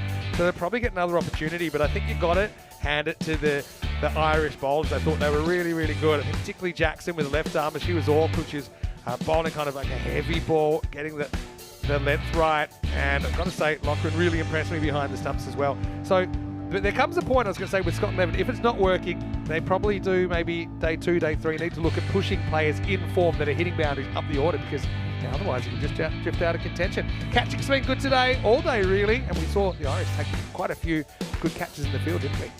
Yeah, no, it's been great. They've held every single one of their catches, and as you say, like, I think you do mix around your order a little bit, particularly in the first couple of games, because you have to find what works, and it isn't always what you think works. Well, just trying to But spot Beth who that Gammon. might have been in Beth the background. Gammon in the game. Yeah, didn't fancy it, probably smart. Save it for the game, Beth. She caught very well this morning, I was going to Yeah, say, she did. though. Out But, of that sunshine. yeah, Lee McNulty came on and had some success early, thanks to, once again, an excellent catch. Ellie McGee out there at deep mid wicket. So, yeah, seems like the Irish eyes were smiling here. Scotland, they had to try and be brave. They were trying to be aggressive. I think they knew, okay, we've got nothing to lose here now. We're running out of time. Even if we are 5 down, 6 down, a little bit of trolling in there, just the old flick in the back of the head. That's always a good sign that the team are getting on well. But, yeah, once again, I think every time Scotland did counter-attack, we saw the 6 out towards the end. They inevitably presented opportunity to get taken in the outfield. McMahon, I thought, had an important role to play later on, and making that good stop and then coming up with a 9th over. Had her back to the play when she took the wicket, which you don't see very often. Outstanding keeping once again from Joanna Lochran. And then we saw Middle with a good catch towards the end. And Rico certainly had a good view of that one in the background. We have to give him one of the cameras. But yeah, we saw consecutive wickets in the last over. So I said, looked like it was going to end up 50s. That's exactly where it ended up. To Ireland 11, they'll be hoping they can go 57 in 7 overs or less. I think 8 and over, so it's a realistic target to maybe take all 4 points out of this. And Scotland, well, they'll just be hoping they can get out there and execute their skills and see what happens. Let's have a look at the scorecard then. We did see, despite obviously the fairly low total of 56-3, batters did get into double figures. Darcy Carter had a pretty slow start, was just starting to recover when she was caught by McNulty for 13 off the bowling of Louise Little. 13 also for Ellen Watson, who I liked. Just the way she came out, hit boundaries straight away. Feel like 5 was a bit low for her, but I guess we'll see. I'd like to see her up in the power play potentially. Mariam Faisal with 11 as well. And once again, good teams. I don't give too many extras. Just 3 wides in that entire 10 overs. And Ireland, I think, pretty happy how they're going at the moment. Just quickly, bowling-wise, pretty good team effort. We actually saw 7 bowlers used, which is also a really good sign for Ireland. And you can see that 6 of them were able to take wickets. 2 for Dempsey. But for me, I think Jennifer Jackson, I think considering she bowled at the top order, she took 2 for 5. She really set a pace that her other bowlers were able to keep up, capitalise on. McBride with 1, McNulty with 1, Louise Little and Sophie McMahon with 1. So, Kiara, it's been awesome to have you once again in the commentary box. And I'll probably try and steal you away. I know it's hard because it's a very serious operation over there. You're probably, lunch was meant to be 12:15, it's 12:18. I'm late. You okay? I'll be fine. Enjoy the rest of your day. Thank you. Best of luck for the last game and also the entire tournament. And Thank you. look forward to seeing you again soon, Yeah. either on the field or up here. Perfect. Thank you very much. All right, we'll take a break. We'll be back. It'll be 57 for the Irish to get off to a winning start. Or can we see a record equaling feat by the Scotland 11 in their first ECC-W match? Vinny Sandy here, Mr. Max Mo with Kiara Green. Rico will be back with me when we return to the Khartoum Oval for more ECC-W Premier Division.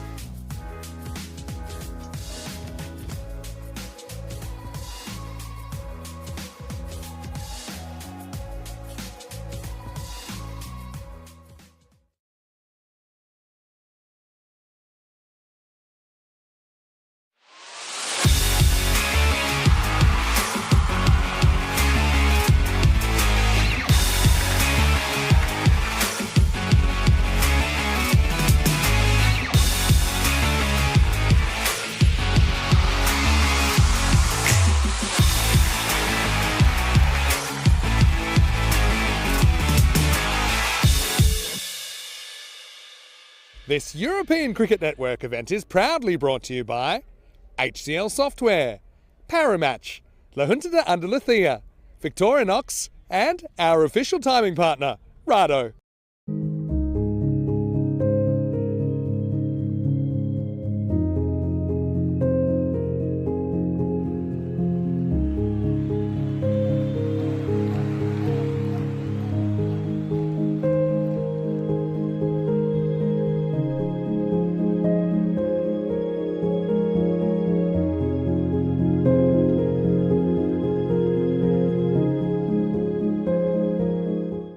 Hello and welcome back as we get ready for the second innings of match number 2. It's the Irish coming out to chase 57 against the Scotland 11. Both these teams on debut at the ECC-W. If the Irish can do it in 7 overs, they'll take all 4 points. Looks like Molly Parker will be opening the bowling for the Scots. Abby Harrison and Louise Little are opening the batting for the Irish. And opening up with me in commentary is Rico Full, back from a bit of a break in the first half. Well, I think the Irish, they've got 4 points on their mind, Rico. They have to have. Yeah, well done to Kiara Green. Lovely to have her back with us. That one, it's pretty full, probably just below the waist. It's a bit of a full toss. Gets played away. No run off that one. So, yeah, I mean, Ireland got to be thinking about 4 points here and going leapfrogging England to the top of the standings. That would have to be what's on their mind. So, here comes Molly Parker once again. And that's well bowled. That's a beautiful delivery. Gets the Yorker in. Well, it's a boogie, oogie, woogie, grizzly fly ball. Full and straight. Well, didn't quite get the Yorker right first time round, but she's on the money this second.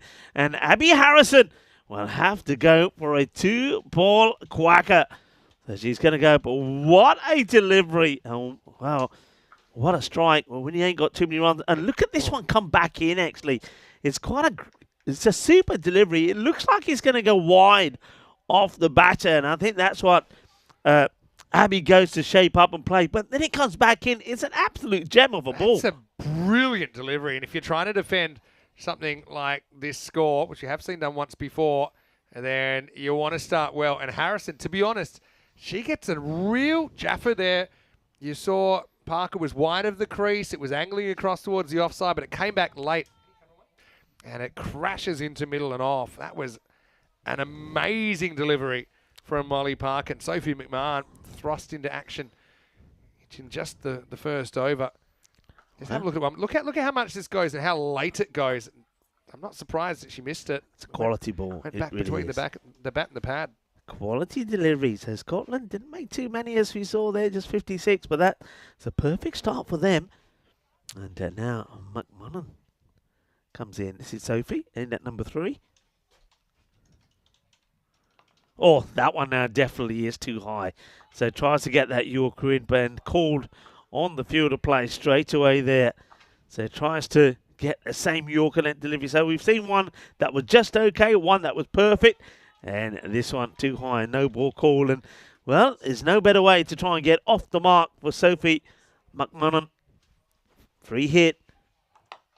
And hits it nicely. Uh-oh. It's well taken. It's a good catch, but of course, it was the free hit. I said uh-oh because yesterday we had a free hit caught. The batter kind of wandered in the middle of the pitch and it's kind of potentially open to a run out. Then we saw the next one, which was caught, and the fielding team celebrated, and it was just all sorts of chaos, wasn't it? It's a wonderful catch. Brilliant catch, but I think she knew, Fraser, that it wasn't out. That's pretty full again in the gap, and the chase is on. Got to get a slide in here, I think. And they just stop it in time. It's a good arm. Probably going to get over the keeper, actually. It does. Yeah. Couple Ryan. So Louise Little gets 2 to her name. She's off the mark. Both batters now have made a start. Welcome back to everybody in the chat as well, to John Gray and Paul Kempin.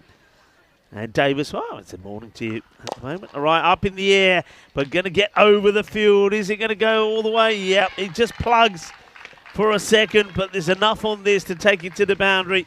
Good shot from Louise Little. Wasn't that little, was it? Only just short of the boundary, but that's the way to play. Make the most of the power play. You got the field pretty in. It's there for the shot. And stays nice, straight and upright and gets that away. 4 runs, the first boundary then for Ireland in the Euros of Women's Cricket. So they're up and running. Yeah, comes from a very talented cricketing family, Louise Little. That was a nice way to pick up her first boundary. Well, she wants another and she's going to get it. This is a biggie. He goes all the way. It's a biz away, super 6. Well, 4 and then 6 and looking pretty slick. There's nothing little about this one either. It goes all the way. Here's a maximum. Yeah, really good shot. Just had a little bit of length to work with. Pumps it out of the ground. Ireland 11 do lose a wicket, but they've also been very productive in that first over. 14 for 1 after 1. Yeah, it's a good demonstration there of when you get the Yorker right, how destructive it can be. But if you don't get it quite right, then the batters, certainly big hard hitters, and Louise Little looks like she is one, can capitalise. So 14 off the first, needing a further 43 for victory. And it's going to be Catherine Fraser who's going to bowl next, the captain. It's a well bowled, but well played as well. Quite happy just to take the single, rotate the strike. Yeah, I think they're only off for 4 points here. Be crazy not to. Already got it down to kind of below 5 and over for the win.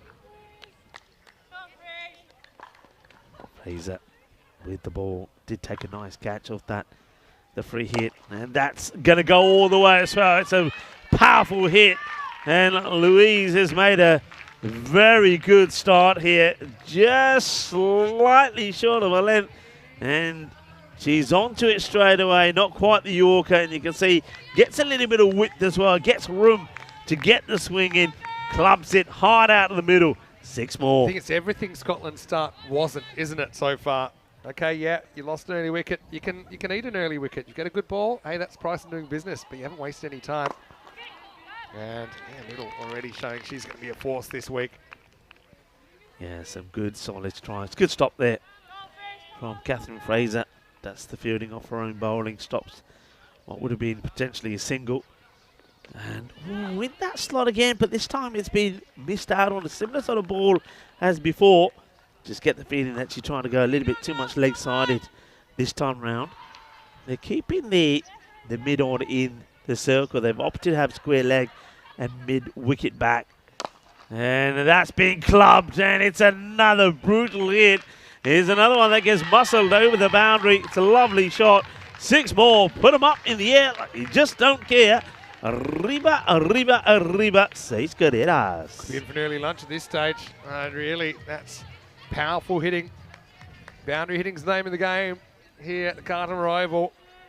And Louise Little, oh, you've seen her brother play cricket for Ireland. He likes to go pretty hard and fast. She's doing much the same here. This one just slides across there though, but still looking to be aggressive.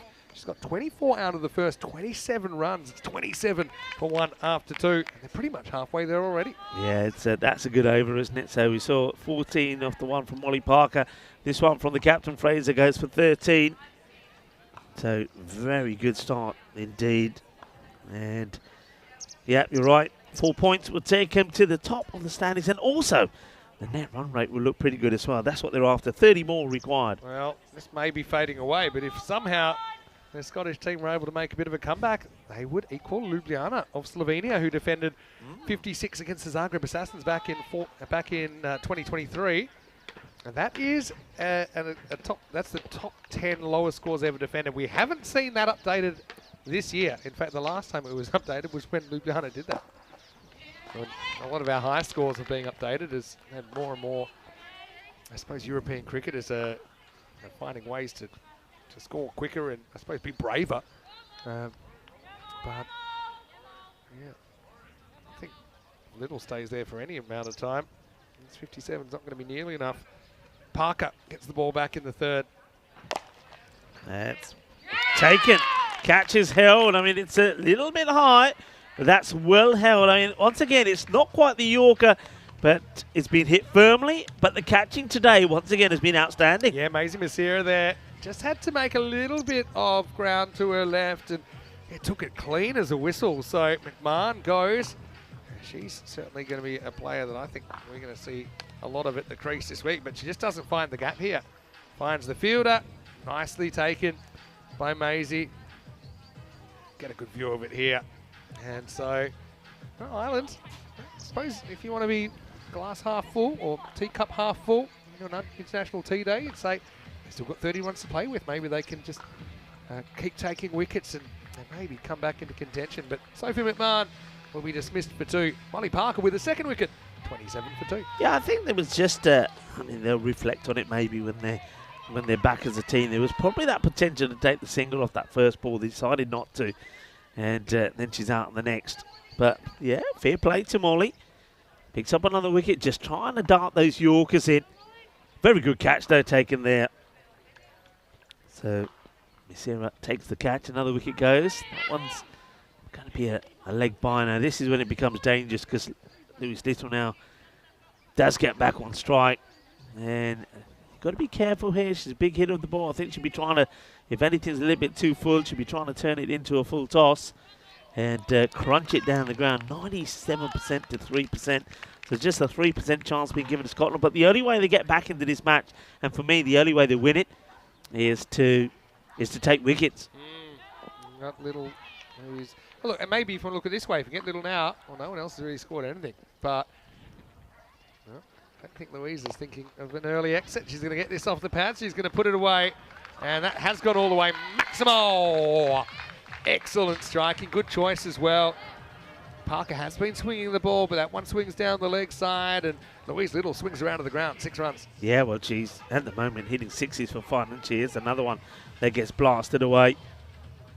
Superb hitting from her, and that is a 4th 6. So 4 6s and 1 4 on way to 30. 30 of 9. It's quite a sensational strike rate. You just got to bowl well to her. I think you got to try and bowl a ball that you're saying, right, let me see if you can play the cut shot. That's not going to be any good. This is going to be a 7-up.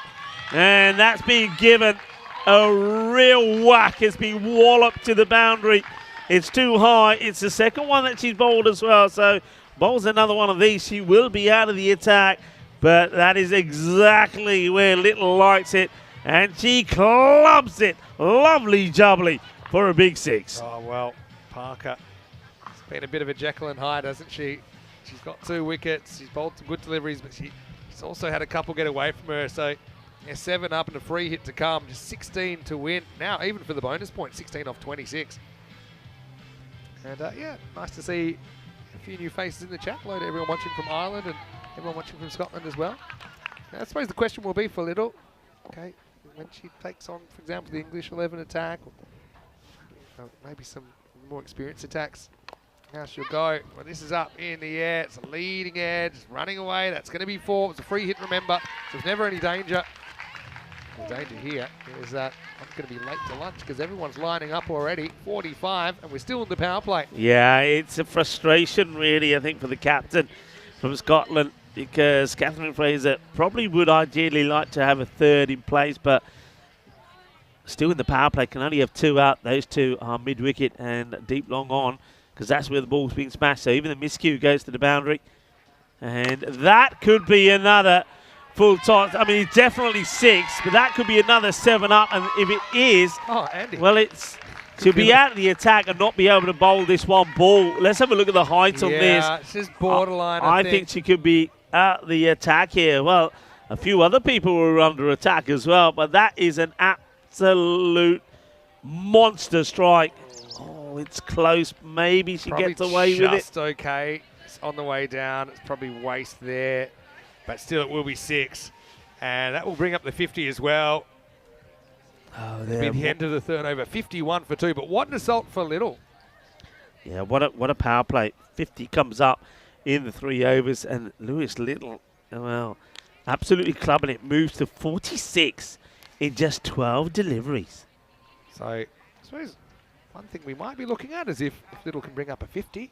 You've got Squires to face up now. Annabelle Squires coming in at number 4. She only faced 1 ball, but what an over. How many off that? There were 24 off that over. Molly Parker. It shows you how quickly your day can turn around. It's a chaos format, the 10 over format. Yeah. She She had pretty much as good a start as you could have hoped for, but the worst finish you could hope for, and it's all in the space of about 10 minutes. Yeah, has picked up the 2 wickets, but it's gone for 37. And I think it was she's just over pitching. She tried to get the Yorker delivery in.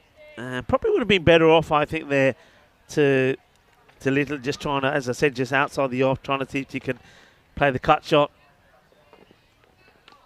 One thing we haven't had so far, Rico, don't forget, we haven't had a personal 50.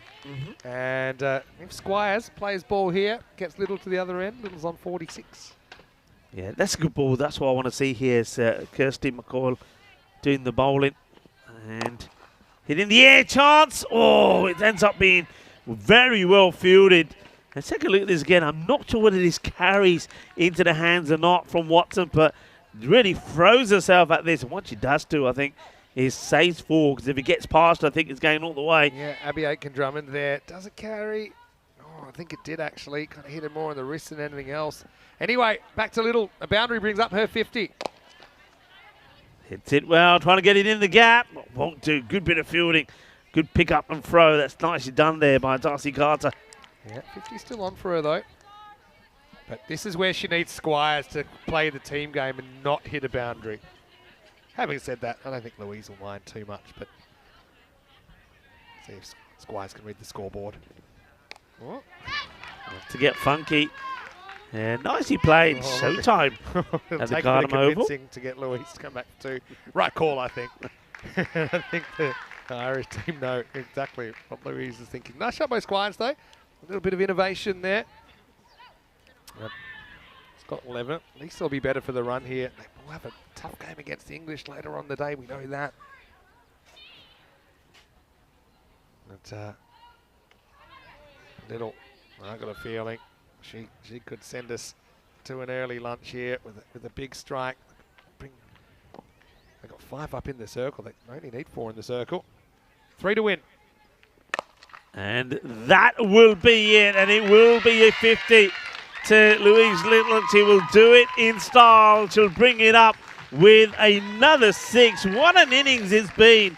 7 6s, 2 4s, just 14 deliveries, and 56 not out. Louise Little, she's come out storming, and she's given Ireland a very impressive and quick victory. They've absolutely thrashed Scotland in this match number 2 of the Premier Division. Oh, that was violent, wasn't it? And I haven't even had my lunch yet. I don't be able to hold on to it because you wouldn't want to be bowling at Louise Little right now. That was a real masterclass thing of footwork and power. It wasn't slogging either. You know, there were cricket shots she was playing. I think she played the ball on its merits. And Ireland, they are certainly announcing themselves as real contenders.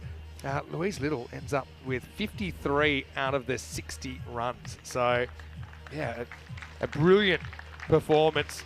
And she will end up with potentially the player of the match. I don't see how you wouldn't give it to her. I guess they'll make that decision pretty shortly. But Scotland 11, back to the drawing board for them. They won't take a point out of this. Ireland 11 to the top of the ladder on their first morning of ECC-W cricket. Top of the ladder.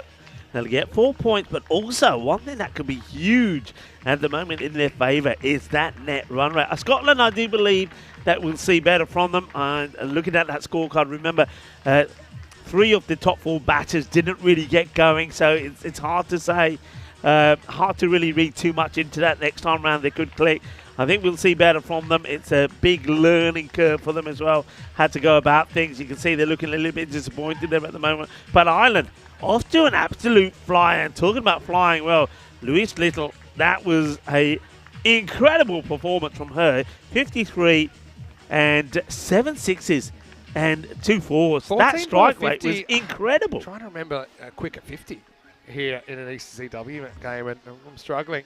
This is what's coming up, though. Italy versus Netherlands 11. A bit of a longer break than we thought. We'll be back in about 45 minutes with that one. Italy winning the toss and electing to bowl in that one.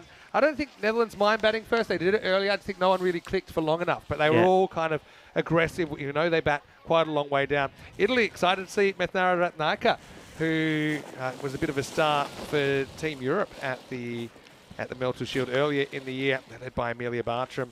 And Delisha listed to open the batting as well. So, yeah, time for a bit of early lunch. Let's queue up this second innings. Well, we might not have to cut too much out of it because they were all highlights, weren't they? But, yeah, it felt like there might be a little bit of a magical upset around the corner when we saw this first over, which included that Parker with an absolute peach to knock over Harrison. And so Scotland had something to yell about. Unfortunately, that was about as good as it got because despite that one being caught, it was a free hit. I did take another wicket along the way as McMahon would go, but really this is all about Louise Little and a masterclass in power hitting. Yeah, well, we got another master blaster here at the Cardamom Oval, and another player that makes a fantastic highlight. 53 of 14. There was a whole lot of balles going on out there, and a lot of applauding and a lot of smiles on the faces of the Irish as, well, they went out there and they did the one thing that we thought they would really try and do, and that's to take all the points away from Scotland. So Scotland, after their first match, they've got nothing to show for really, and very few highlights. Whereas, of course, Ireland, plenty of highlights for them. I think they bowled really well, and certainly Jennifer Jackson 2 for 5 and Georgina Dempsey 2 for 11 were outstanding with the bowling, and they used the opportunity also to use a number of bowlers. But of course, one problem, even though there was 2 wickets in there for the bowler Parker, he went for 37 and a lot of no balls, a lot of those extra hits, the free hits went to the boundary, sailing over the boundary. You can see that they were being launched into by Little, and she certainly had her own teammates under attack, but they all stood stood in ovation for what was a fantastic half century. And Vinny, I think you're right. 50 coming up in 14 balls has to be right up there as one of the fastest we've seen in the Euros of women's cricket. Yeah, well, Irish fans will be loving that, but also no, it's a long way to go. The other thing for Ireland, it's their only game of the day, so they'll go away feeling $1 million, no doubt about that. They've got matches against Italy and England tomorrow on day 2, but they can go back to the Sunset Beach. They'll be the first ones there to put their feet up. Geez, that's a friendly schedule. Louise Little dominated that innings with 53 or 14 balls with 7 maximos and 2 fours. That's 50 in boundaries alone. Everyone else could just pretty much stand back and watch. Abby Harrison got a good one. Bet Little was probably happy she didn't have to deal with that one, actually. Saw it from the other end, but McMahon went for 2. Squires there towards the end, and just able to get out of the way. So Louise could bring up her 50 and the win bowling-wise. And Parker with 2 wickets, but obviously went off the rails a bit second over. That's the way it goes. At least she showed she can swing the ball. If she gets it right, I think she's going to be dangerous consistently. Fraser got a bowl, and we saw McCall try and get through and over. She wasn't able to in the end. So, yeah, Scotland, mentioned they'll be back in match 4 later on. Ireland can jump on the Mateos bus and get ready for day 2. But we're going to take an extended break now. Vinny Sandy here, Mr. Maximo, with Rico Full. Well, it'll be Team Italia on the park, renewing their rivalry with the Netherlands, of course, the team they famously beat in the first ever ECN Women's T10 tournament back in 2023. We'll see if history repeats when we return to the Cardamom Oval for more ECC-W Premier Division.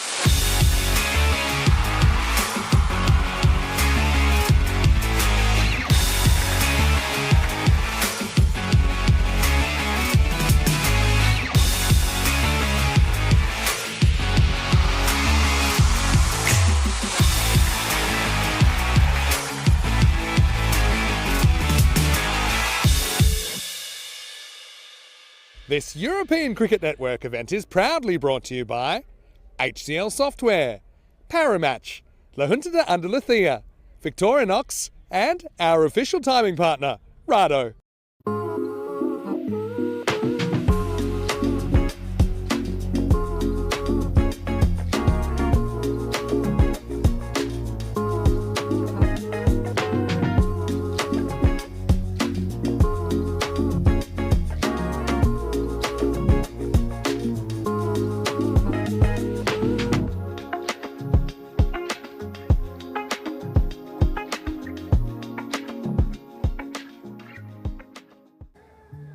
Hello and welcome back as we get ready for the third match of the day. We're halfway through opening day, but guess what? We haven't seen all the teams yet in the Premier Division because Italy are here and they'll be playing in match 3 against the Dutch 11. The Netherlands, of course, they lost the opening game to the English. They'll be hoping to bounce back here. These two actually know each other really well. They had some good contests since we've been having women's cricket as part of our ECN universe. I'm looking forward to seeing them get on the park here. But right now, it's time for the coin toss with Ian Ramage and the two captains.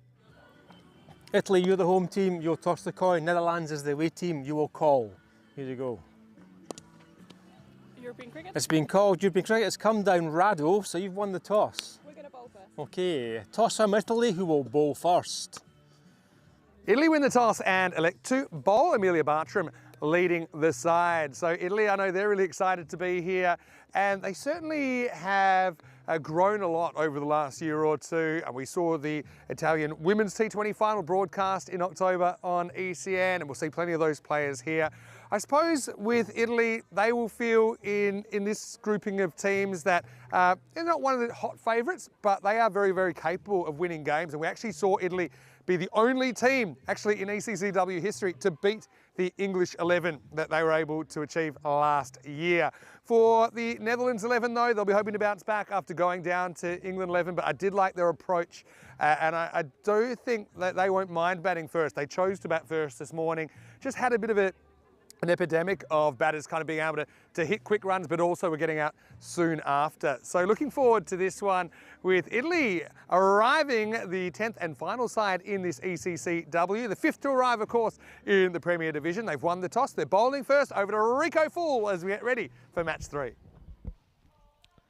Thank you very much to Mr. Maximo Vinny Sandu. Certainly looking forward to this one as the Italians come in to town, the Fossa de Azzurri, on this day, which is being celebrated in India. It's Vijay Diwas Day celebrations of the armed forces, including veteran citizens and students, pay tribute to remember the sacrifices of their soldiers. Also, Victory Day is celebrated in Bangladesh today.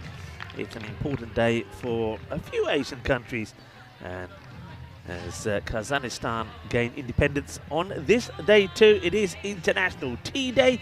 And also, as we have got Italy here with us, on this day, on 2001, the Leaning Tower of Pisa reopened in Pisa, Italy, after more than 10 years of work to stabilise the structure. Well, stabilise is what Italy need to do here, by all accounts, as the win predictor has Netherlands 73% in to 27% favourites to win this one. Can they stabilise themselves and be victorious, wearing the electric blue of Italy? And a chance once again to see the likes of well-known names here at the Carnamovo, Emilia Bartram, and also Nomalage, Pasinda. Nice to see her back out there as well. And of course, Mathanana Ratanaika, of course we know all about her talents. And I think Delisha Nanyakara will certainly be one to keep an eye on as well. Some dangerous names there that, if they click, can cause a few problems for the Netherlands. Netherlands, of course, went down in the first match this morning after getting to a score of a 96. And the thing is, it was easily chased there by England with 16 balls to go. So they'll be looking to add to just the one solitary point that they got from this morning. And to start off with, it's going to be Mamalage to bowl the first. No run this time. Mamalage did feature well for Italy when they lost out to them in last time out here. It was, of course, in the qualifier, 94 to 68. Mamalage picked up a few wickets and also batted very well in that match after restricting the Netherlands to that score in the 90s. I think Italy would have been disappointed with the 68 that they managed to get to. So they're up for a little bit of revenge from the last time these two teams did meet. That's a little bit too wide for Mamalage. It will be called a wide by umpire Jasmine. Umpire Jasmine out there with umpire Snehal. Mamalage.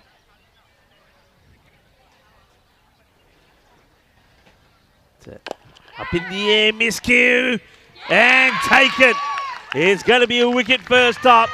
And not the first time that we've seen a duck at the beginning. And Phoebe Mokumboa, who I think looked dangerous against England, hit a couple of boundaries, then got out. I mean, there's just no pace on it, and that's what does it here. Lack of pace on the ball, and opportunity offered. And I think it's Amelia Bartram that gets there and holds onto a catch. So a good breakthrough. The only run on the board so far is that wide. Mamalage gets the wicket. Really good catch. Does really well to get there.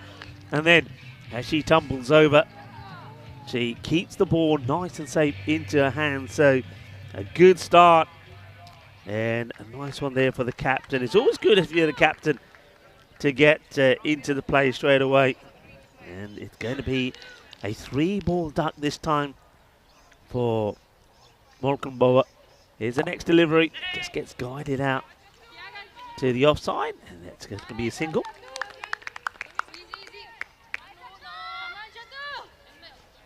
So, good little tidy over.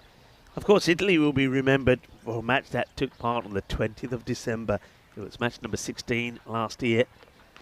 That's really well bowled. Good work also there from Ratanaika behind the stumps. Isn't she going to be key? Quick hands. Look, again, a little bit of drift from Mamalage. And nicely taken. And, well, the barrels don't come off. Probably didn't need to. Foot was in. And this time round, it could be a different story. He's been given out in the field of play. It is going to be a 3-ball duck for Robin Riker. And this time round, Ratanaika does need to take him off, and she does. And the umpire says that is out. Here's the take. Does the foot get back? No, it doesn't. It doesn't slide back, and that is a huge wicket. 2 wickets in the over. Mamalage has given Italy a dream start. The Netherlands are 1, but have lost 2 wickets, and the only run to be scored is courtesy of a wide, as we see another Derek. This time it's Riker, the dangerous batter that goes up the famous Karma step, as Vinny Sandhu joins me in the commentary box. Wow, what a start. Slow as the new fast. Who needs to kind of run in and bowl 80 miles an hour with a new ball when you've got Chatharika?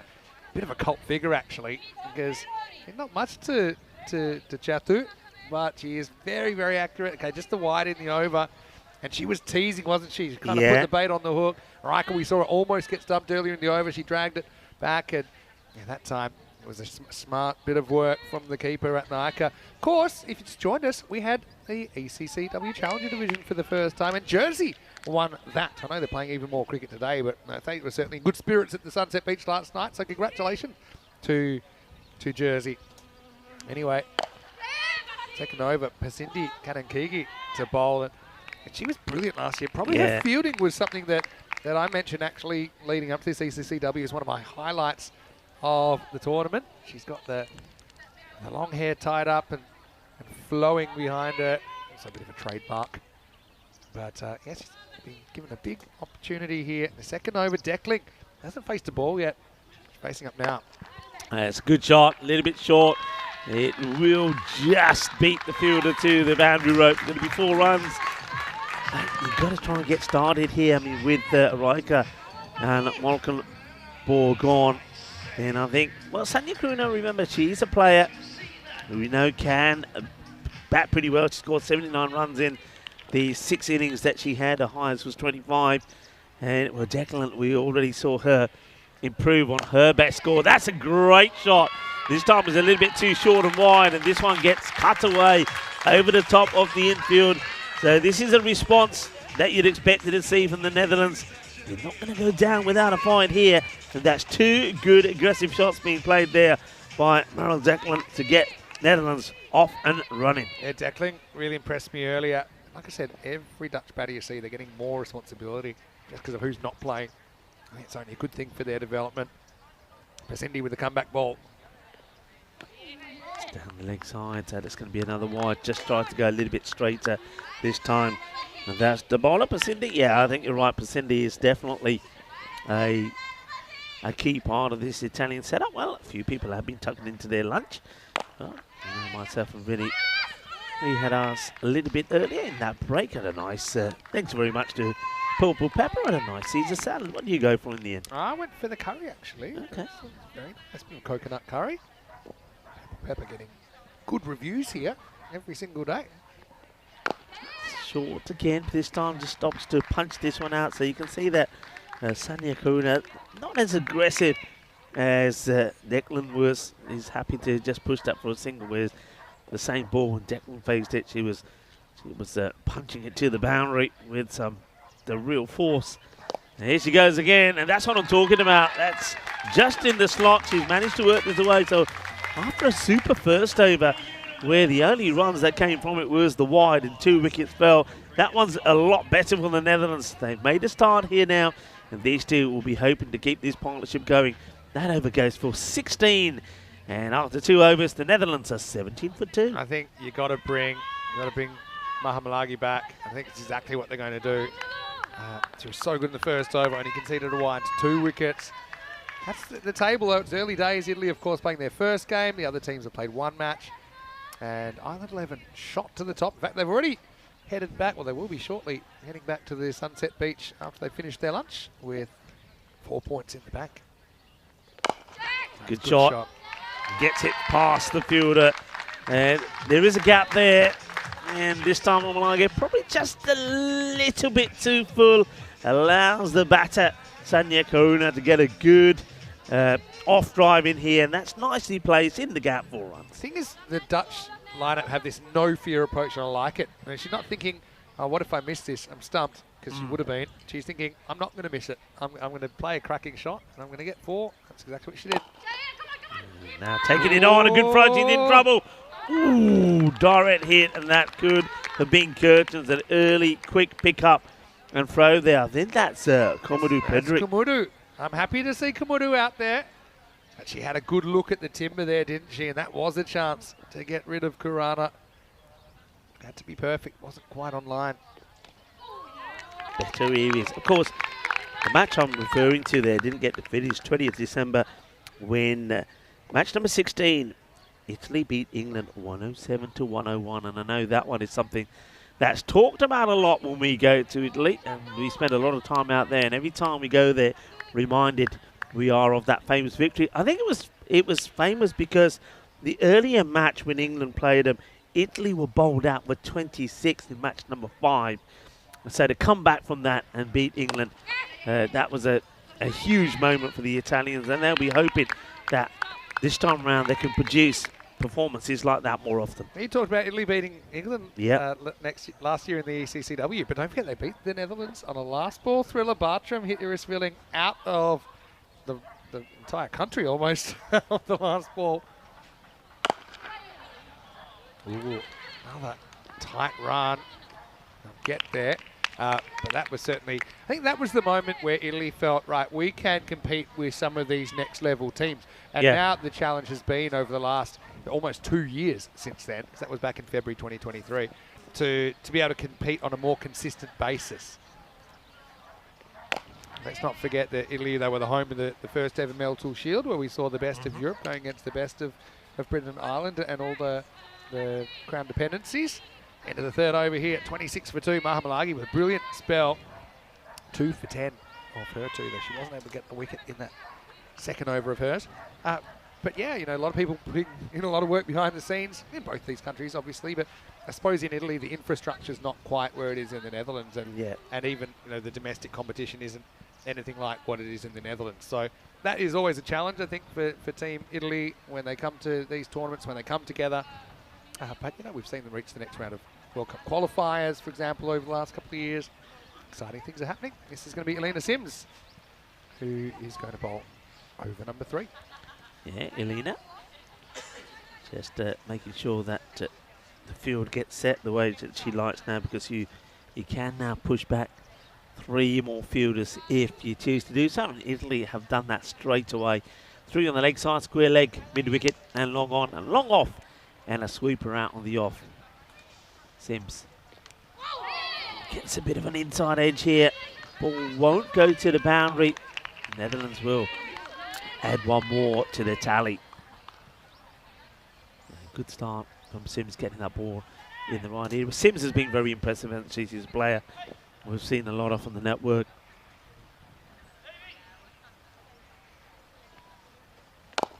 Once again, there's that positiveness there from Sanya Kurana.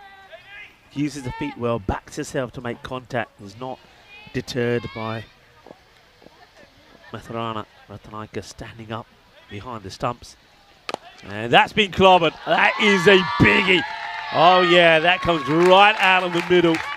6 runs, boom, shakalagya. What a hit that is. And Mel Declan, there seems to be an aura of positiveness about her this time round. I mentioned before that her highest score before the start of today was 15 not out. She scored 46 in 6 innings here last year, but she passed that already, made 19 earlier.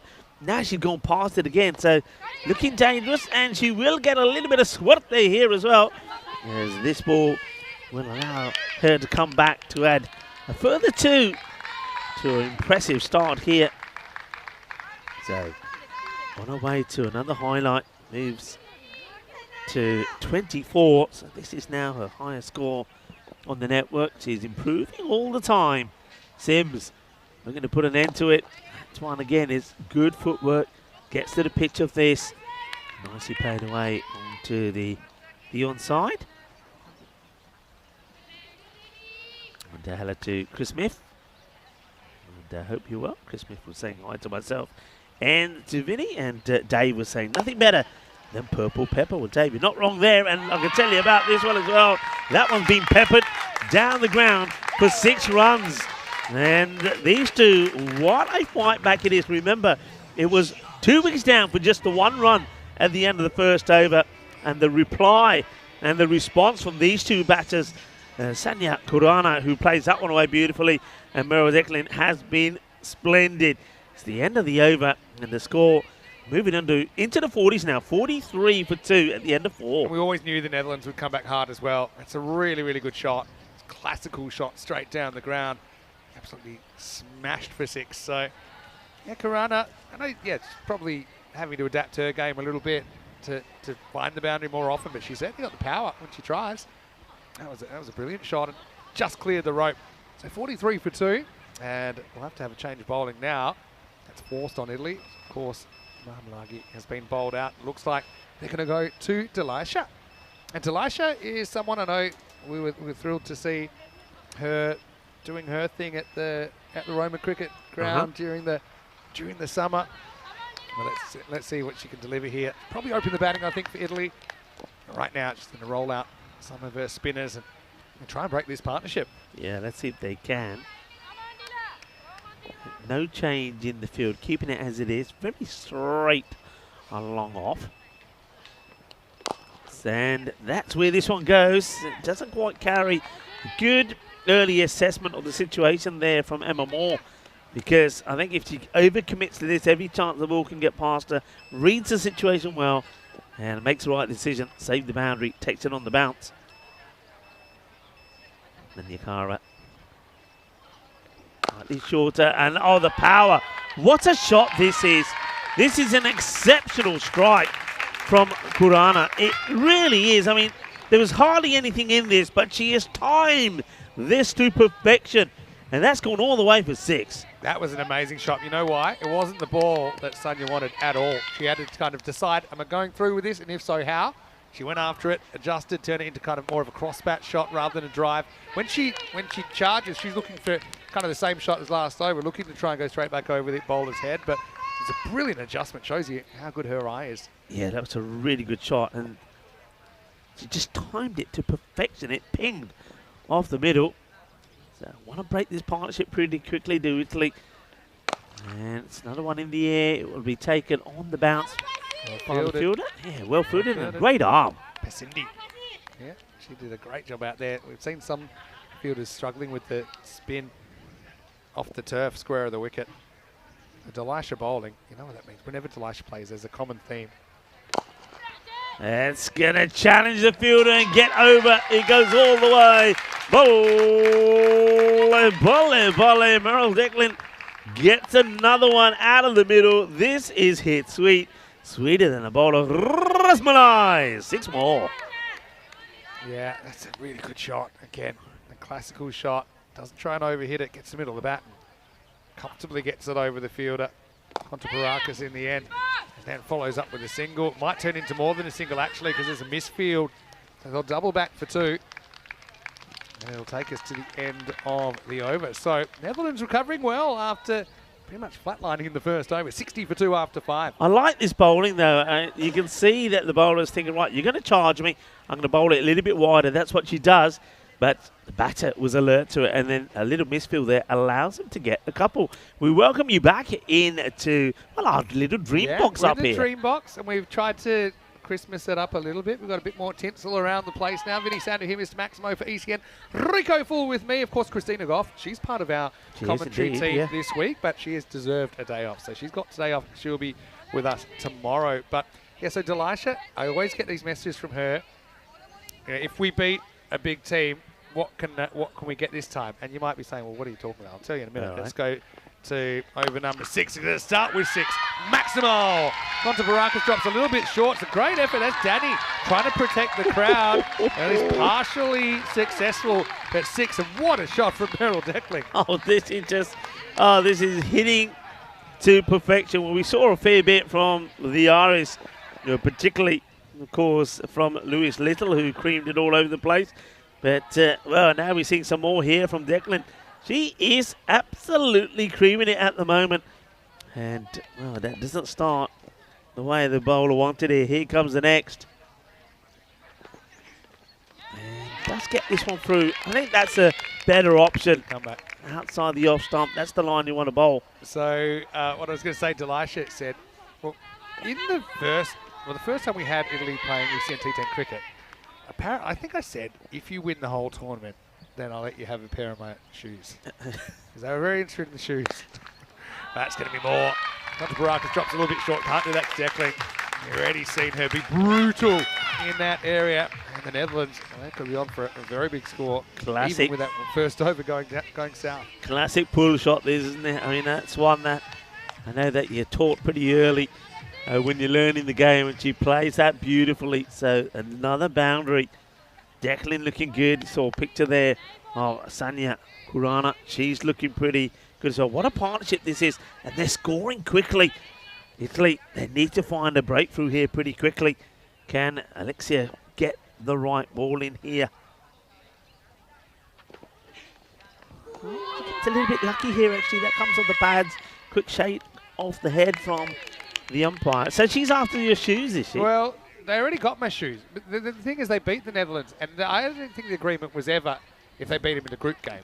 But they beat them in match 9. I remember it very well. They got really aggressive, pointing at me, pointing at my shoes. I don't know, what's going on here? So I gave them my shoes. All right. This is going to be whipped away. That's going to be more runs. That's going to be 4.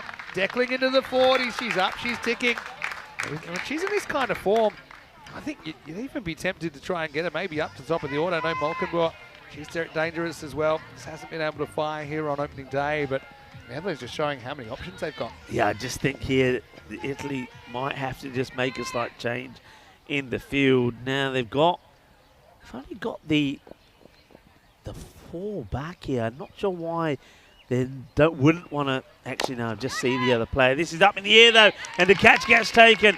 So it's a ball that's outside the off, and Merrill Declan, after getting to 41, it's quite a soft dismissal actually, but Alexia does get this ball outside the off and doesn't get the power in it. Obviously much more power when she's hitting on the leg side, so that's something that teams will have a look at. But once again, another personal best on the European Cricket Network for Merrill Declan. She passed the 15 in the earlier match against England when she made 19, and now here she makes a fine 41 of just 19 deliveries. What a good knock that is. That certainly did get Netherlands out of a pickle when they were 2 for 1. Yeah, Merrill, reliable, fearless, powerful. Well, there's 3 words, probably plenty more words you could use to describe her, but that will be the end of the 6th over as well. 74 for 3 breaks that partnership, which ended up being worth 73 in 5 overs. And remember, it was 1 for 2 when they came together.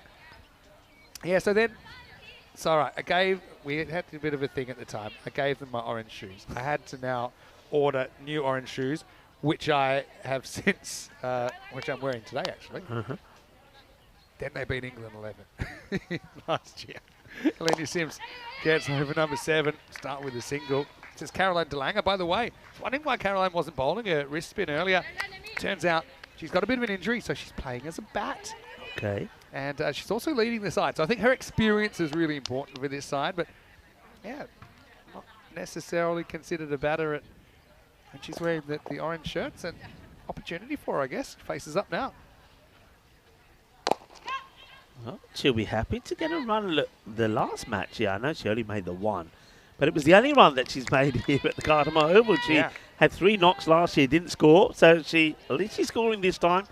But she'll be looking to add to the 1 she just got. But what about Una? She's been batting beautifully, but gives a chance away. And really, Sims will know that this is one that normally she would take. Wasn't hit that hard. I know she had to change direction a little bit. I think they'll be disappointed because you got a batter that's up and going. It's to her right. Just kind of misjudged it. Hit her in the forearm more than anything else. Now, this could be another chance. It's going to be dropped. Pasindi. Great second effort to keep it in the field of play. It's again, not an easy one by any means, but Pasindi, we've seen her take some stunning catches in the past. This one hits the turf. Yeah, I mean, I think she just moves too early. Then she makes a pretty good recovery to still get a play on the catch, but she does even better to save the boundary. So you see she's out of position, but let's see here. I think she does get that. It's a brilliant save, actually. Yeah. The alertness to make the recovery. Doesn't take the catch, but saves the boundary. Would have loved to have just held on to it, though. Gets a little bit of a thumbs up from Alenia. Like a leggy. Oh, we've got trouble here. The keeper's end, if she can get up, fires in the throw, and there's a run out to Langer. Well, the heartbreak continues for her. I think that really, it is on Kurana, who thought she got it past Sims. But Sims, let's be honest, she put one down for her own bowling, but she's made up for it here because she creates this out of nothing. Kurana just has an obligation to make sure it does get past the bowler first, and Caroline DeLanger was sold up the river without a paddle. Nice work by Ratnaka to finish it off, and good work by Sims to sum up the situation, 78 for 4. Yeah, this could be a HCL Software Player of the Day. You know, it's a great stop, and you can see that on hit. You're thinking, yeah, it's an easy single, but it's a great stop from Sims. Makes a stop, recovers, gets a great throw in to Ratnaka, who then just whips the barrels off. So, well, Carolina DeLang is, maybe this isn't her favourite ground. Poor she just can't get Caroline. going here. She gets a golden one. But you know what? She, as a captain, she'll know, look, no one tries to create a run out. But probably at this stage, it's better for the team if Kurana survives, even though that really was Kurana's fault. Sims comes in, the new batter, it's Robin Schmidt. Now this is in the air. It is going to be another one that's going to be touched by Pasindi out there. It's going to bounce just inside. It's going to be 4 runs, and that's the end of the 7th over. It's 82 for 4. Action aplenty here in the first half of match 3. It's all happening. I mean, okay, it's been hit well, But it's Basinda again who hands to it. And unfortunately, what she does also is she wrong foots Alexia, who's also backing her up, and the ball will go to the boundary. So, well, Schmid being dropped of her first ball. It all happened in that over. We saw 3 opportunities, and then one that never you thought was going to get a wicket does. It's the way it goes. This is what we've seen already, of course, in the Challenger Division. We know that the winners of that was Jersey. Congratulations to them. They will be playing in the Premier Division, and next time round. The question is, well, not just who will win this year in the Premier Division, but which one of those 5 teams will play in the Challenger Division, because one team will be demoted to allow Jersey to come up. Oh, action. This is Kontraparakis. Yeah, good to see her out there as well. And yeah, she's a player that I don't think we've seen before on the network, but she does play her cricket for Stellenbosch CC. And yeah, so that's in SA. That's in South Africa. So yeah, she's coming in here. It probably takes a little bit of time to adjust, but obviously she'll be pretty happy. She does have a wicket to her name. And again, just providing a bit more diversity, I suppose, in this Italian side. Yeah, I'm liking it. I think she learnt very quickly that outside the off is what works. That's where she picked up the crucial wicket, you'd say, of Meryl Declan, who was hitting the ball really well. This time she goes short. That will be a wide. And it does go past that leg stick, so wide is signal. So I know we're coming. Where are we? We're coming to the end of this innings. I'm going to put a question out there, and I'll reveal the answer. I think in the second innings of this match. So maybe a random question a little bit earlier, but that's going to be another wide. It gives me a chance to ask you. So this is my question. So why was play during the second day of the first test between England and Australia in Perth in the 1979 test stopped for 10 minutes? So 1979 in the test. My hometown, but before I was born. Why was play stopped for Australia, 10? England. Second over of the day? It gets played away. In those days, there might have been a riot because they said you could only bring 24 cans into the ground, and maybe the spectators weren't happy. So it was played during the second day of play in the first test between England and Australia in Perth, 1979, was stopped for 10 minutes. Can somebody tell me why? You'll like this one. I know, and I don't you know. I'm good at guessing these. Oh, well, the perfect lob. And that belongs on a tennis court somewhere, but it does the job. I've been good at guessing these recently. Is it animal or not? No, it's nothing related to animal.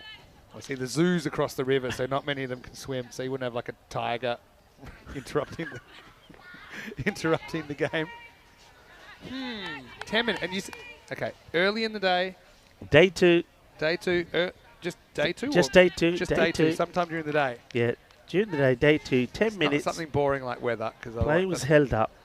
That 1979 test. What was the reason for it? Kerry Packer was out there with the checkbook. Up in the air. This is going to go all the way. Maximal for Schmidt. Netherlands 11 showing their depth once again. Kontraparakis. Learning curve's pretty swift for her at the moment. Get it wrong to some of these Dutch batters. Doesn't matter if they're batting 1, they're batting 6. They're going to put you out of the ground. Yeah, she after finding that outside the off is going to work for her, she started straight down the leg side. All of those wides, 3 of them down the leg side, and then she strays down there again. And this time, Schmidt says, you know what, I'm going to put this away. I think I know. Okay. I've got an idea. You got an idea? Oh, no, it can't be, because you said it wasn't animal. Got her. Well bowled by Kontraparakis, and she'll come back with the perfect reply to Schmidt. So it's your regulation ECN 6 and out to finish the 8th over. Well bowled by Alexis. She'll have 2 wickets in her first trip to the Cardimer Oval.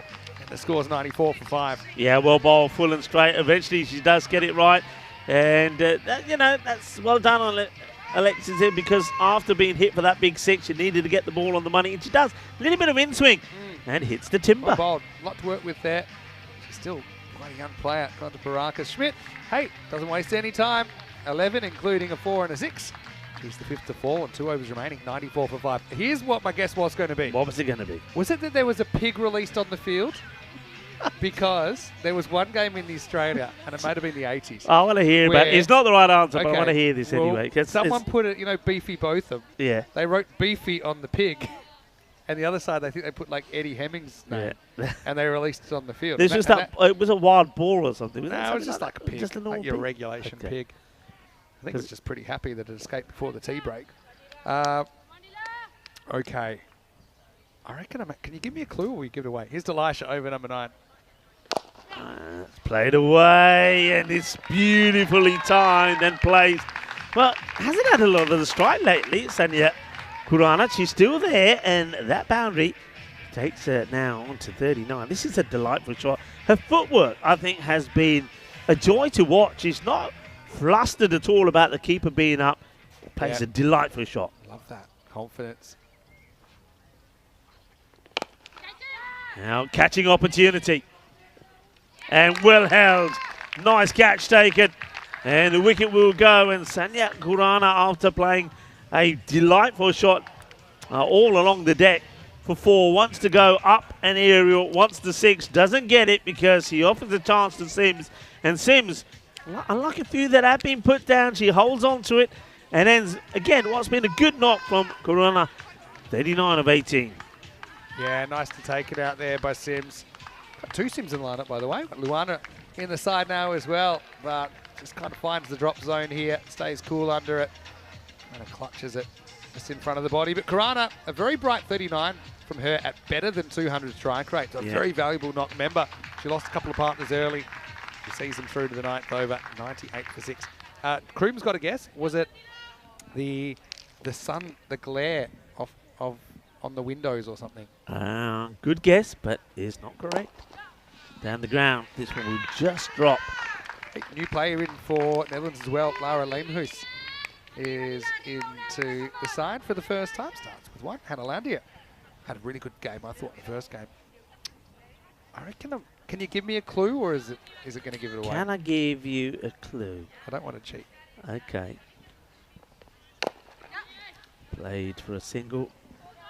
Let's say it was to do with equipment. Players' equipment. Oh, okay. Easy. Now it's easy. Yeah, I know what. It was the aluminium bat incident with Dennis Lilly. And he also showed how far you can throw an aluminium bat because he wasn't too happy about it. Yeah, absolutely. Bat throws were all the rage back then with the underarm. And Brian McKechnie had a good bat throw. End of the, no, not quite the end of the over. Still wanted to go for Delisha. 100s up, by the way, for the Netherlands. And that's well struck. And it's well. Italy, they do play a fair bit of decent football. But that's Pasindi out there. She's not having the best sort of day in the field. There's a couple of chances not being able to hold on to. And that time, well, I think it almost ends up yorking her on the boundary. She tries a bit of footwork, can't stop it. It's going to be a boundary, so 105 for 6. So, yeah, so you are right. The answer he is... was on 3. He hit one down the ground. There was nothing in the... It reminded me of when that's the movie where, like, a dog plays basketball. There's nothing in the rules that says you can't have an aluminium bat. At the time, there wasn't. At the time, there wasn't. And so they complained after he hit a 3 down the ground. I think Mike Brearley was the captain. He complained and he said, I don't think that's allowed. The umpires agreed and said, no, you got to switch it for a wooden one. And then I remember it might have been Max Walker who was 12th man, because I think I read in his book he was the one that had to go out there with the selection of bats. Dennis wasn't in a great mood. He wasn't. And he said, all right. They thought about it, but decided against it. And then so he hurled it. When I was in primary school, so this is 15 years later, or even maybe 10 years later, I was in primary school, and someone at the school had an aluminium bat, and it made me think, was it kind of one of the ones that was made around then? Up in the air, and well, it's going to be dropped. For a moment there, I know why you said okay, because we thought that maybe that Tashani was going to end up colliding here with Ratanaika. Yeah. Fortunately, they don't, but unfortunately, it's enough to put them off and take the catch. Communication in the end. Ratanaika kind of bails out. It wasn't one that she was obviously going to reach. Might have been able to. Just a I think Italy, they've worked really hard in their fielding. They'll be disappointed that they've kind of made a few avoidable errors. This was the next ball there. They'll just take a single. Yeah, so actually, we used to play with it. And it was probably not with a hard ball or anything. But they reckon it damaged the ball. But there wasn't really any research on it. What a bit of save. fielding from Bartram to get a hand on that. They're going to go for 2. Oh, they're not going to get 2. It'll be 1 and done. Well, that's all about Landier trying to get the strike back and trying to push for every extra run. She actually slips as she's turned around by Lamhouse at the other end. And so the Netherlands will lose a wicket. Using all the resources here, but still more than a decent score on the board. With 2 balls remaining, it's 109 for 7. Yeah, it's unfortunate. Look, goes all over the place. She's running in that very soft part. When we are encouraging batters to run on the edge of the pitch, and this is why, even though it's been a couple of days since we had that heavy rain, which of course lasted all day long, that part of both sides of the edge of the pitch are pretty soft. And yeah, she's not running on the pitch to start with. You're better off just running on the edge of the pitch. And well, that might have been the ball before, but yeah, that even shows you. Even then, she was running off the pitch. So it will be 2 to come. Up in the air. This Probably will 1-2 here again. just be one. Yeah, so 1979. Even Rosie's, she's running off the pitch as well. Yeah, On you got to be pitch, careful. It's not easy. Okay, once you're up and running, it's probably fine. But when you have to change direction or accelerate, you have a chance to go over. Yeah, so you're right. It was stopped for 10 minutes. Mike really objected to Lily's aluminium bat and ignoring the abnormal clanging sound that accompanied every strike. Barely claimed that the bat was damaging the ball. No ball coming up here. They're going to go for 2, are they? They are not. They are, and that'll be a run out. It'll be a no ball +1 +out. And Lemhace will be run out for 5. It'll be a new batter coming out. This is classic ECN cricket. Number 10 about to come out. It's clearly a no ball.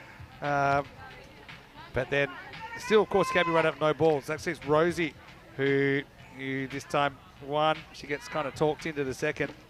But she never makes it. So Lemhace, that's her first game here at the ECC-W.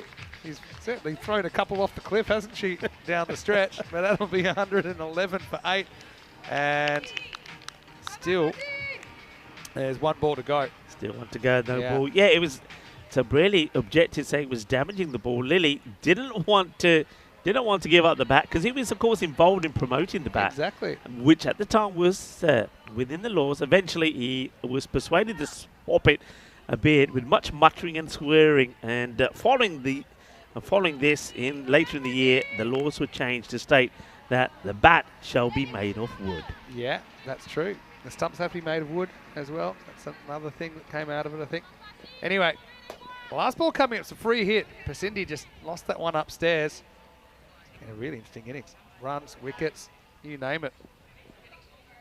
Probably going to have to get the warning here and don't do that again. And she's like, that's okay, I won't. Lawrence, well, she was out, so she's 1 and done. Yeah, there's a lot to keep track of here. 112 for 8, yeah, okay. 112 for 8, last ball, here we go, for a hit. Ends up being stopped. It had to watch the spin on that, and I think the fielder does very well. Doesn't get sucked into going for that too early and being beaten by the spin. So in the end, it's quite an interesting innings. It Funny old innings, wasn't it? Yeah, finishes 113 for 8. I mean, it was a great start for Italy. The Netherlands came back with a bang. Boy, wasn't it a bang? As Meryl Jeglin and also Kurana put in a really good partnership. But when both of them went, in pretty quick succession, and then Italy came back into it, this is going to be a really interesting chase.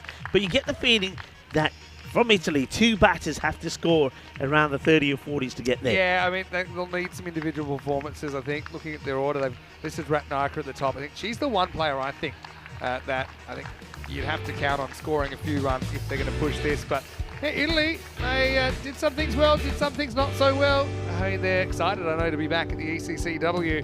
5th team to arrive in this Premier Division. And it was the Dutch with some making up to do after an early morning loss to England. And it was a great start for Italy as well, because not just one, but 2 wickets in the first over from Chaturika Mahamalagi would get Italy ahead. Smart bit of work from Ethnara behind the stumps. That was Raikalashi's MVP, who was stumped for a duck. And then a good partnership will get the Dutch back on track, and I still think they are, I suppose, they're reasonably heavy favourites running into the second half of this game. Yeah, for sure. I mean, that was a pretty expensive over. That one from Pasindi went for 16, didn't it, after those 2 wickets in the first from Mamalage. She would then come on and bowl a pretty tidy third, and just the 9 came on that. But Netherlands, yeah, the way they responded and through some very good hitting from Meryl Declan. She was hitting the ball hard, whereas Sanya Karuna was stroking it around beautifully, but also to quite devastating effects at times. Her timing was awesome, and the smiles had returned back to the faces of Netherlands. But then there was the catch, nicely held, no issues at all, needed a breakthrough and got the breakthrough as well. And once that wicket fell, others did come pretty quickly, and well done to Alexia. Just made that change, and it was a bit of a miscue really from Declan, who was hitting the ball so well up until then. Well, she gets caught out, and then this was a strange one, wasn't it? After Sims earlier puts a catch down of her own bowling, she does make amends in good fashion, making the save and then getting the throw back to Ratanaika, who then whipped off the bows. And it's one of a couple of run-outs that we would see. That was just really well bowled, and Alexia, when she does get it right, she can be dangerous, and that's why I think they're using her in the attack. Interesting enough, no Bartram, who was their leading wicket taker last year with 9. She decided that she would not use herself, did the captain, and opted to have the other ones. Now, this was one that could have been nasty. There was a little bit of contact here. You'll see that as Ratanaika and Tashina, they end up coming to blows, and then unfortunately, that was a blow for Netherlands as the batter just trips over there in the middle on that soft part of the ground. But still, you can see plenty of Netherlands supporters here wearing the bright orange, and well, they've decorated the place pretty nicely. I know there's a few Christmas decks up at the moment, and a few bright orange Netherlands flags up as well, and getting good, very good support. Once again, the Netherlands, you can see they're not afraid of going out there and having a go. They don't seem to be worried about losing wickets. Everybody's been given clear instructions, go out there and have a go. That certainly has brought out the best in Meryl Declan. She scored 41 of 19 earlier, 539 also from Sanya Kurana. She batted well, and Robin Schmidt, though she was dropped off her first ball, she also put a healthy little combination together, hitting 1416 as she scored 11 of her 5 deliveries. On the bowling front, Mamalage started very well, picked up the 2 wickets with just 10. Her first over only went just for the 1, and then 2 wickets there for Alexia as well. Well bowled, and Nanyagara chipped in with 1, though she was that little bit expensive, going for 28. So we're going to have I think a very interesting match here. This is very similar to some of the battles that Austria have had against Spain. In fact, it reminds me of the way the very first match we had started, when Austria scored 112. Spain, they fell short by 9 runs, falling on 103 for 4. So it's got that feel to it. Which way will this go? Will it be runs on the board? It's going to be enough for the Netherlands, or Italy going to get stuck into this and get the win? Join me, Rico Full, and Mr. Maximo when we return in around about 10 minutes time for the conclusion of this match number 3 in the Premier Division. You're watching the Euros of Women's Cricket here at the Carter Oval. Join us back in about 10 minutes time. Hasta pronto, mi familia.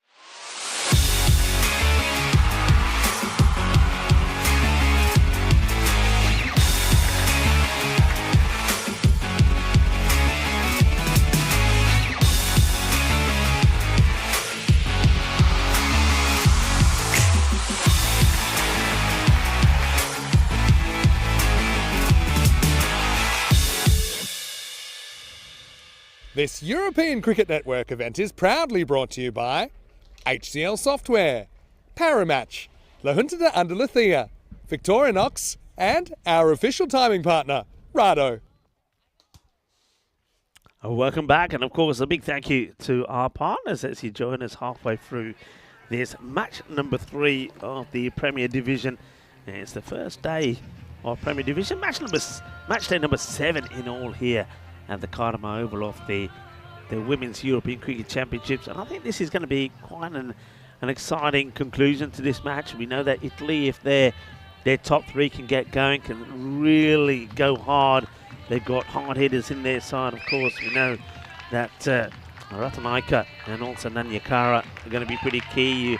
I think the captain, Emilia Bartram, will be looking to make a good start here. And they've got 1 or 2 other batters that certainly can come in and hit the ball hard. So Netherlands, they're going to have to bowl well. Of course, the Netherlands get to this 113 score thanks to some good batting and a good recovery, really, led by Meryl Degling. She did really well, scoring 41 on 19, and got great support from Sanya Kurana, who made 39 of 18. Now that means that leaves this as being that bonus point equation. So keep that in mind, with being based on that score of 113. Lovely shots, the Cardamom Oval, and a really good, healthy crowd in today for this Sunday. I hope you are enjoying your Sunday. It's a day of rest for many, not for us here for the European Cricket Network, as the action just keeps continuing to entertain us.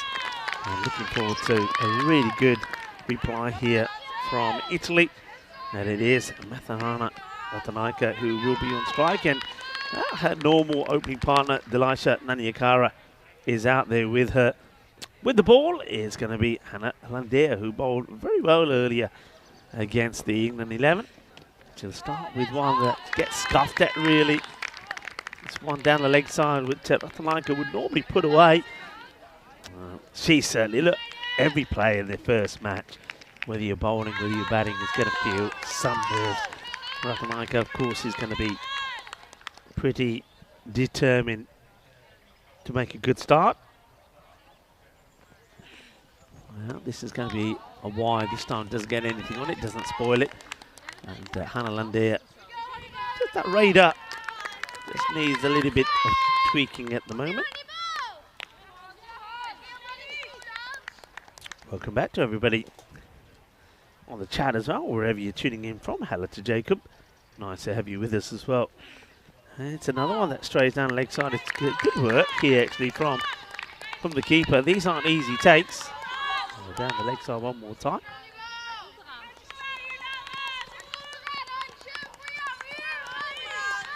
Well, that one's, I did see that actually being called a wide, which surprises me a little. And this one should be an easy signal for the umpire. This will be 4 runs.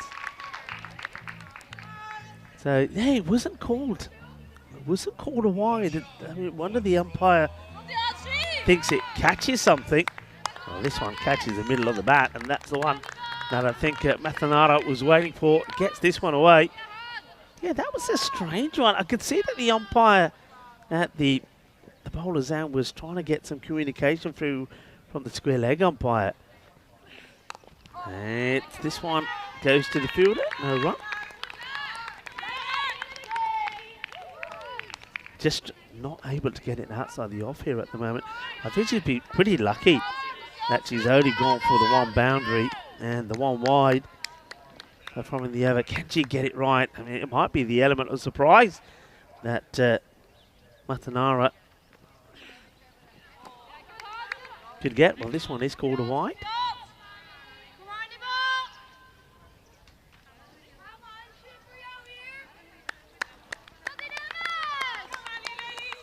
I wonder if Hannah here just trying to bowl maybe a little bit fast and could just maybe just take a yard of pace off and concentrate on the line.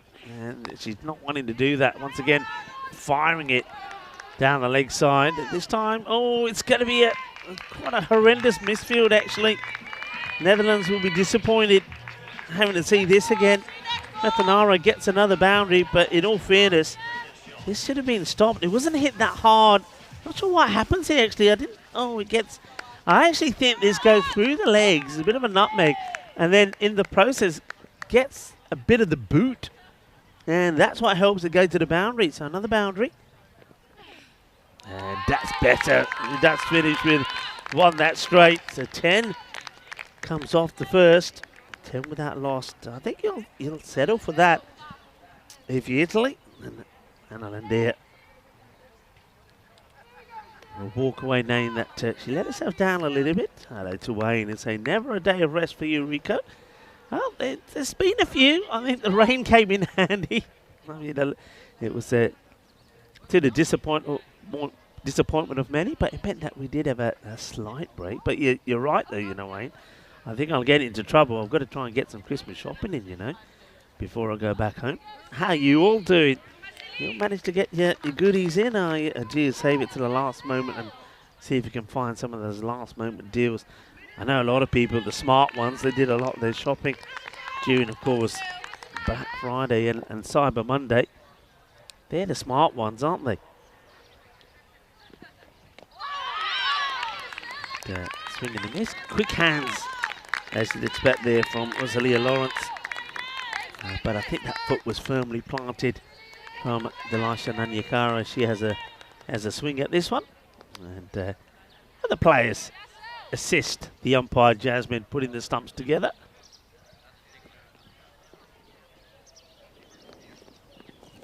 Oh, now this one, it sounded like it might have caught a bit of the bat. The stop will be made. The batters keep to one. Let's see, no signal for the umpire. I think this does. I think it gets the bottom off the bat. That's why it goes all the way along the deck, gets past the keeper.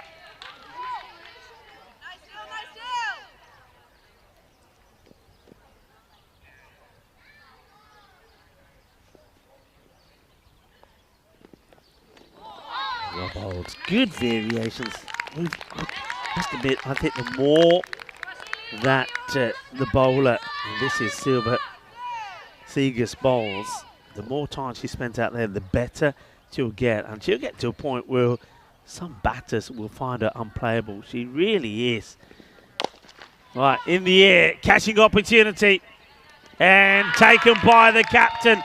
And that's the wicket they wanted. Caroline DeLange takes the wicket of Mathanara Ratanaika. That's a big player to get early. We know how dangerous she can be. Mathanara, she's going to fall for just 8 of 8 deliveries. And just wasn't on for that one. You know she likes to be super aggressive. Goes more aerial than distance. And how about that for a catch from Caroline? Gets herself in the right position and holds on to it. And getting the big wicket. So Italy 11 for 1. You just felt that the big shot was going to come in there because only the one run off that over was going to put Italy a long way behind. Mathanara wants to go for the big one and doesn't get it right. Liliana Sims is going to be the number 3 batter, so no Bartram at the moment, the captain, just holding herself back. Seegers 1 for 1. 2 to come in the over. Oh, that's an edge. I think this is an edge. It's one of those that either stick or they don't. I don't think you can give Lawrence too much a hard time about this. Could have gone anywhere. I think she does well to get gloves to it, but if they stick, it's a great catch. Just gets away from her. That's a nice looking shot in the gap between the two players that are straight. Nicely played, good shot. Good placement, because those fielders, and Caroline DeLange is one of them, and right alongside her, Sanya Kurana, they were ready to snap it up if it was a little bit closer to them. It's not to be. It's going to be a boundary. They needed it as well at the end of that over. It's now 15 for 1. They get the big wicket of Ratanaika. Very good over there from Silva. And only the 5 runs coming from that one. Tigers liking what you do. That's the way the table looks at the moment. Ireland, after that big win, not only did they get the 4 points, but the net run rate looking pretty decent. Netherlands, only the point to their name so far. They really would want a victory here to get them back in contention. It's going to be a wide, and once again, it's a great take there from Lawrence. Diving to her right. And on this day in 1963, birth of Kenyan double international. And that is Asif Karim, who played 3 Cricket World Cups, 1996, 1999 and 2003. And here you go, this prompts me to another question. First, the question is, was there a sneak, was there not? Oh yes there was, and it's a biggie. As Delisha Nanyakara chasing the wide ball. And, well, the difference between her and Cinderella, well, Cinderella knew when to leave the ball, gets a snick, catch is taken, another one goes, and a sharp catch. She's looked good behind there, hasn't she? Rosalia Lawrence has a good catch, and Delisha credits her as well. She knows she's got a snick on that, and she does depart 16 for 2. And disappointment is now Amelia Bartram will come out, the captain. She comes out in a similar sort of situation that the Netherlands found themselves in. The Netherlands were able to sort of hit their way out of trouble. Let's see if Italy can do the same. It takes a bit of adjustment to go from a right to a left-hander, and it's not done straight away here by the bowler. This is Lara.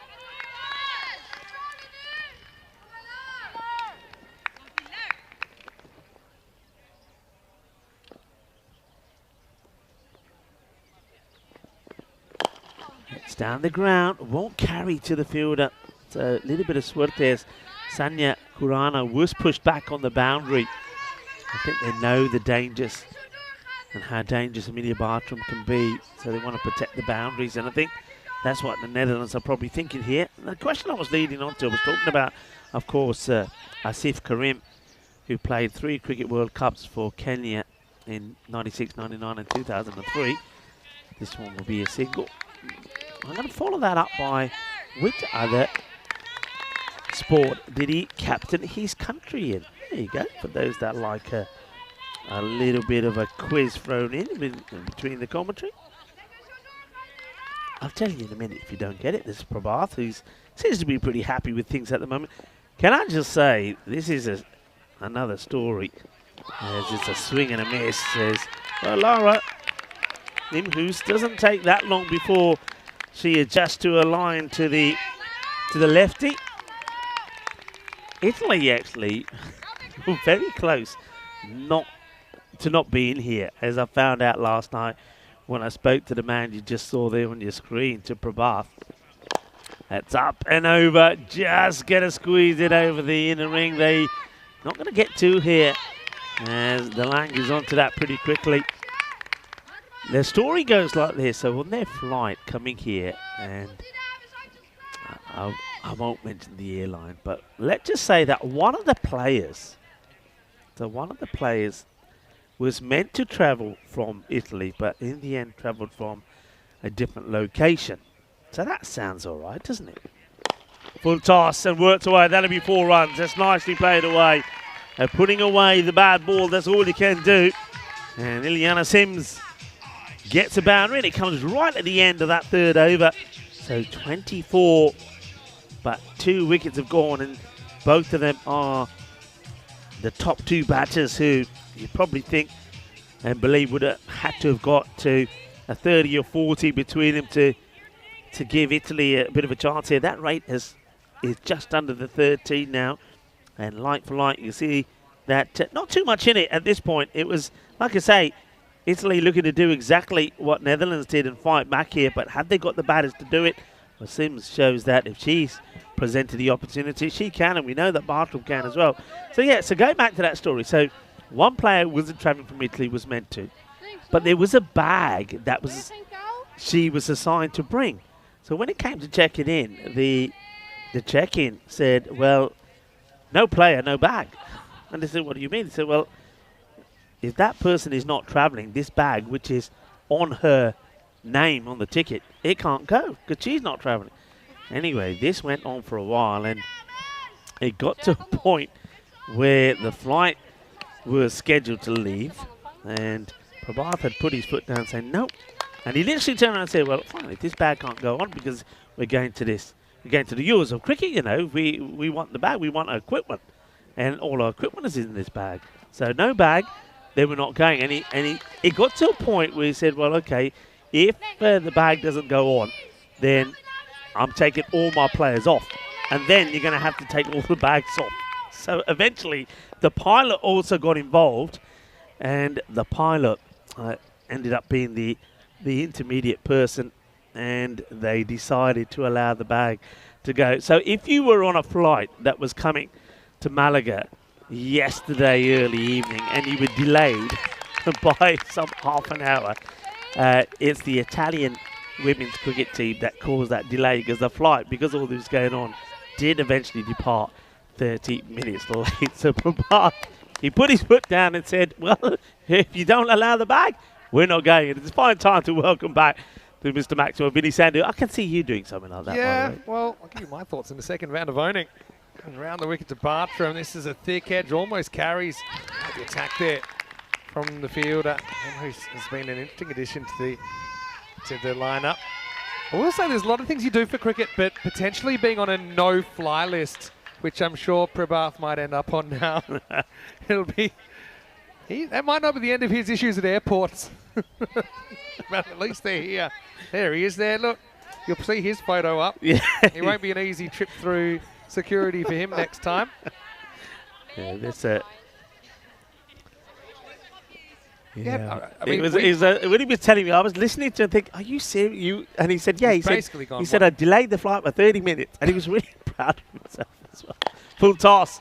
It might be worth having a look at the height. Oh, it's the old vicious Tortuga. Well, this Tortuga, don't forget the Tortuga before we sign off for the year. It does travel around with it sometimes. I reckon this hits the deck. And it's probably more of a moves away. Might see a good shot of this here, actually. So the fielder's coming in. And first that's a height, that's okay, but then the fielder's looking to make the stop, and the ball deviates quite viciously and goes to the boundary for 4. Yeah, it does. It's actually a wrong 'un out there. I can actually see how Landy misses that. Landy's a really good fielder, but you would expect it to spin the other way, but that kind of held up in the turf. Now Devoning with a comeback. Nicely played. Oh, no. Oh, dear. Malkinbor, our day's not getting too much better. This is just a regulation stop. And well, Sims, she gets a bit of luck there in pocket as where it takes. No way that should have been a 4, but it is. And Italy getting a couple through the Dutch fielders in this over. Yeah, one was courtesy of a bit of an evil bounce and a bit of topspin. That one, though, is just an error. Yeah, I've got a question for you, actually, Rico, in a second. Round of owning. She won't be too happy. Uh-oh. That's more like it. Sometimes the long barrier went down, to be sure. We go through a lot of airports. Yeah. I mean, I've been on something like 260 flights in the last 4 years. So tell us, have a think, but your kind of experiences. One we talk about all the time is when they say, okay, so where have you come from, sir? And you're like... Absolute nightmare. Well, I don't know. Especially when you've been travelling here, there, and everywhere. You just go, I don't. Where are you going? Let me just check. Yeah. But I've got a funny one. Perhaps when I was working in Australia in events, and sometimes we would do events at these remote mine sites. I was an events company. I was in charge of the Christmas party, right? It's about this time of year.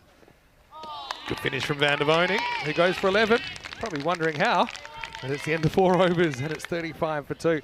So anyway, we had a bit. It's the first time I'd gone to this mine site, and I hadn't done too many of these. Eventually, I worked out, okay, this is how you got to do it. But I had all this equipment with me, and the plane wasn't that big. I mean, it was big-ish, but they're like, no, and then we'd forgotten this, and so and so didn't bring their paperwork, and I had 6 staff with me and all this for this big event. Right. And I started saying, look, and all the workers are in this plane as well to get to. It's like a gold mine, like literally a gold mine. Yeah. And I said, look, we're not going to do this. We're going to have to delay the plane, you know, because it's like their plane. They said, okay, but just so you're aware that for every 15 minutes we delayed the flight, it costs 90,000 Australian dollars, which is over 50,000. I said, well, looks like we're taking off. Declan comes on to bowl over number 5. Yeah. But you must have a few stories. I mean, probably last year when I was going from Sweden to Romania, the only time I was rostered by myself in different countries in consecutive days. And what do you think happened? My flight got cancelled. I had to sleep on the floor. And good old Stefan Gucci covered me for the first 2 games in Romania. Yeah. They said, there's some hotels, but we'd have to walk 1.2 Ks all my stuff. I said, well, go to sleep. I think this has been the year of a lot of flight delays. I mean, normally, as you do, on 2 occasions, my luggage hasn't turned up. That becomes the norm, doesn't it? Oh, dear, that's a bit of a moon ball. But I think this is going to be a no. I haven't seen it called on the field of play yet. But has it been called? Yeah, there it is. That's the call. Away. Yeah, just got away from Declan, didn't it? Actually, one of my early ECN memories, Bartram, her waist isn't as high as some others. And so just more of those will be called. Should be disappointed she doesn't hit that over the ropes, actually. She's got the power to do it. But yeah, one of my early ones was in Amsterdam, actually. Amsterdam Airport, quick changeover. And, sometimes you're lucky your gates are close together, and sometimes they're not. Amsterdam Airport is huge. Schiphol. Free hit, don't forget. Just needs to be stopped. It's not. It's going to go all the way. Maximo. Karana maybe didn't quite read the room there. She crept in off the boundary. It didn't matter if it was caught or not. She just had to try and keep it inside the field of play. Oh, Italy, really? A bit like the Netherlands recovering from a suboptimal start to hang in the game. Both teams have done exactly the same. They lost wickets early. We saw that the power play scores were just 2 in it, from 26 for 2 for 24 for 2. And then we had the fight back from the Netherlands. And Italy are doing the same here. It's well struck. And so this time in Netherlands... So this time in the Netherlands, I had to do the sprint. So, okay. And I had to sprint. It felt like about 1 kilometre that I ran through the Schiphol airport. It was, and I was in better shape back then as well. Still, I was tired. Got on the flight. Great. Yeah. Of course. And you'd remember this. First day we worked together, actually.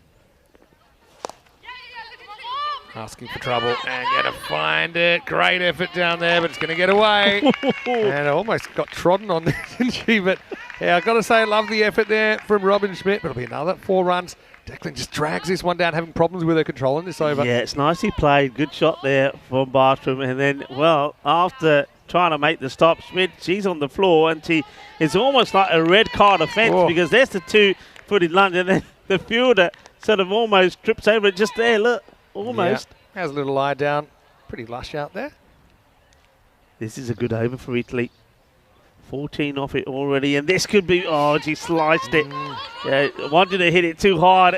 She times this. It goes to the boundary. So I think Merrill and Declan gets away with that one. 15 off the over with the ball to go. Well, that's the thing, though. They had 3 outfielders back. And so Bartram's thinking, right, I'm going to hit this over the rope. So she has to give it extra power. It's just... totally lost the timing. 50's up for Italy. Last ball the 5th. It's not, because I know she charges at this, so we're going to have to look at this. Looking at it from our end doesn't tell the true story. I actually think she doesn't hit it. It hits her. Yeah. So let's see. I actually think this might have It is still high, but she does charge. So would this have come down? That's the question. It actually starts dropping by the time it hits her. So look, by the time it hits... So it hits her in the number 0. So look, probably... Yeah, it's okay. So they're just giving that as a leg bite. So she gets away with 2 loose deliveries right at the end of the over there, And it was coming down pretty quickly. So I think that's a good call. That'll be the end of 5, and the score's 50 for 2. Let's welcome you to the comedy box. Vinny Sand and Mr. Maximo. Lovely to be with you on a sunny Andalusia afternoon here with Rico Full. So when I did my end-to-end Schiphol Amsterdam Airport sprint, I ended up getting on the plane. I got to Barcelona, but you know what didn't make it? Yep, I know my what didn't bags. make it. Yeah. And this was my big ECS debut of all the suits, had them all there. And I'm stuck there in my trackies first day. Remember, I wasn't too happy on the phone. I was used to be a bit of a diva before I had that knocked out of me. Yeah. How many days did it take for your pack to turn up? Well, I think I might have had them by day 2 or day 3. Anyway, let's get back to the action out there. And we're going to get Silver Seegers coming on. So more spin.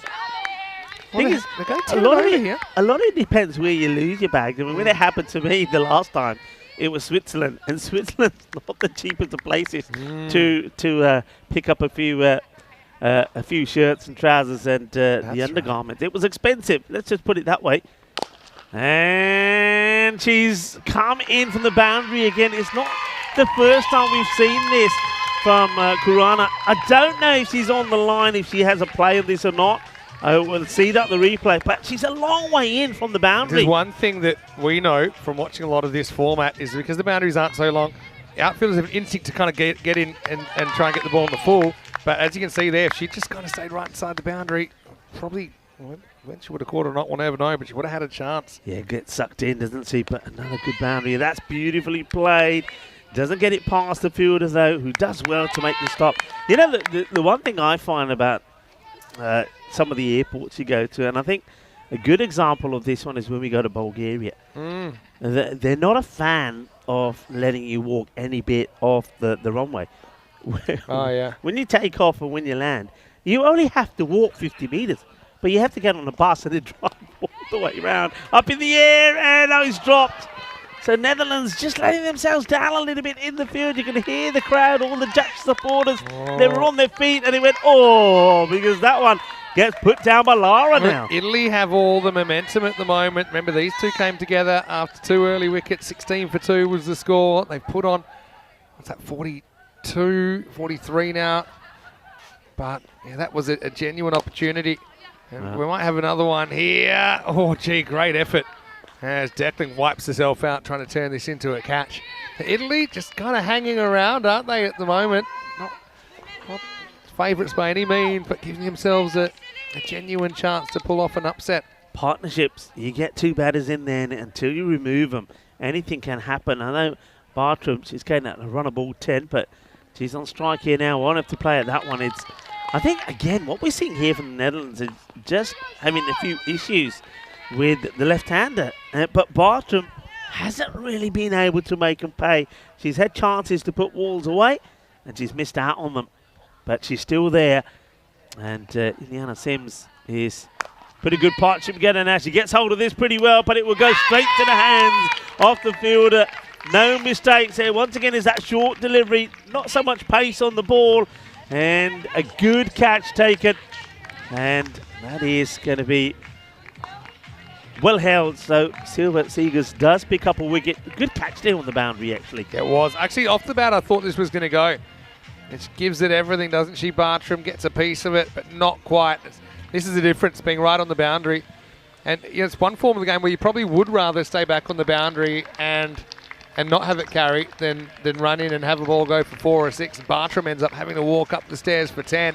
61 for 3. Italy hanging around. That makes it a bit tougher, though. And large responsibility on Alenia Sims. Alexia Kontoparakis comes in, batting 5, facing up to Robin Schmidt. Wants to get funky straight away, and well, this will be a wide though, and it's a lot of people watching. Let's just clarify this for a few people who might be new to us. Yeah, true. Anything down the leg side, whether it starts off being a ball that might have hit the pads, True. If the batter moves and it misses the leg stick, it's going to be a wide. Anything down the leg side that's not between the batter and the stumps. We don't play profile. It's not like T20. Black and white. Oh, that was beautifully timed, and it will be a single. Good work there this time by Sanya. Now, what a throw. The stumps, and not able to get another because it's being well watched there. How hard are those stumps knocked into the ground? Yeah, they don't budge. Put the concrete in. So Kontoparakis has a bit more of a traditional cricket education. Don't be fooled by the Greek name. Okay, so we just talked about the fact she's played for Stellenbosch CC. She's gone to a cricketing school. And just chips this, and it will be an easy catch. And you can see the disappointment for Alexia. It's going to be a first baller for her. We didn't quite get to finish the story. We'll have to tell it while she sprints off, and is going to have to make her way up those Karma steps with nothing to show for. And you see, just doesn't follow through. I mean, if she follows through with the shot, she's going to clear the fielder, but just chips it up. And Mel Declan, who's having a good match, she holds on to it quite easily. This is one thing Alexia will learn as well. You're better off making a first ball duck than kind of hanging around making 2 off 9 or something like that. At least she gets out of the way. Someone else has an opportunity. just kind of mistimed that one, played a bit early, probably a bit anxious as well. First ball here at the Cardamore Oval, but Schmidt breaks through. So new batter comes out. It's Kumudu Pedrick. Well, she is a very, very experienced campaigner. Got to say, Sims is playing quite the innings, isn't she? Yeah. Alina at the other end. She's a UK-based player qualifying for Italy. But yeah, 3 balls left in the over. Pedrick can't afford to just kind of block these out. She's got to at least, at a minimum, try and get to the other end. That's well struck. It should be Sanya making the stop again. She does, gets across nicely. Just a single. What they have done, it looks, at this stage at least, I want to take them for granted, that Italy should at least hold their point. As long as they get to 80, they'll hold on to their point. But yeah, they'll still be hoping with Alina Sims at the crease that she can knock a couple out of the ground and maybe get them close to this. Goes for it. It could be another opportunity. Caught and bowl, and it'll be nicely done. So Schmidt takes another. That's 2 for 3. And it's just a first over, and she's got a ball still to go in it.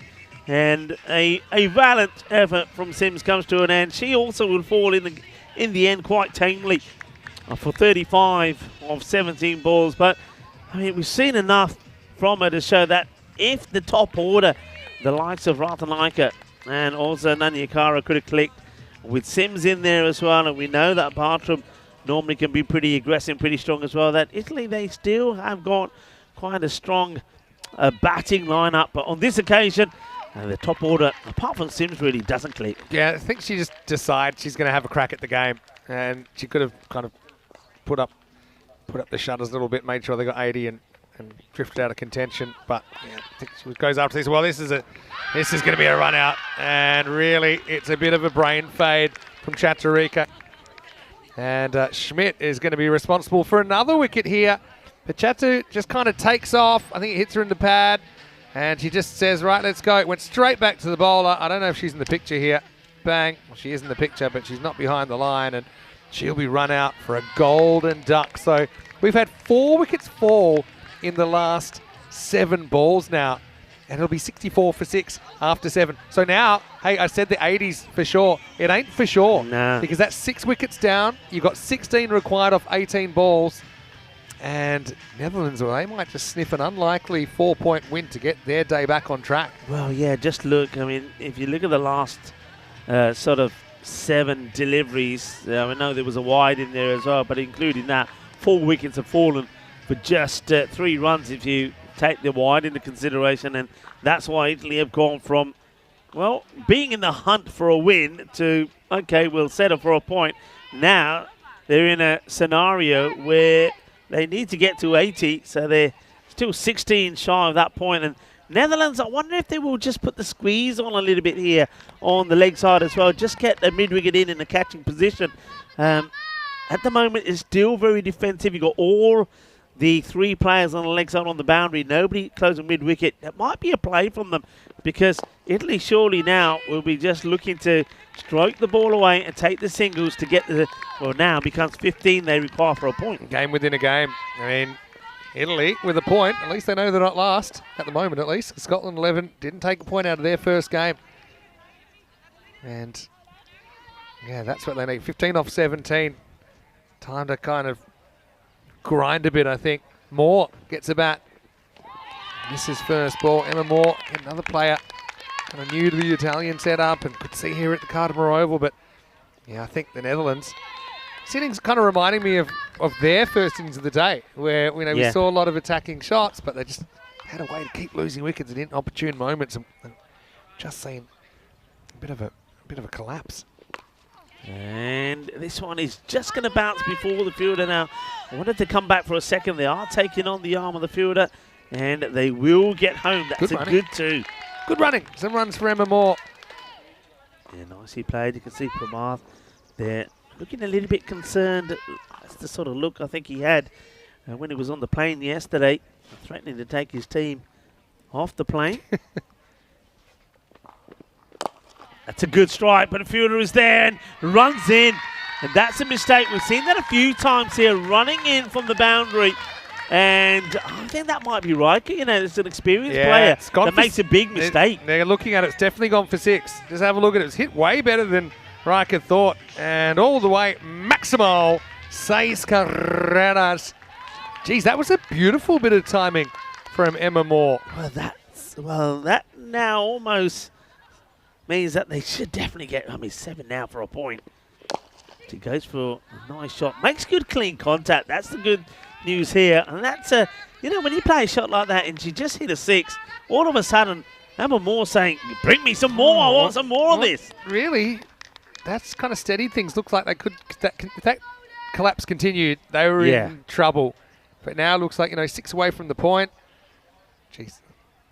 Long way to the target, but who knows with Moore hitting the ball like that. And that's another one that will go to the boundary, as this time is Commodore Pedrick, another very experienced player. We have seen her captaining this Italian side in the past, and she gets a boundary away here. Now, well, the point definitely in the bag, and Italy, they will only play just this once today. And they've got 2 matches tomorrow, though, starting in the morning against Ireland. That'll be an absolute cracker. But they can go back at least to the Sunset Beach Club knowing, like you said, that they are not at the foot of the table. I'm no coach, as everyone knows by now, but Emma Moore, I think she needs to bat a bit higher than number 8. I mean, it's, again, not necessarily sure exactly who you're going to move aside in the top 4, but she's very capable. You can see that straight away. 9th over. Okay, that's a good delivery. Just sneaks this one in. Very with a pace that Robin Schmidt bowls with. Remember, 2 wickets she takes in the first over, and also there was that run out as well, so 3 wickets were to fall in the over. Rate for the actual game's gone out to about 20 and over, so I think really it's just about getting as many as they can. So this should be one. Just a single. Yeah, so a quick hello to Zishan Khan, who's watching from Malta. Hello to you. Hello to Jacob Stewart as well. And yeah, well, a rivalry is old, not quite as old as time, but not far off it. 1,000-year-old rivalry coming up, England-Scotland in the last game of the day. Looking forward to that. In the air, it's a chance if you can get there, and well, Robin Riker does get there. This time she did have to sprint in, makes the ground, gets to play on the catch, but it's another one that gets away from the Netherlands. I think Netherlands, look, they will get the 3 points here, but they know they'll have a bit of work to do in the field. They've made some mistakes, some in the field, and some of the catches that have gone down. That'll be a concern for them. Play down the ground, we'll take a single. Hey, I don't think you were in when I asked my last question. Go on. I'm about to give the answer, but I'm going to give you a couple of balls here to think about it. So I'm disappointed I didn't get the aluminium bat. Well, you got it in the end. I had to give you a clue. I should have known that. All right. Asif Karim, a birth of Kenyan, a double international who played 3 Cricket World Cups, 1996, 99, and 2003. He was the captain, of course, for another sport as well. Can you name which one it was? Short answer is no. But, would have been out. I think it would hit. Yeah. Good scramble. Italy now, it's just net run rate. Let's get up as close as we can. Making a good noise there. Is it a similar sport to cricket, or is it completely different? Yes, it's pretty similar. Let's say hockey. Close. More aerial. A little bit more aerial. Lacrosse. I'm having a shocker here, aren't I? Quidditch? Give up. Right, New balls, please. That's the only clue I'm giving you. New balls, please. Tennis. Tennis. Yeah. Oh, really? Yeah, he a tennis captain, he like Davis Cup or something. He captained his country's tennis team in the Davis Cup. Okay, gotcha. Okay, didn't think of that as like a sport where you have a Kareem. captain, but you're right. Hey, this is what's coming up. England, Scotland, just mentioned it a moment ago, with the English 11 winning the toss and electing to bat.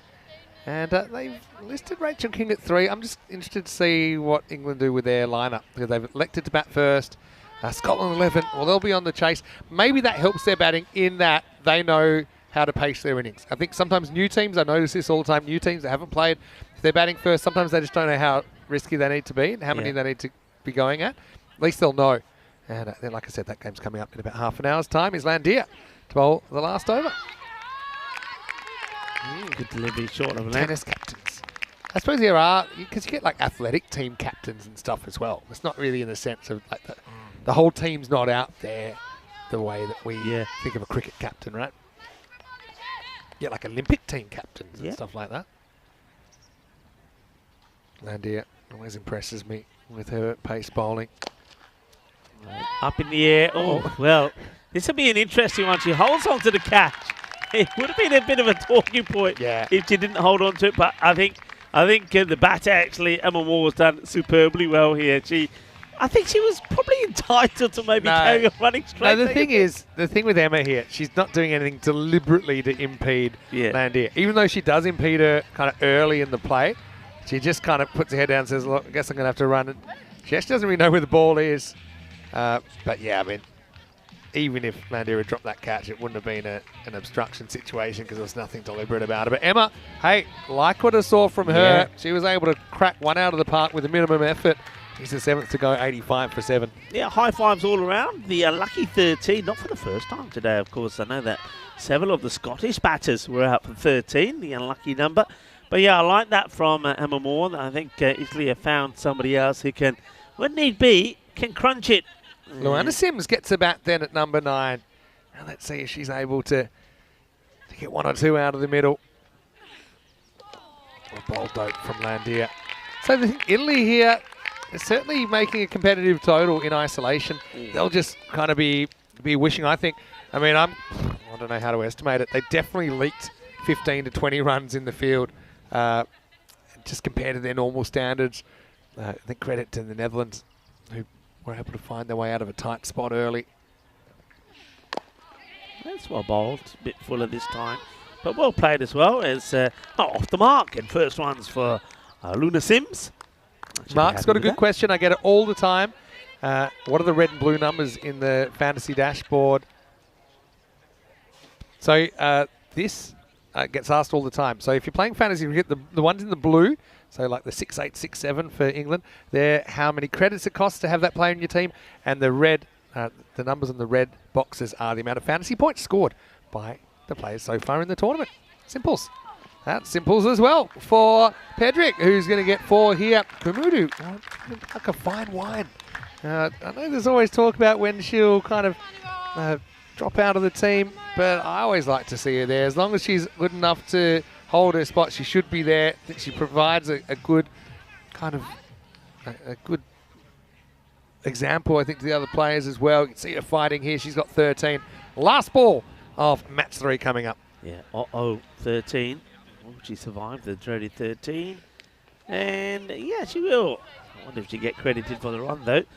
Maybe not. Looks like could be a leg by and will be. So she'll be not out 13. And she does help the Italian women get into the 90s. 91 for 7. That'll help them a little bit with the net run rate. But the Netherlands, they get the win that they were after going down to their arch rivals, or I'd say friendly rivals, really. England 11 in the first match of the day. Netherlands do come back with a victory. That'll put a smile on their faces, and certainly their journey back to the Sunset Beach Club, our hotel partner, will be a much more pleasant one as they will focus on the day that they have coming up tomorrow, where it'll be could be a nice easy day for them tomorrow. They only play the one match number 2, which is going to be match number 6 of the Premier Division when they take on Scotland. Yeah, that'll be an interesting one as well. Just look at the run rates today. So we're at 10 and over. So we're at 100 basically par today. And that's certainly a lot more than we saw. I think 7.7 is where we ended up in the Challenger Division. So you can see that that 100 is what you're looking at. Italy fall just short, ending up on 91. For the Netherlands, I think there's lots of positives there for them. Obviously not the start they wanted with 2 early wickets, but they find a way out of it. Caroline de Lange, nice to see her leading the side. She was pretty unselfish as well. She was collateral damage, if you like, in the first innings. Also, I think both teams can learn, particularly from some of the fielding judgment errors in the game. To stay on the rope. Don't kind of give the batters easy boundaries or easy opportunities at boundaries by underrunning the ball. This just one more time is the lineup card for match number 4. With England winning the toss and electing to bat. We'll be back in 25 minutes with that one. England hoping to go 2-0. And Scotland, well, they're still searching for their first point of this ECC-W. Lucy Smith comes in for the Scots. And, well, for Italy, they didn't want to lose early wickets, obviously, chasing something like 114. Signs were okay early. Mathnara with a couple of early boundaries, and we did think that she was the one play. If she stood up, it would be a possibility Italy could chase this down, but DeLanga with a good catch on the boundary to send her packing. Sims came to the crease. Prabhath, I think he's on some sort of watch list now due to the airport incident. But Delisha Sheenik behind. So then you're worried that it's going to head south for Italy. But Elenia Sims and Amelia Bartram then kind of joined each other at the crease and put together a match-turning partnership, even though it wasn't enough to get the Azzurri over the line in the end. Yeah, I think Bartram, though, she scored just slightly less than run a ball, but her being a left-hander certainly did throw Netherlands a bit. And Netherlands, well, they threw themselves around in the field, but sometimes there were the odd mistakes. And we saw one that spun away from a fielder. And then Mockenbaugh, well, she got done with one that went through her, but she would come back and take a good catch out there. Well, that one was the old red-carded lunge. But fortunately, her own teammate was not troubled. Sanya Kurana, a few times we saw her coming off the line. We saw that even the experienced Roman Riker made the same mistake as well at one point. But, well, the mistakes will happen, but it's how you recover from them. Mockenbaugh, she showed that she recovered pretty well. Well, that's one way to knock the bat in before you get out there. That was a soft dismissal in the end there. But it's once again, it's nice to see some of these new players out there for Italy. Some did click, some unfortunately weren't able to. Alexia would go first ball, and then there was a terrible mess up here as well. As well, Momalage, not sure where she was really running. She just starts to run without seeing where the ball goes to and can't get back home in time. That was 3 wickets that would fall in that over. And at that point, Italy were probably in danger of maybe not getting a point. But then a 6 and 4 certainly helped. A drop catch from Riker, who was guilty of, leaving the boundary rope too early and getting the ball getting over her. But Hannah Landier, I think she's had a very good day. I think of all the bowlers for Netherlands, I think she certainly performed in both their matches. And the Netherlands there, high fives all around between the players. They will pick up the 3 points that they were desperate to take back with them at the end of this day for them. Yeah, so Italy, positives there. They'll be disappointed maybe just at some of the avoidable things that they did. I mean, sometimes you're going to run into good players that are going to hit good balls, but I think Italy, probably a fair result, I think, if you look at the two teams. Neither team were perfect. The Netherlands run out winners by 22 runs. But Italy, look, they take a point away from the game. They take a lot of learnings out of the game as well. And like I said, it's their only game of the day. 35 from Elenia Sims. Doesn't she continue to progress and improve? And I think she's a natural for that number 3 spot. Just 17 balls for her, 35. Hit 2 sixes and 4 fours in her innings. 10 for Bartram in that little partnership that turned things around. Pedrick flying the flag for Italy with 13 not out, 13 for Moore. I liked her as well. Emma Moore at the end hit an effortless looking 6.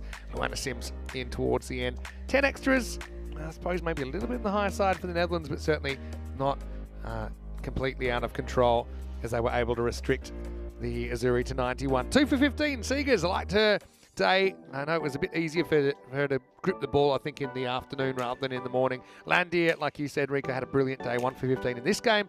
1 for 23, Lemhouse with the first wicket in her ECC-W experience. And Schmidt with the double strike. And don't forget that run out, so it really was a triple strike in that over. She finished with bowling figures of 2 for 10. We'll take a break then. The English and the Scots, well, they got history. Not with the ECC-W history, but history, and they will be settling it out on the park. England 11 batting first when we return to the ECC-W in around about 20 minutes' time. Vinny Sander here, Mr. Maximo, with Rico for Enjoy. A quick break and see you for the exciting conclusion of a Super Sunday opening day here in the ECC-W Premier Division.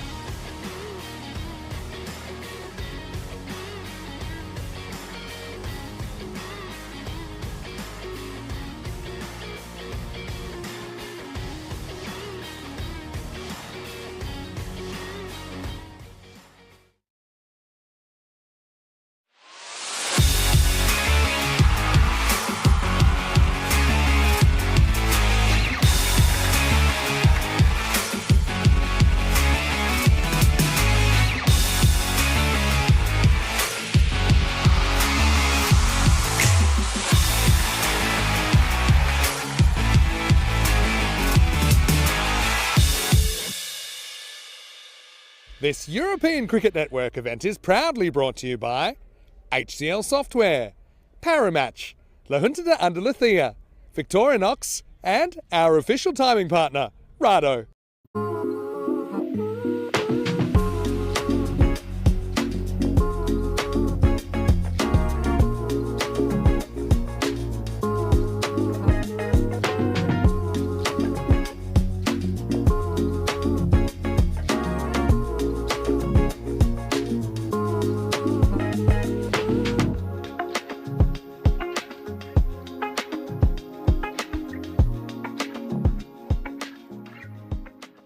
Hello and welcome back. Time for the last game of opening day. It's been a super Sunday of action here in the ECC-W Premier Division. Coming up, well, it's a rivalry that's a lot older than ECN, no doubt, with the English and the Scottish to do battle. England 11 versus Scotland 11, match number 4 on the way in. Ramage has a giant coin in the 2 captains. Let's see who wins the coin toss.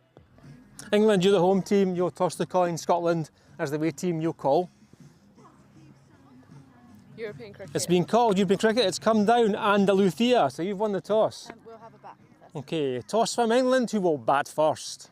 So it is the English 11 that win the toss, and Kiara Green, who was up in the commentary box before, she had no hesitation in wanting to have a bat, and I think for England it gives them the opportunity to bat the 10 overs. Maybe we'll see slightly different order from them. I think one thing that was a feature of their tournament last year is they weren't afraid to mix it up and give more players opportunities.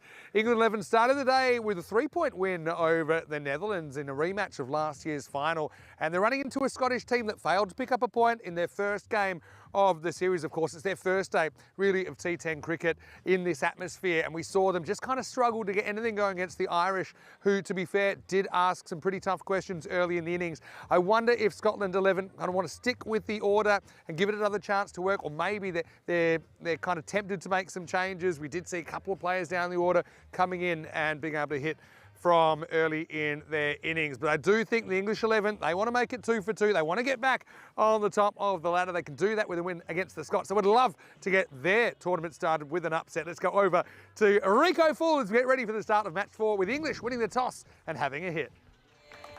Thank you very much. And, well, yeah, Vinny is right. We had Kiara Green up here earlier. She was saying that she wasn't getting the hang of, tossing the giant coin. Well, she got it perfect this time. It's a great coin toss, wasn't it? It landed beautifully, and she wins it as well and decides that they will have a bat first. No surprise there at all. Though we won't see Jasmine Wesley this time. I think she made a fantastic introduction with the bat, the ball, and in the field.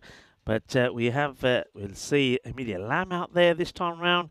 And I think we'll also see Gordon. So I'm looking forward to seeing how they perform. But, of course, England have got plenty of talent in that side. And I think Ria Fackrell is going to be the one that is looking to go big this time around. Scotland, they had a disappointing start, you have to say, especially with the bat. They just were never able to get to the top order clicking. That's why they only stumbled to 56 for 8 against Ireland. And Ireland, of course, knocked those off easily, chasing in just 23 balls. That's why Ireland, in the only match they played today, were at the top of the standings. Well, they were, and probably still are, I would imagine, on net run rate, even though the Netherlands, with that win against Italy, have taken their tally to 4 as well. But at the moment, on net run rate, Ireland are the top team. So Scotland are looking to do better. Now, I know they're up against it here, but I think the one thing that their captain will want here, Catherine Fraser, is just a much better performance. I mean, you can,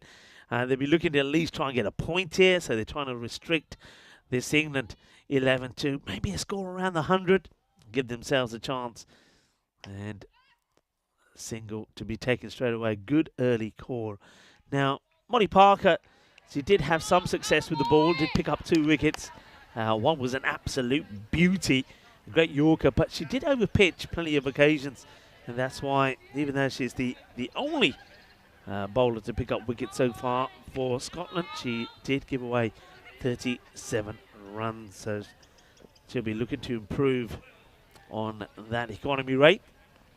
It's just chipped up in the air, but just goes into a pocket of space, luckily, for Ria Fackrell.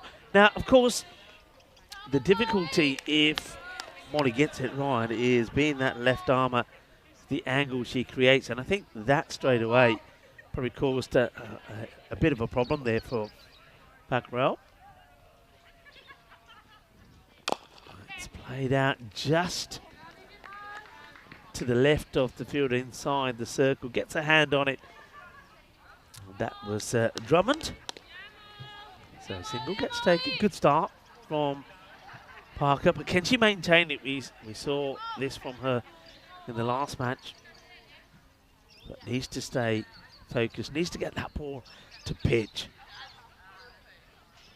And she does. This time no single as Drummond just pushes in a little bit closer to stop the run being taken. See, Stefan Gooch is out there with umpire Jasmine for this match. Of course, it is match number 4, the final match of this first day of the Premier League of the Women's European Cricket Championships. That's once again about Yorker length. It just gets played away quite nicely. So we invite you to get your random questions in as well. Myself, Rico Full, and Vinny Sandu, when he joins me, we'll do our best to answer any questions you throw at us. So also keeps it quite entertaining as well, I feel. Parker well bowled and will do the fielding herself. And that's a good over. Parker keeps it tidy. Just the 3 come from it. That's what Scotland need to do, more the same. Trying to restrict the hard hitters going well. Tilly Kesteven does make a start this time. Should be pleased that she's opened her account. Remember, wasn't able to score in the match against the Netherlands. So Tilly is also off and running. And she's the left-hander. Got quite a wide stance, isn't she? I mean, you can see she's just leaning forward slightly, bent at the knees, but wide stance, looks like a batter. With that stance, you'd think that she's pretty strong on the leg side. That's exactly where she plays this one, just helps that along for a single.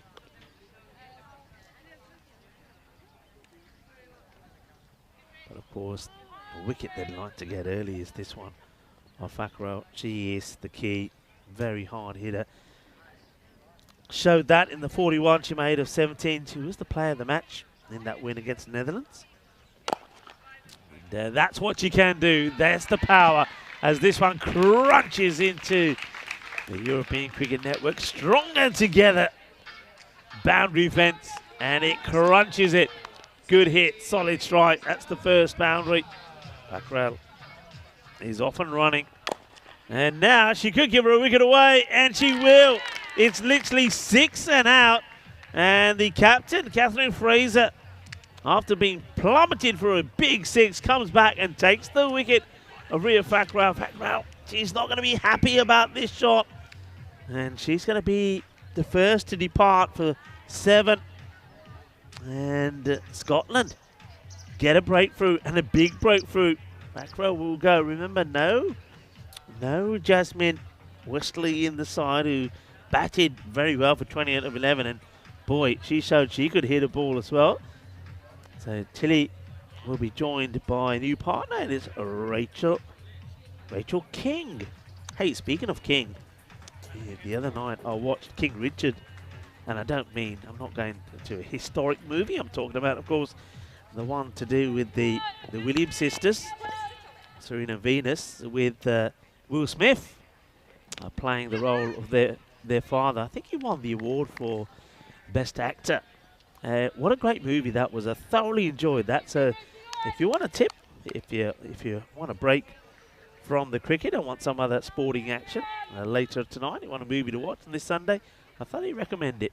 King Richard played on the leg side, and nicely fielded. Scotland looking to try and keep the squeeze on here. This is good bowling. Fraser backing up what Parker did. End of the over, so 8 will come from it. And the big wicket, though, of Packrell would fall. She goes for 7 or 5 after hitting a big 6. Faisal held on to the catch, and Fraser, the captain, taking the first scalp. First of many you feel that Scotland do need to take. Chris Smith saying, go Scotland, go Scotland, go Scotland. And, well, Chris there have made a good start. Can they continue it? Change as it's going to be Macy. Gets this one through and has a good look at that. There's Stefan.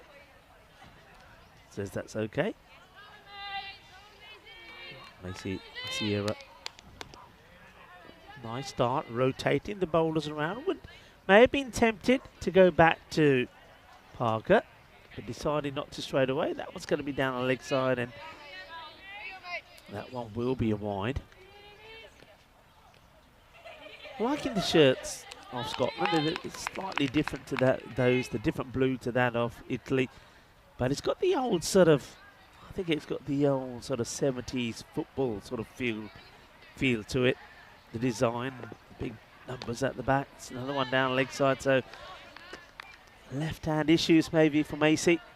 I wonder if she might try coming round the wicket at the moment. Yeah, she will. I think she has a little word with the umpire and says, I think I'll try around the wicket to the left-hander.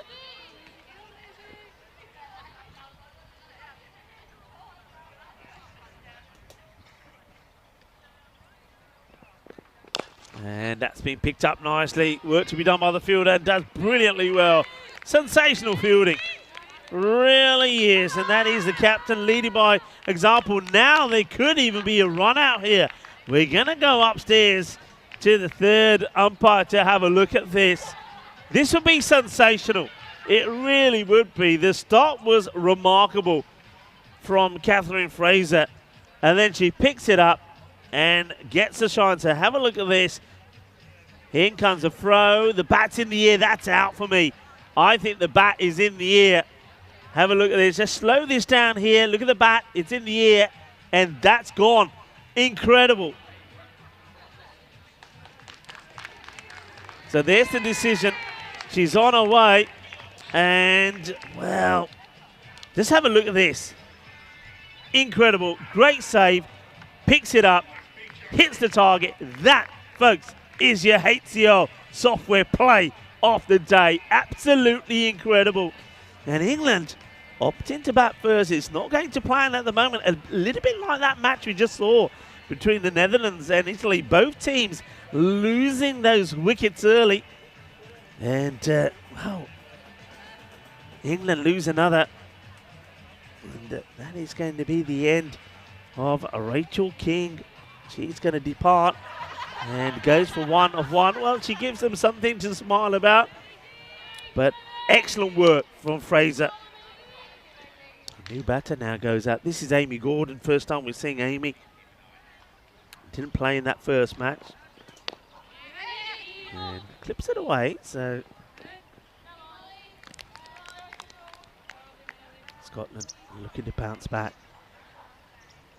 Interesting what the win predictor is showing there. I mean, it's very early on, but not giving Scotland a chance. I'll have a word about that, I think. It doesn't look right to me. 100%? Nah, come on. I reckon you need to give it a shake. It's well bowled, well dug out. Amy Gordon getting her first and just jabs it out. Well, the Netherlands, they've left their decorations here. They'll last for tomorrow, don't worry. Well, they only play the one match tomorrow to the Netherlands.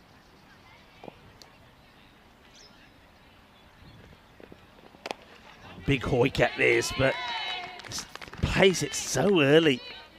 Gordon, I was talking, had a brief chat with Kiara Green before she left the commentary box. I was just asking in general how much match practice or practice the women have had. And she said quite rightly that the last time they probably played outside would have been the beginning of September. And other than that, there's been some practice in the nets. There's this one. Oh, that's nicely laid on actually by the fielder. Gets the dive and slide in. That was Miriam Faisal that does well. Sort of knocks that over to Wood, who gets the throw in. But yeah, done some indoor practice. And of course, as you were saying, and those of you that have played the game, indoor practice is not quite the same. So there's going to be a few players a little bit rusty. And I think Amy Gordon, the way she played the first few shots really early, shows signs of that. End of the power play. And Scotland will be well happy with where they are at the moment. 17 for 2. And no surprise, a lot of people loving that bit of fielding from their captain. And Catherine does brilliantly well. And isn't that nice? Well, it's starting to look a lot like Christmas, isn't it? I don't know where's archery this year. I'll have to have a chat with Jay Wild. I mean, maybe it got washed away in the storms that, of course, the Malaga area and Cardiff had a few weeks ago. But we'll have to try and salvage a tree from somewhere. I do like the old tinsel around Rado Clock. Some nice shots there of the fan zone as well. There's Carter. Comes into the attack. Good length being bowled. And at the moment you can see England really are struggling to find the middle of the bats. They're being made to work hard here. Kesteven is there, but she's 5 of 10. Gordon's only just got out there. That's Darcy Carter trying to keep the pressure on England. You get the feeling that one big hit like this one could take that pressure away. And that's exactly what I was talking about, and it happens right on cue as Amy Gordon hits this one nice and straight. Good contact out of the middle. Lovely jubbly. Que guay. Que genial. Que grande. Eso es 6 carreras. And a good golpe. Well, that was a Maximo. And speaking of Maximos, here's a Maximo now. And joins me in the commentary box. Good strike by Gordon, wasn't it? Straight as the day is long. And this one is shorter. She gets away with that one, doesn't she? Carter. Well, I've got to ask you, what is the computer on at the moment? Computers? Not giving Scotland a chance. The England 11 team has broken the computer twice today, because I don't think that's right. The computer's now hiding. Oh, well bowled. We'll come back from Carter. But if you remember earlier on the day, I think when the Netherlands, was it 91 they ended up with? But we thought it was 91, right? Yeah. Turned out to be 96. Let's not go into that whole chestnut. But the computer still thought it was going to be 101, even though it was the end of the 10 overs. I think it was just stuck. Cracking shot. He finds the fielder, throws. Oh, that would have been a brilliant run out. And it's the hot hand of Fraser. Well, she hit from further away earlier on. That was an incredible piece of fielding. One of the best run-outs we've seen here at the Cardiff Oval, really. But this is a golden opportunity to double down. Ooh la la la. Well, we know what she's capable of. Catherine Fraser. Well, this time round, I suppose compared to the first one, you'd say it was a bit easier, but misses the target. But still, what a start this is. Well, England, the computer may be giving Scotland no chance of having England 100% to nada. But, well, Scotland, we know they got the brave hearts, and they are fighting. And at the moment, I think they're on top. Yeah, I suppose you would say that. I suppose the issue is Scotland, with their batting, completely faltered in their first game against the Irish. Molly Parker is going to bowl this over. We saw her come up with one of the balls of the day, didn't we? One that straightened down the line, crashed into the stumps early on in the Ireland game for Scotland 11. Just talking about Amy Gordon, though. I mean, here's someone that has a lot of high-level cricket experience, made her Surrey debut, aged, she was a 15-year-old. They've been a regular in the Surrey senior team and was actually captain before signing for Kent for the 2025 season. A lot of player movements I've noticed in England. I suppose there are every year. That's in the air. Doesn't quite carry to Fraser. And I'll scramble through for a single. I've always thought this. I'm from Perth, the most isolated capital city in the world, except for Honolulu, Hawaii. So player movements, not so easy. Not so easy. I'm going to go to this county. Okay, might be an extra half an hour. It's not kind of like 2,000 miles. All right, in the air, that's going to be 6. Maximo! Gordon takes out the long handle. England 11 fighting back after a couple of early ones. Yeah, nice strike. Well, you talked about miles. It doesn't quite go miles, but it's still a good hit, and that hits right at the top. It's like the crossbar challenge as it smacks into the top of the the boundary fence. The Y2K's kicked in as well because it thinks England are going to get 53. Is that right? Maybe by the end of the over. What have the English? I reckon the English have. I reckon they might have. What do they call it? Like they've cyber attacked the supercomputer. Because it's only affected the England 11 games. 53. Give me the over. Right now, they're 35. We're not quite the halfway point. I suppose for Scotland 11 though, they'll feel this is a golden opportunity. If they could, let's say they can do this half again, and they're looking at kind of 70, 75, 80. It's hard to see it happening in reality, but let's say they do. Then, okay, bat well, get your order right. Yeah. Another opportunity. It'll be a huge upset. You never know what's coming next to Look, DCN I cricket. still believe that that we know we didn't see the best of Scotland in that first match. You can't judge a team by their first appearance, and I think in that match they just lost those 3 wickets at the top order pretty cheaply. This time around in the click, who knows? I mean, that's what it's about, and that's exactly what Chile's looking to do here. She didn't click, remember, in the first. Good call not to take the second there. Good throw, good arm. The sun comes back late in the afternoon. Hey, we've had 19 months of egg in the hole and coffees. Eggnog. Yeah, okay. Because, well, Dave has been a member for 19 months. Congratulations to Dave. I still remember the day Dave wandered into the chat. I think we were in Austria. Maybe he's in Cyprus. All right, up in the air and caught. Yeah, well, Gordon looked like she was going to kind of put some real inroads into this Scottish bowling attack. They're going to check this for height, but I think, look at this shot. She's already walking off. I think she knows the jig's up. But if anything, she's going to get some false hope. Yeah. Because I just don't see how this is going to... it's not. It's below. But so it's worth a check, I suppose, because it is a dismissal. You want to make sure. But, yeah, confirmation there. Nice catch by Neve Muir as well. And she's been really good down the ground. Haven't we seen some unbelievable catches, really, for all teams today? But, unfortunately, for Gordon, she's going to have to go, but it gave us a taste of it. 2 Maximos in her 17. It's 36 for 3. Yeah, we're at the 5 over mark now as well, halfway through this one. Yeah, you're right. And don't forget, I think this catching started on finals day of the Challenger Division. Look at all the catches we saw yesterday. Yeah. What amazing. Yeah, started off with like that cold, frosty one from Pio Chilongia, and it just carried on and on and on. And we've seen great ones here today as well. You know, to mention the rivalry. Where were you born? Where was I born? Where was you born? I was born in the UK. Be more specific. I was born in Hillingdon. In England? In England. Well, I'm half Scottish, so here we go. England, Scotland. Okay, we've got a battle Let's on there. go, Put the gloves on. Come on. Best You're respect. spiraling with me Come here. on, let's go. Can't say I'm fluent in the Scottish, but I'm working on it. But, yeah, great to have Scotland 11 here for the first time. Ireland 11 as well. You know, figurative fighting only, though. But we are seeing a lot more fight, I think, out of the Scottish 11. And I just said this earlier, but I do think that teams that are new to the format and new to the kind of extravaganza, they do benefit from chasing because they know how to, well, they know how risky they need to be. Oh, now this one's played away again. It's going to test the umpires here. Is it on the way down? Is it too high? Don't think it's kind of flat and it's kind of thigh high, I think. The other thing is that you got Tilly, who's pretty tall. You can see this one for me. It's right off the end of the bat, actually. Yeah, you could say it's on the way down. It might be okay, but also the batter it's kneeling downwards as well. So once again, the umpires have had to work hard on these. Oh, well, that one is behind you.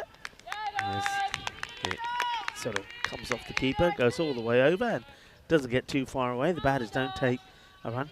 Now, the question is, can Scotland continue this? If they can keep the squeeze on here, and let's say they do restrict England to a score under 70, 75, 80, it's a real opportunity for them to bounce back, you know. Yeah, no doubt. I mean, already you can see they're competing with the defending champions and holding their own. 11 pretty cool cats at the moment. Amy Wheeler sitting this out. I know she said this is the first competitive bowling she's done in quite a long time this morning, so they've got her in a bit of cotton wool. But expect to see more of her later in the week. Well bowled. This has been a nice little spell. Scotland just seem a lot calmer, don't they? Yeah. And yeah, just first game's never easy, I think, for anyone.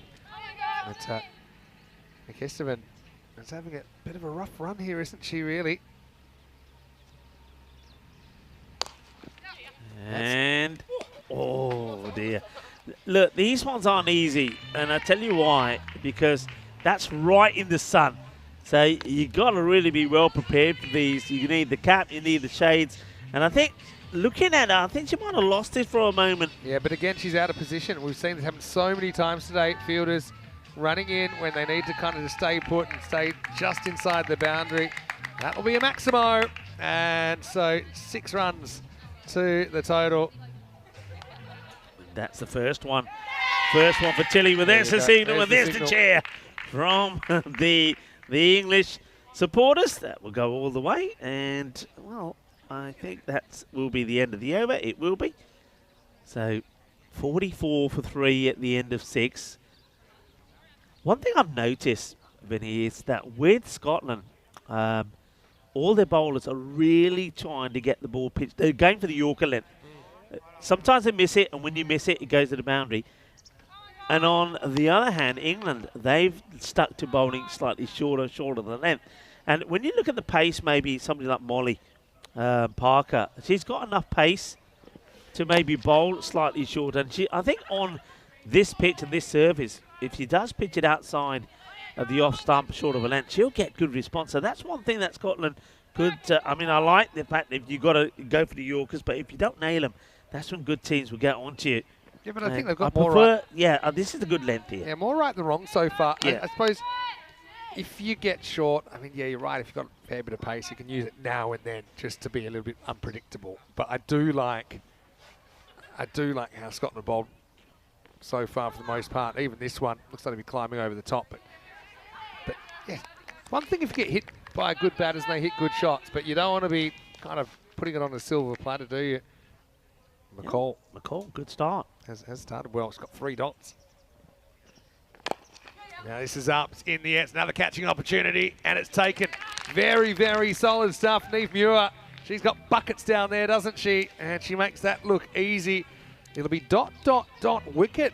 Kirsty McCall is going to break through, building the pressure, and then cashing in. And England 11. Certainly not what I don't think anyone was expecting, really. They're 44 for 4 in the 7th. Yeah, another good catch. Just again, it's a little bit pace off, short of a length. So this time, the batter's got to create the big shot. So it's about getting in the right position. Footwork is key, and then making a good connection. And not enough to clear the fielder. Another wicket will go. And what an over this is so far. No runs from it. Picks up a wicket, and England, well, they need someone to start clicking pretty soon. Tilly Kistovan, we just saw her hit her first boundary, but she's 14 of 16 as Amelia Lamb becomes the next batter that comes out here. 11, I don't know what's going on here. I mean, obviously it's not quite the batting performance of what you might see. They broke the win predictor and they broke the expected score, and now the score's disappeared. So I'm going to have to read it for you. It's 44 for 4. There's 2 to come in the 7th. Oh, wow, that was pretty close to a lot of things. It's going to be 4. It was a needle that was threaded perfectly. New batter comes out, Amelia Lamb. Almost knocks off Stefan Gooch's hat. He's a big target, Stefan. I know that you don't really need a sight screen if he's umpiring, but it's a pretty nice start for Lamb. 4 runs. Well, yeah, well, it's not the lamb that's been barbecued, it's the Gooch. Yes, he just gets underneath this one. Good comeback this time. Just says, right, I'm not going to pitch up to you again. It's a good decision from the bowler. It's actually a very good over. Just the 4 runs that come from it.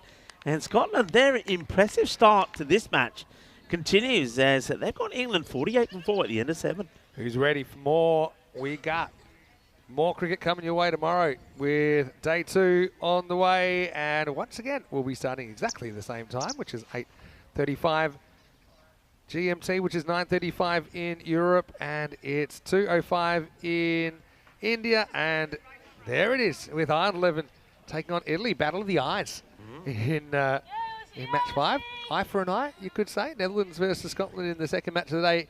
England 11 just have the 1 match tomorrow, but shaping up as potentially match of the day. England 11 versus Ireland 11 in match number 7. And Italy will take on Scotland in match 8. Battle of the Blues. Join us same time, same place. Lucy Smith gets the ball. It's a bit of a false shot, but it's running away, and that'll be 4. So, yeah, lots of fortune, really. Kind of goes at this, even though it wasn't really completely in control of the shot. But hey, now's the time. England bring up the 50 with that stroke as well. Yeah, they don't look panicked in that dugout, do they? I mean, it's probably for England 11, it's probably a below par score at the moment, but they seem to be quite happy with getting the 50 on the board here. Well, the thing is, we know Scotland 11 earlier. They had a bit of an innings to forget with the bat. They were only able to make 56. Solid contact, but they'll only get a single.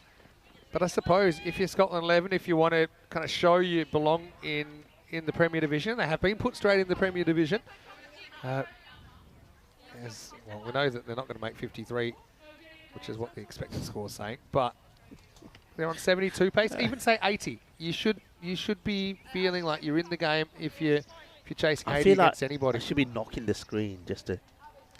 Come on, wake up. I'd wake rather up. they have the score up there with the expected score clearly wrong than nothing. That's nice. I like that. Yeah, some more of that. They do have hearts, English people, as well. I know that we give you a bit of a tough. Yeah, are you going to start a Corey thing here? You know, I'm actually people will be after famously you. neutral, as you know. No, I love England. We had a great European cricket series there during the year didn't as well. Yeah. But anyway, this is Lucy Smith. Just kind of knocked away.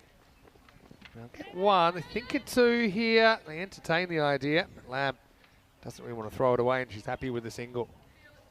Single gets taken, and yeah, this left and right combination continues as Tilly Kistovan just ahead of front of ball now, and probably I think you can see that not play this format too often. That's understandable. I think a lot of players that we'll see during these next few days probably haven't, but they'll learn quickly, and I think Kistovan is getting there, and there you go, up in the air, catching opportunity, and very well taken, well judged.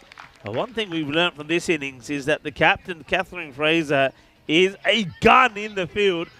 After being involved in a spectacular run out, it's Fraser again that just gets herself planted. We've seen a lot of fielders in this situation have run in from the boundary and then struggled to get back, but she picks it early, stays put, good steady base, takes the catch, and the opener, Tilly, now will fall as well, and she will in the end just end up with a runner ball.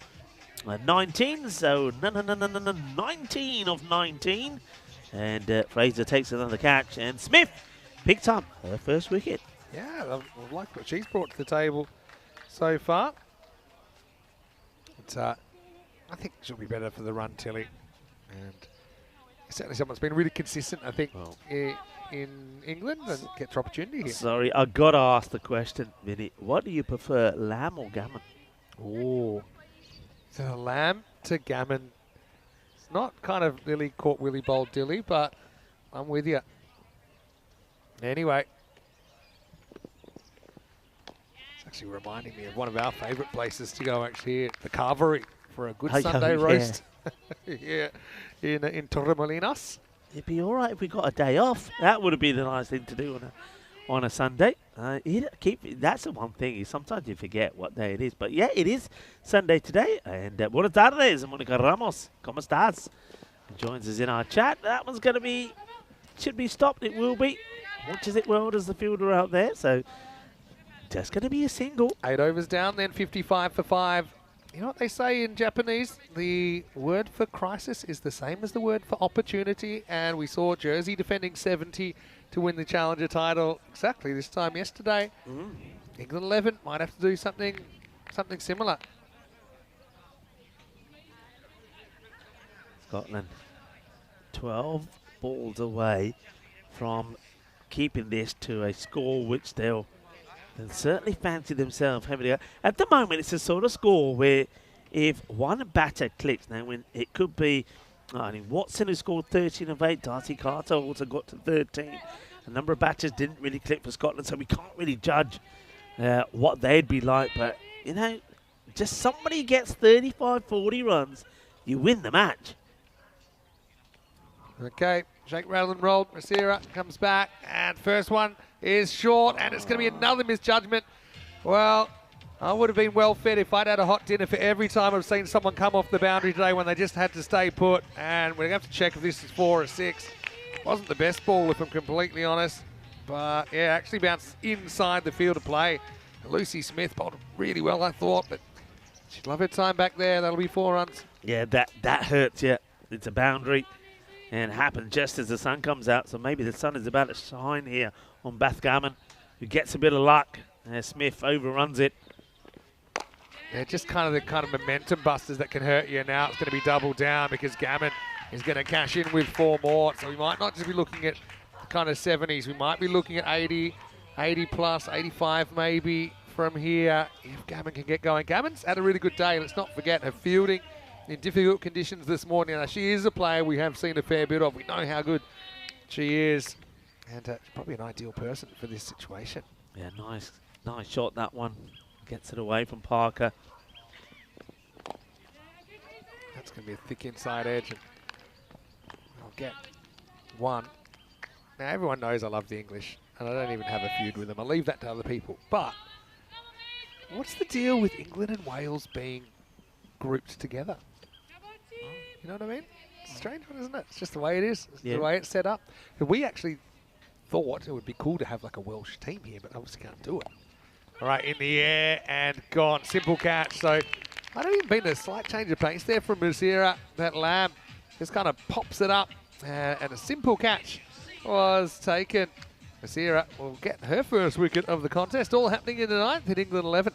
Just have that momentum boost. Nipped in the butt a slight touch. It's 64 for 6. Yeah, Lamb just caught sort of reaching for this. Doesn't really get herself in the position to play the shot, but carries on with it. She hopes she gets lucky, but she doesn't.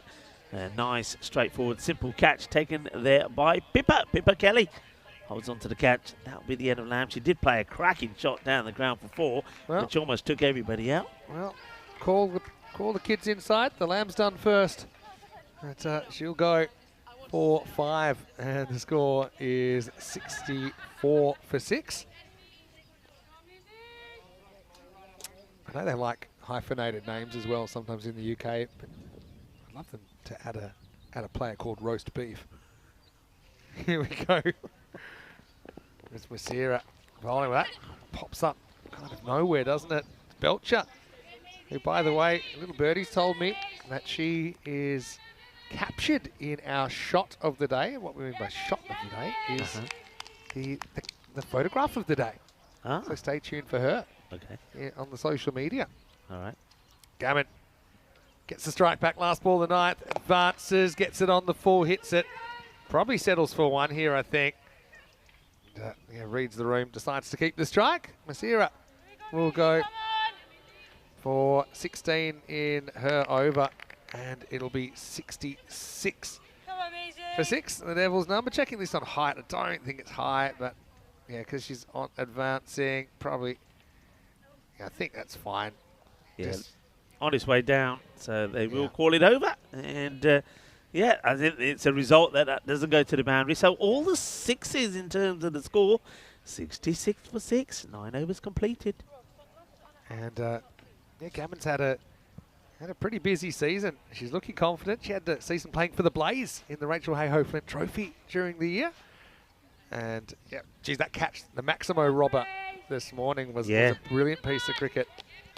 Wicket spread around. We have 5 different wicket takers, and of course that brilliant run out to Catherine Fraser.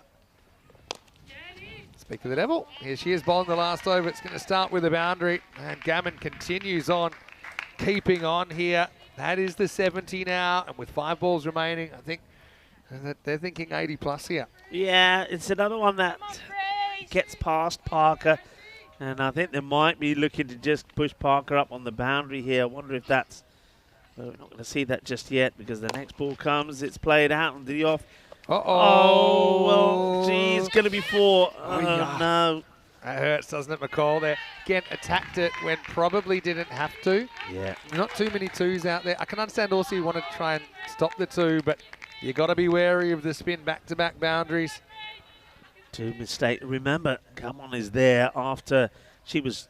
Well, we can't say she was dropped because the fielder ran right inside Smith when she was on the boundary. Gammon was on 1 then. Now it turns this into a full toss. Probably wants 2 here. Maybe take on the arm. Yeah. I think that's a bit of an experience there, if I'm honest. I mean, Belcher, I know she wants to take her opportunity with the bat, so you can understand that. But Now, I think at this stage, it was very hard to see her being a run out the keeper's end. If you sacrifice yourself at the bowler's end for the greater good, that's probably the play. But still, we can see what Caitlin's capable of. And what she's capable of is a pretty good shot down the ground. She's going to get dropped. She survives. There's one. And I love 10th overs. They're awesome. I think most of our fans do as well. Belcher getting put down there on one. I mean, it's not an easy catch, but does save the boundary. More work to be done by the fielder. This time two's the call. I think they're going to take it on. Geez, pretty good throw, and they got spooked, and it's a run out. Again, I just think it's just the tactics here. All of these should be attempted twos then. I think Gammon shouts two and then says, you know what, it's not me that's been barbecued. Yeah. And Belcher, who honors the call, turns to go straight away because two is shouted as soon as this is hit. Now watch the running. So I think the call was two, but Belcher needed to call no take backsies because basically Gammon sees the throw and says, actually, I'm not thinking that it's a I want great to go. throw. It's a fantastic throw. But I mean, it's worth just trying it anyway to see you get Gammon back on strike. And people might have noticed, I think at one stage we had 55 for 5, and then we had 66 for 6. Guess what we got now? 77 for 7. The slot machine. Last ball to come. Here we go. And it's a miss. Again, they don't run. They don't run, yeah. It's just kind of inexperience, I think, in the format. Who knows? That might have been 5 if they'd run. They might have just thrown it. It might have gone nuts. But anyway, 77 for 7. Scotland 11. Anyone that had any doubts that they belonged to the Premier Division certainly were kept quiet there. And despite the computer thinking they're only going to make 53, I can't tell you, they do make 77. And this is exactly the kind of game I think that Scotland, well, number one, they should feel confident enough to do this.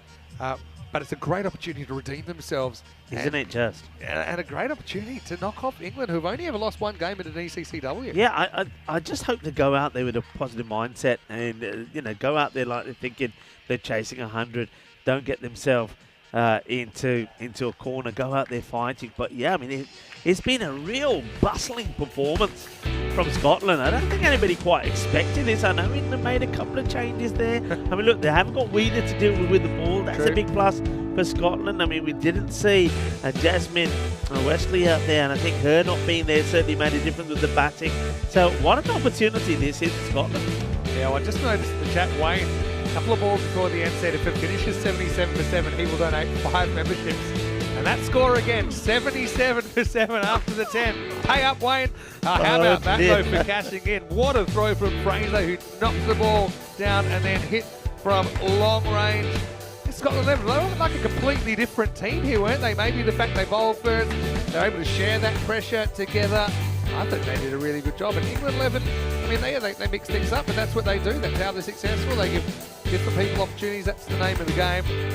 But yeah, the Scotland team were able to pick up those key wickets, and we were kind of sparring here, all in good fun, of course. That's the season to air grievances and resolve them, I suppose, before Christmas kicks in. But yeah, just a few face palms, I think, towards the end from Scotland, because otherwise I think they could be chasing something in the 60s. Yeah, you're absolutely right. There still was a few errors out there as well. We know that there was one that Smith wasn't able to. That one was absolutely blasted.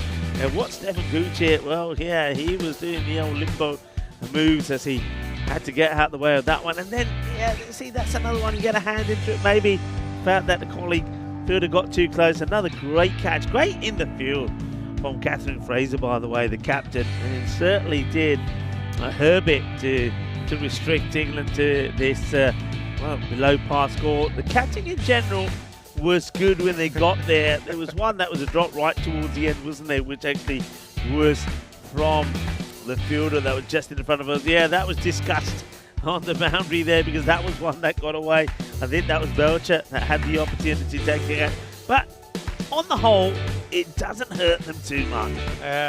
Again, don't be afraid of it. You're almost at the end anyway. You know, jump over the cliff and trust that there's someone over there to catch you. Because you never know. You know, if the throw gets straight for the keeper, it's an extra run, and Gammon can control the strike. Don't be afraid of the averages. Right? They're going to get pounded anyway in this form of the game.